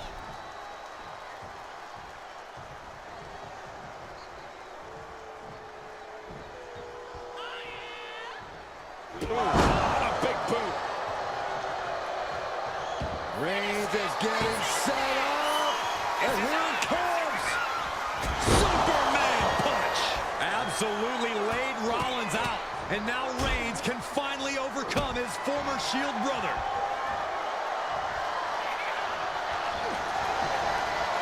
Saw it coming and took him down. Getting him right into the corner.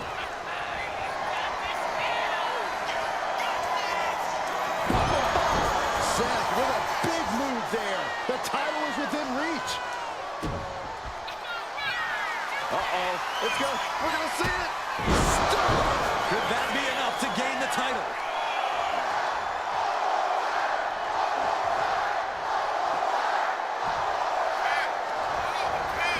Makes the cover. Strong kick out at 2 from the champion. This is going to come down to who wants it more. I don't even think Roman's aware of where he is anymore. He has tunnel vision for Rollins. The only thing the Tribal Chief is seeing right now is red. And heaven have mercy on Reigns, old Shield brother now.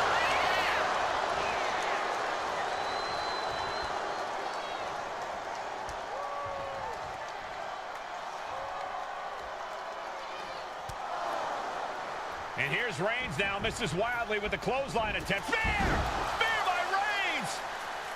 Roman Reigns from out of nowhere with a spear! That could end it for Rollins if Roman could just make the cover.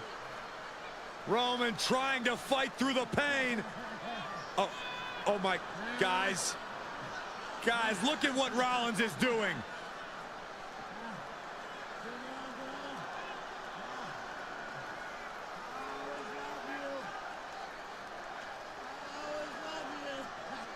After all these two have been through, Rollins wants that Shield fist bump. Reigns shaking it off as Rollins continues to try to play mind games. Yeah, but that may have triggered a litany of emotions within the Tribal Chief. Reigns unsure of what to do.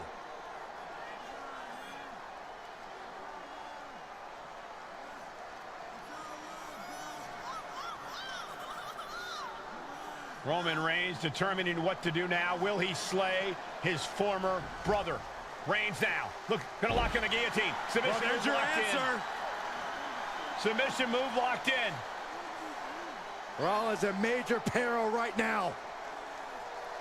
Rollins looking like he's starting to fade.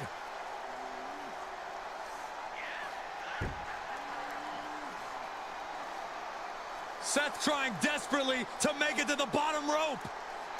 I'm not sure he can make it, Corey. Trying to make it to the rope to force some sort of break. Seth trying to hang on. How can he do this here? Is Rollins going to tap here? What's Rollins going to do? Is he going to tap out? Well, he makes it to the rope. Reigns has a 5 count to break the hold.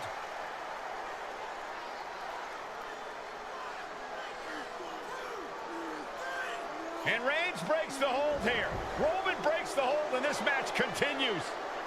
It just shows you how locked in Roman Reigns is to winning this match.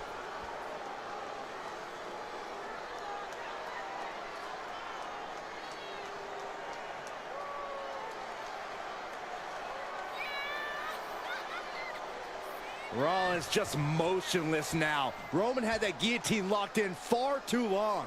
Well, the oxygen slowly circulating through Seth again, but I feel it's just a matter of time. The fun and games Rollins has been playing has pushed the Tribal Chief past his boiling point. Spear by Reigns. The champ might have just sealed things.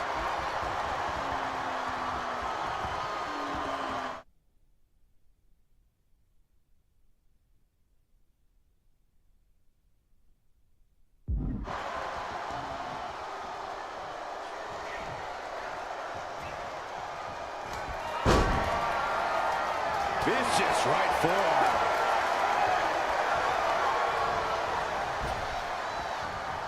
Good golly! Caught by surprise with that clothesline. Reigns wins it! The champ delivering when it counts. Roman getting ready to finish this, to finally vanquish the demons of Seth. Rollins being put into the guillotine. This is the biggest danger Seth has faced. And he breaks his own submission. Maybe his plan was just to soften his opponent with that hold. Reigns sizing up the target. Spear! Perfect execution from the champ. Reigns has identified the target. Did the champ just close this out?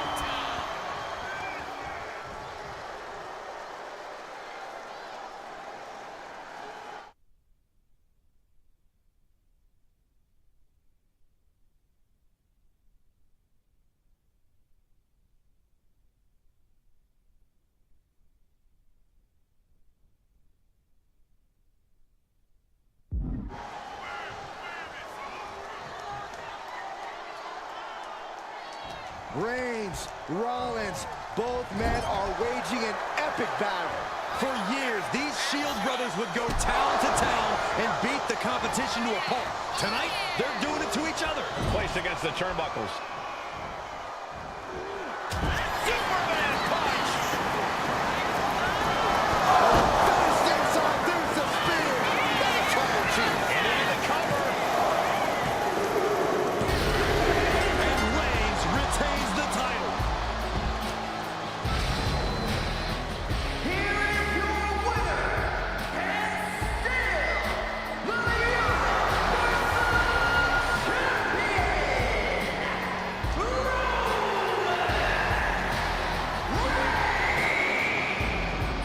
Roman Reigns has finally done it. Finally earned that title defense against Seth Rollins. Finally exorcised the ghost of the Shield. It looks like a huge weight has been lifted from the shoulders of the Tribal Chief.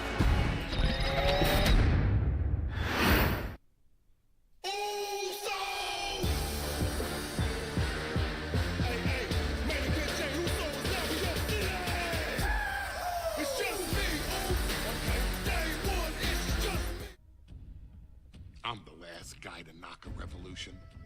I've led a few of those, you know. I admire revolutionaries. I respect evolutionaries. They are the lifeblood of the bloodline.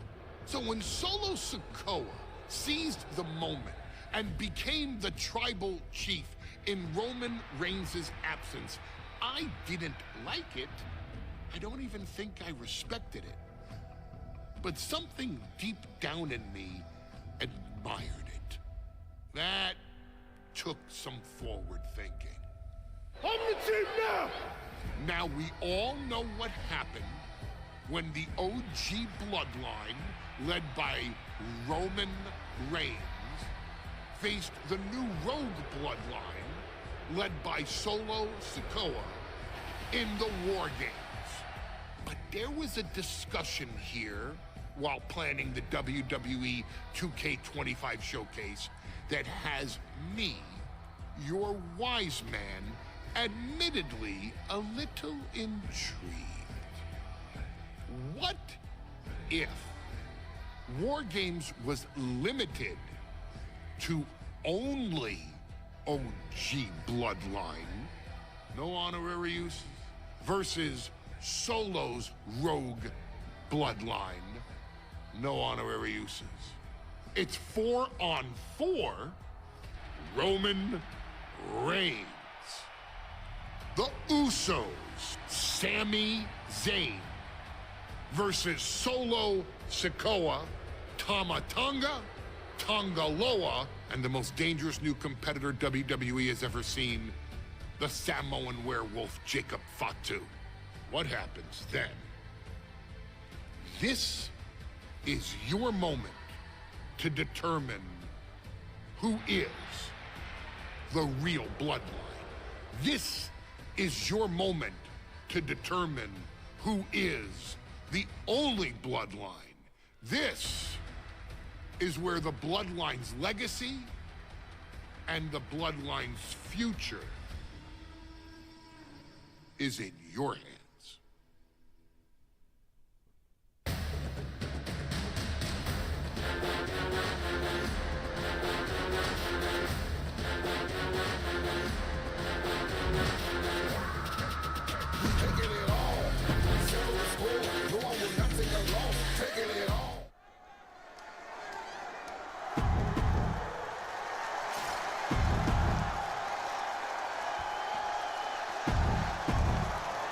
And gentlemen, it is time for Bloodline War Games.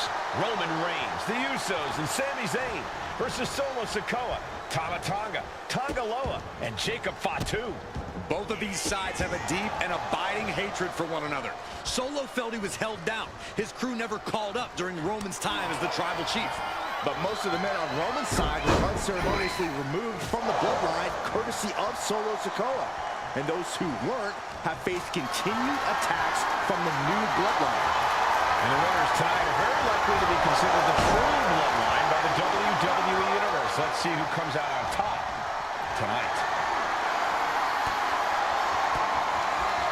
A quick response to Jay's offense.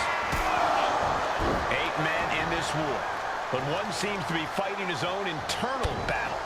That man, Jimmy Uso. He's currently on Team Roman, but this might be an instance of the enemy of my enemy is my friend. Well, Jimmy had clashes with Roman. He went to war with his brother Jay, but the men who put Jimmy on the shelf for months stand across the ring. Jimmy's out for every member of Solo's squad tonight, and he'll deal with the rest of his fractured family later. Isolating their opponent's arm, and oh! And in just a moment, the numbers advantage set to come into play here. And now Jay is getting beaten down. All of Jay's arsenal is being restricted. Turns that in his favor. Solo Sikoa, leader of the new Bloodline, has called himself the head of the table, called himself the tribal chief. And when he asked the WWE Universe to acknowledge him, we're hearing more and more of the crowd agree. Well, Solo has grown in power with big wins and title reigns, but this is his biggest test yet. From the top, Crash landing. boom, what a taking flight. Jay quickly moves. And he's looking out of sorts now. We're going to finish it off. One-time bomb.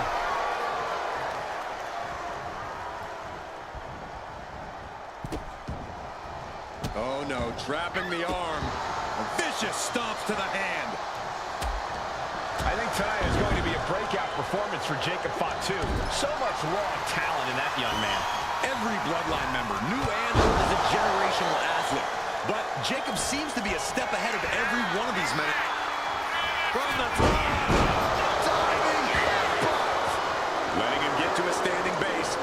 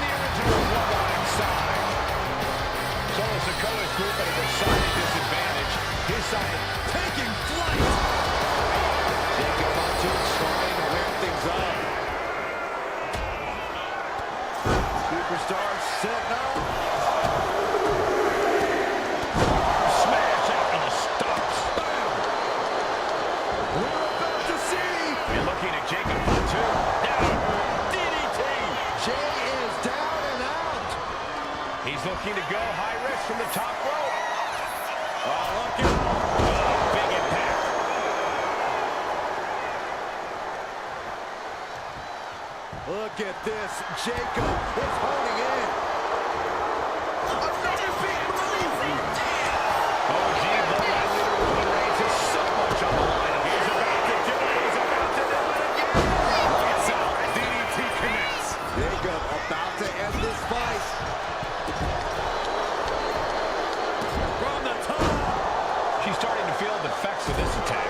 Yeah, and this is the hostility Jacob Fatu wanted to bring. And the balance of power is about to shift with this upcoming entrant. Agonizing. Old bloodline, new bloodline, both sides engaging in a brutal battle. Every one of these men is fighting with every fiber in their being to be considered the true bloodline. And entering into it. Jacob Fatu's got a problem here. If there's one man here with the most to prove, it's got to be Tonga Loa. We've often seen that the man with the most to prove ends up being the difference maker in war games. Many folks think Tonga Loa is just a foot soldier for Solo. But let's not forget. Both wrists captured. Tonga Loa put a stamp on this one. And guys, this is what War Games is all about. Both bloodlines leaving it all in the ring. The old guard and new school trading their biggest shots in one of the most dangerous environments in all of WWE. My God, enough! Headbutt, headbutt, headbutt, headbutt, headbutt. Just bludgeoning their opponent. Sami Zayn grew so much as a member of the Bloodline, it really gave him a sense of self-worth. Yeah, but Sky Attempting high-risk move after high-risk move at a breakneck pace. Clock counting down. A sigh of relief can surely be breathed once the next competitor enters. Joey is in a very good position there. He's not coming. Nicely done. Here's the buzzer, and Jimmy Uso is looking for revenge against the new bloodline in War Games. Turning the tables. He's headed up. Might be going toward the top of this war game structure. Now scaling the steel. This is either madness or brute. Boom impact. And Jacob getting some pushback there. Destructive offense from Jimmy. Setting up for something here. Running power slam. These superstars have toiled away endlessly, and this crowd is on their feet in full appreciation. An incredible... Tonga executing a vicious Tonga twist. Tama could end it there. He looks absolutely dead on his feet. And hit. Watch out! Executing a vicious Tonga twist. Jimmy really calls for alarm.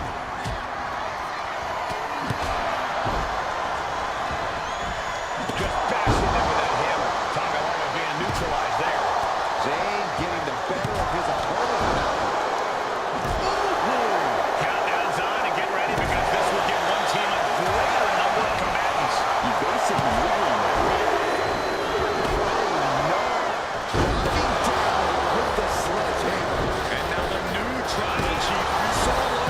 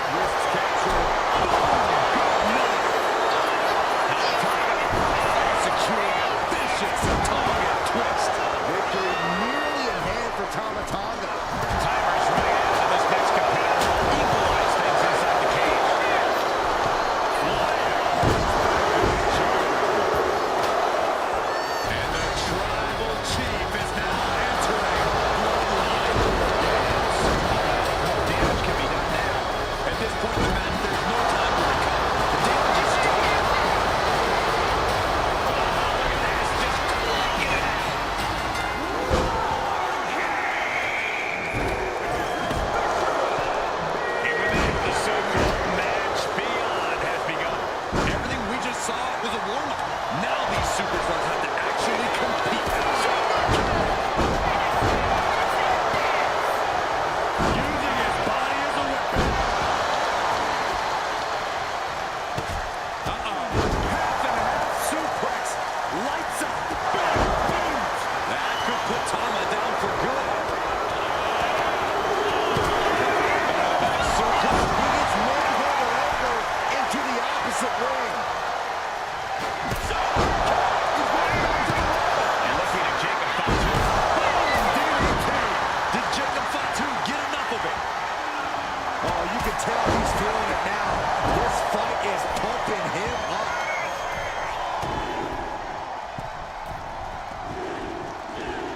And Jacob with the wherewithal to counter. Might be going high risk here. Russo misses big time. Nasty boot by Zay. That's going to keep Sikoa down. Tama Tonga setting it up. Here it comes.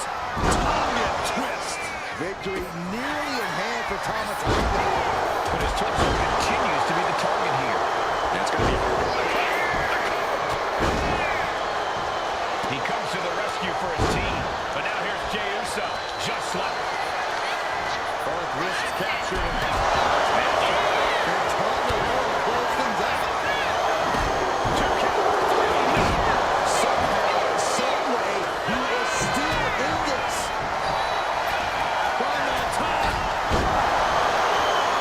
And staying with it into the cover. and the count stop short of 2. He's still got more left in the tank. Cut the leg. Dragon screw. Flying at the War Games cage. Headed for the top. Top rope. And Jimmy Uso. And Reigns getting clobbered by that move. Will Jimmy see this out? The new Bloodline has fallen.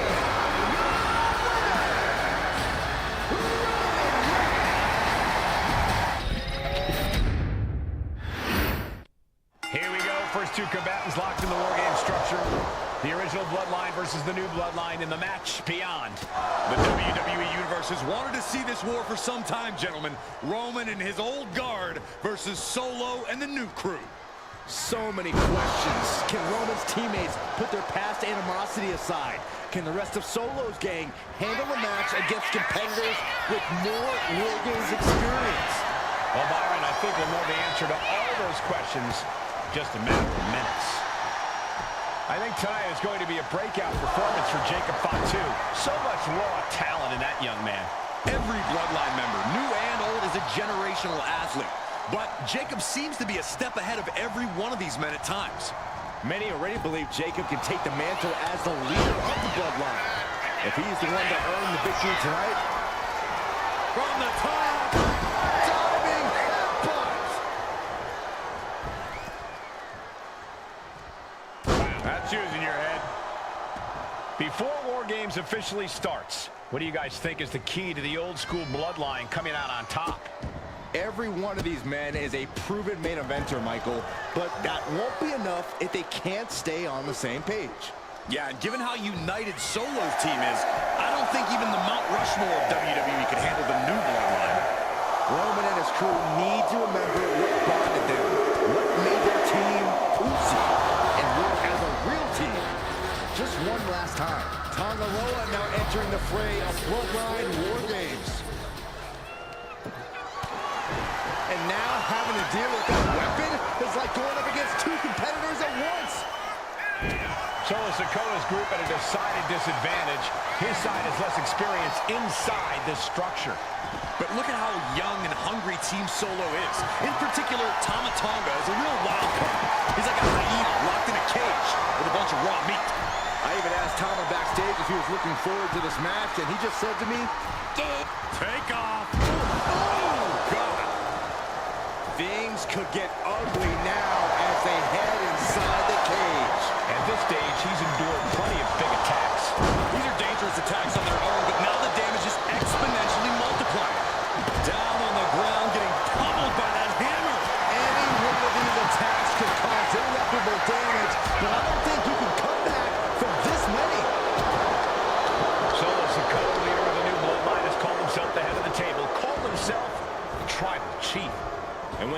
the WWE Universe to acknowledge him, we're hearing more and more of the crowd agree.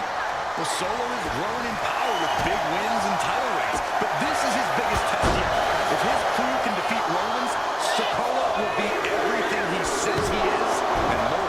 On a deck, taken out by Jey Uso. I'm not sure how this will pan out. Yeah, he's absolutely in danger of losing it all here. We are witnessing a malicious string of attacks right now.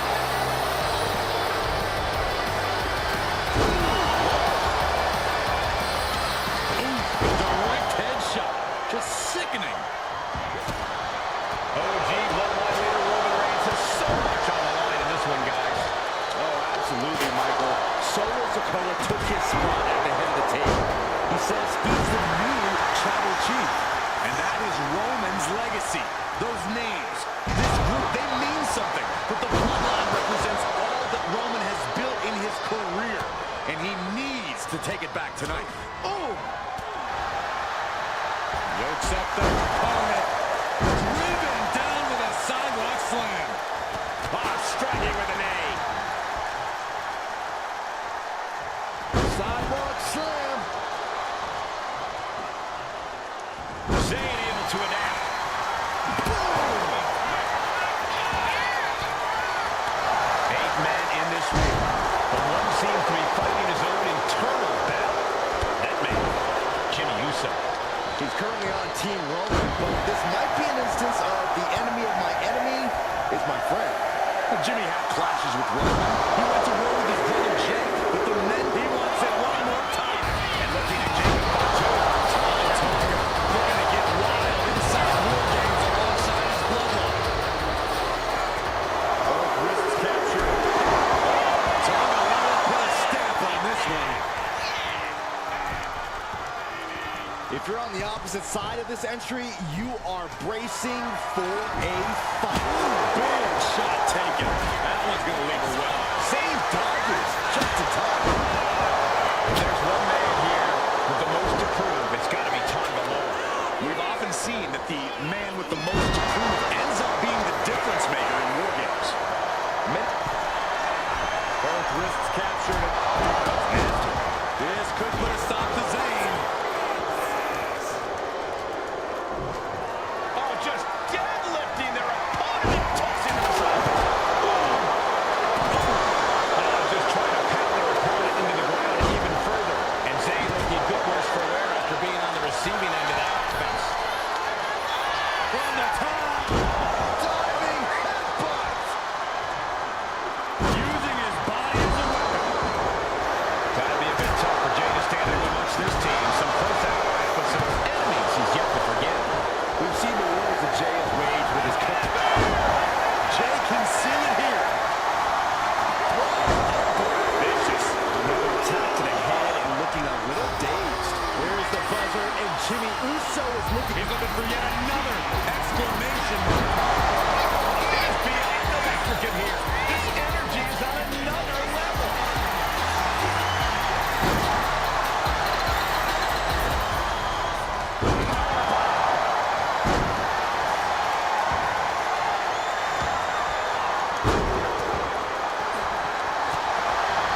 Chicken wing, underarm, Sami Zayn, who so much as a member of the Bloodline, it really gave him a sense of self-worth.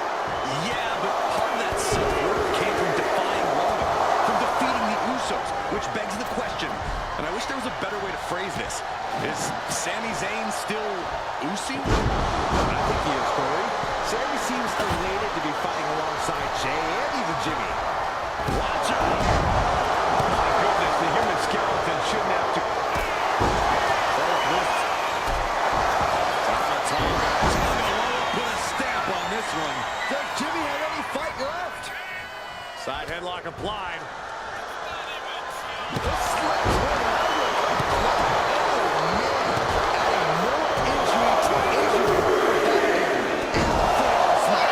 Counting down the seconds until this match becomes a bit lopsided.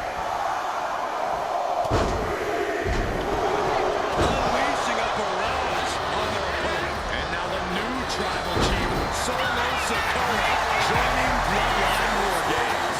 Searching on the ring now. This can't be good.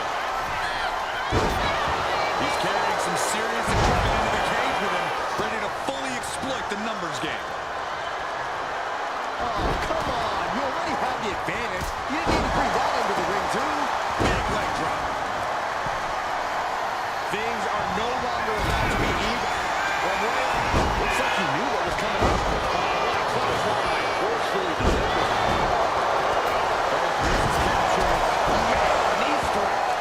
On the low, close things out. Entering even more dangerous territory. Scaling the organ. From the top.